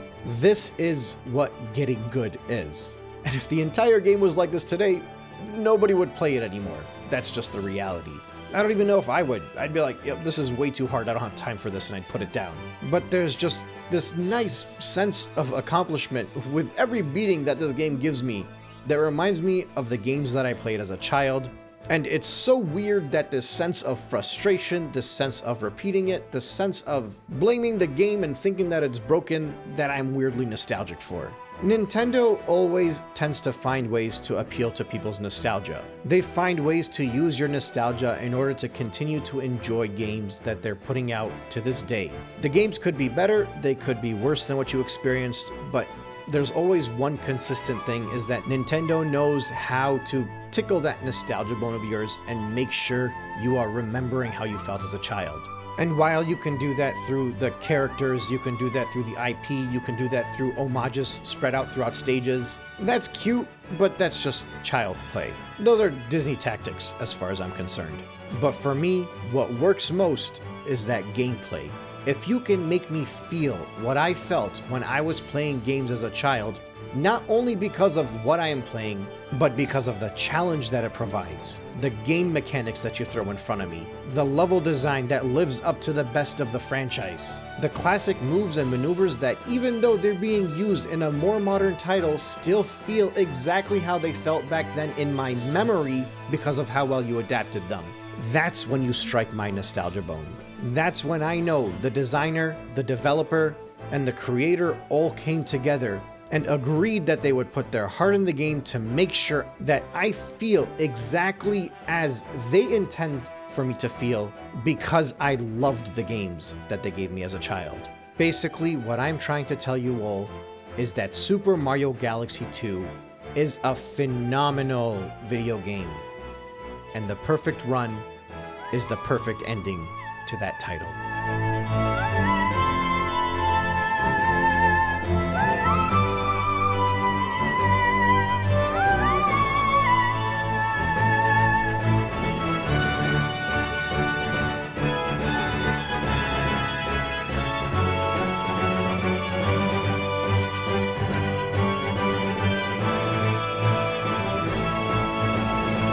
So this is technically extra bonus content. I had no intention in including this with the retrospective video, but I thought some of you all might enjoy my experience going through the Grandmaster Galaxy. Let me know what you think. Maybe I'll do more of these. Oh, yeah, there you go. Now the comet star shows up. Okay, here we go. We're getting somewhere. Hopefully, this is now the final thing I gotta do for this game. I guess we'll do it with Luigi. I did the first version with Mario. I actually didn't play with Luigi at all through this entire playthrough. I don't know why. Except for the first stages earlier on when it lets you switch to him. But after that, I never bothered switching. The perfect run, Grandmaster Galaxy. So is it just a single hit? Is that what we're talking about? Yeah, I can do this. Although I might have to switch to Mario. I guess I'll find out. Just because... Oh, I had 35 lives too. Oh, it's a perfect run, so it doesn't matter. Yeah, it was easier with the Goombas. I'm wondering if I'm going to want to switch to Mario just because he's not going to be as slippery. But we'll stick with Luigi for now until I start getting frustrated. Yeah, see, how am I supposed to... Okay, yeah, I got to be careful now. Ah, I'm starting to understand why people were complaining about this. I was going to say it was way too easy the first time. Because it's not even just about the single hit. It's the fact that they moved the Goombas and put these guys there in its place. Damn.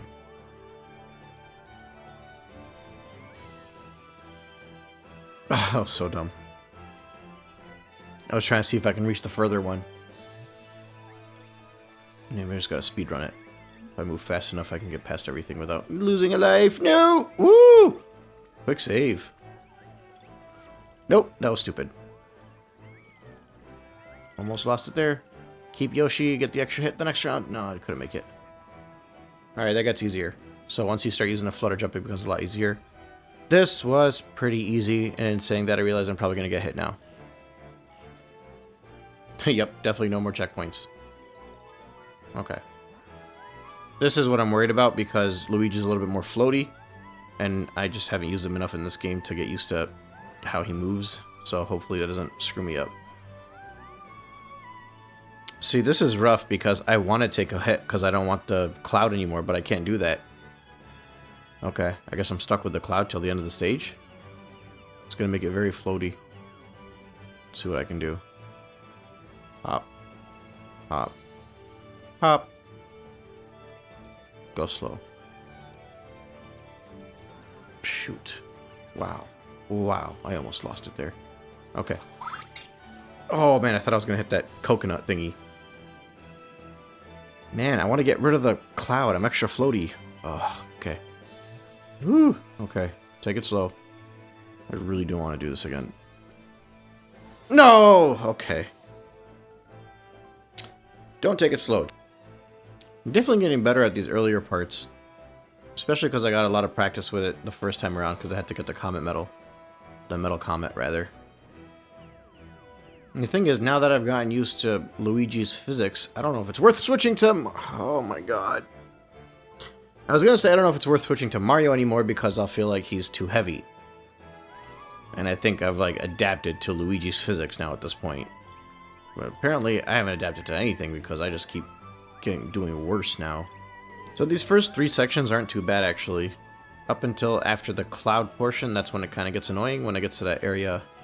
And really, it's only annoying because I have the cloud power-up at the second part. Oop, that was a mistake. Nope, okay. Yep. Talk smack, get destroyed. That's how it works. This is when the dumb mistakes start coming in. You start doing worse on the easy parts. Alright, I gotta go back to using the flutter jump. That was helping more. Over here. 1, 2, 3. I'm gonna cloud it. I have one more cloud. Oh, I hate this section. Wasted the cloud for nothing. I just feel like the cloud was distracting me, knowing it was in the back of my mind. Oh, come on! It's too slow. I hit the A button. Come on! These final challenges definitely feel like those old school platformers, where it's like, every time you lose a life, you gotta do the whole thing over and over again. So the earlier parts become a little bit easier.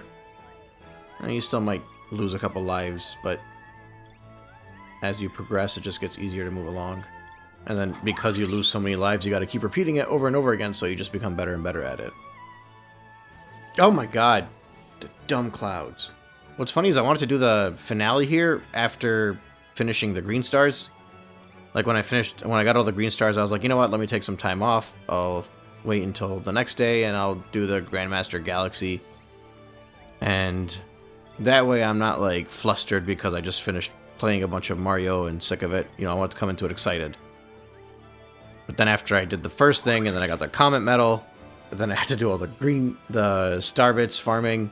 So now I'm doing this and I'm just like, I don't really feel like doing this. I'm thinking about pausing it, stepping away for a couple hours, and then coming back and doing it.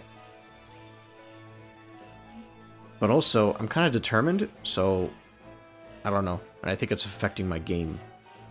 We'll have to see.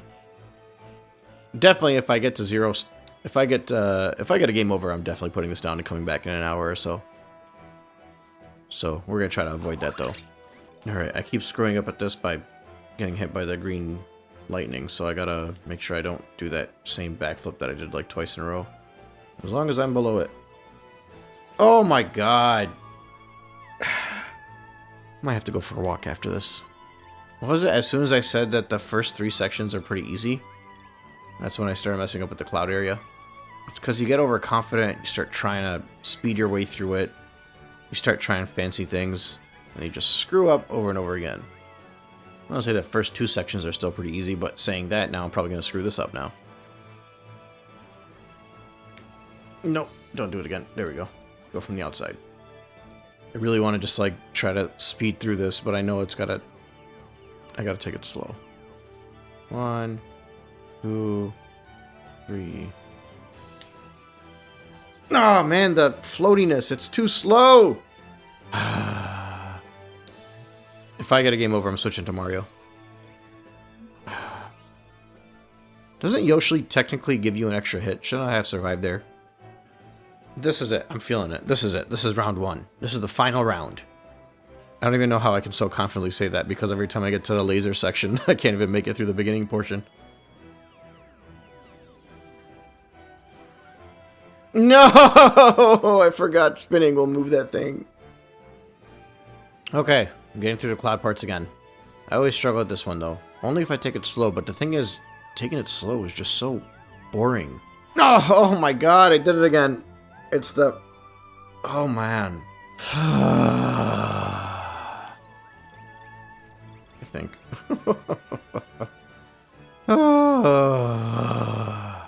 I started at, what, 35 lives? 36 lives? Something like that. I'm at 8 now.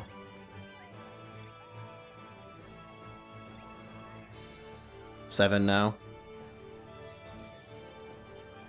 Run, run, run, run, run, run, run, run, run, run. Run, run, run. 1. No! Yahoo! 1! No, no, no, no, no, no! Oh, I thought I was fine there.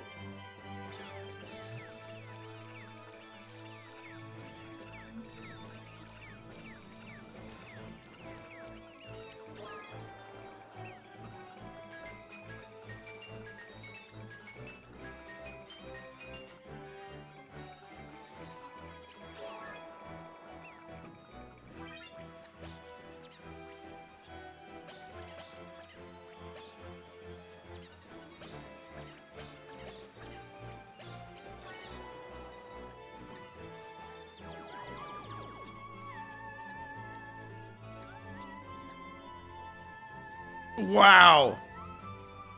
I don't even know you can grab the ledge of these things. 1, 2, 3. Okay, go, go, go, go, go, go, go, go, go. Cool thing is once you pass by them, they stop sending out lasers. I didn't realize that earlier. See, he's just stopped. There you go. 1, 2, 3. Okay, about it. It's too floaty! Too floaty! Whew!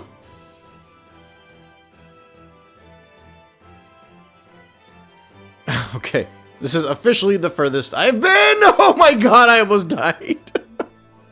Oh boy.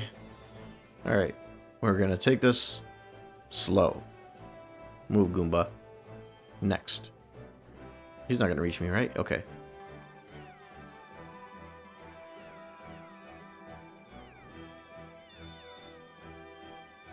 It's that last portion that I'm honestly most worried about. I think the next segment is the last one, right? I gotta get through all these guys with this cloud floatiness jump and not take a single hit and then kill the 3 boomerangs at the end. This is gonna be tough. Let's see what I can do. Okay. I would love to get through this without dying once, but I feel like it's very unlikely. Can I make this long jump? Okay. Woo! Hammers! Oh, God! Okay. Okay, just get to the end where I can fight these guys. 1. No! Boomerang! 2. Yeah! 3. Smack! No! Too many! Oh my! Why is there a launch star? I don't want to do anything else. This better just give me... Oh, yes! Yes, Rosalina! I am so happy to see you. Oh... You know, Luigi didn't do all the work. It was mostly Mario, but fine. He did the hard part. Oh, hey, one up. Watch me accidentally fall off right now. Okay, let's grab this thing. We've done it, folks! We have accomplished it. I was not expecting to be sitting here for... Let's see what the recording time's at. 2 hours. 2 hours and 5 minutes of recording. I thought I would be done this in like an hour. I had to double it because I had to go get all those star bits. And this was way harder than I thought, but it was awesome. Mario Galaxy 2 is awesome. But either way, if you guys want more stuff like this, maybe I'll do it more. We'll see. Thanks for watching.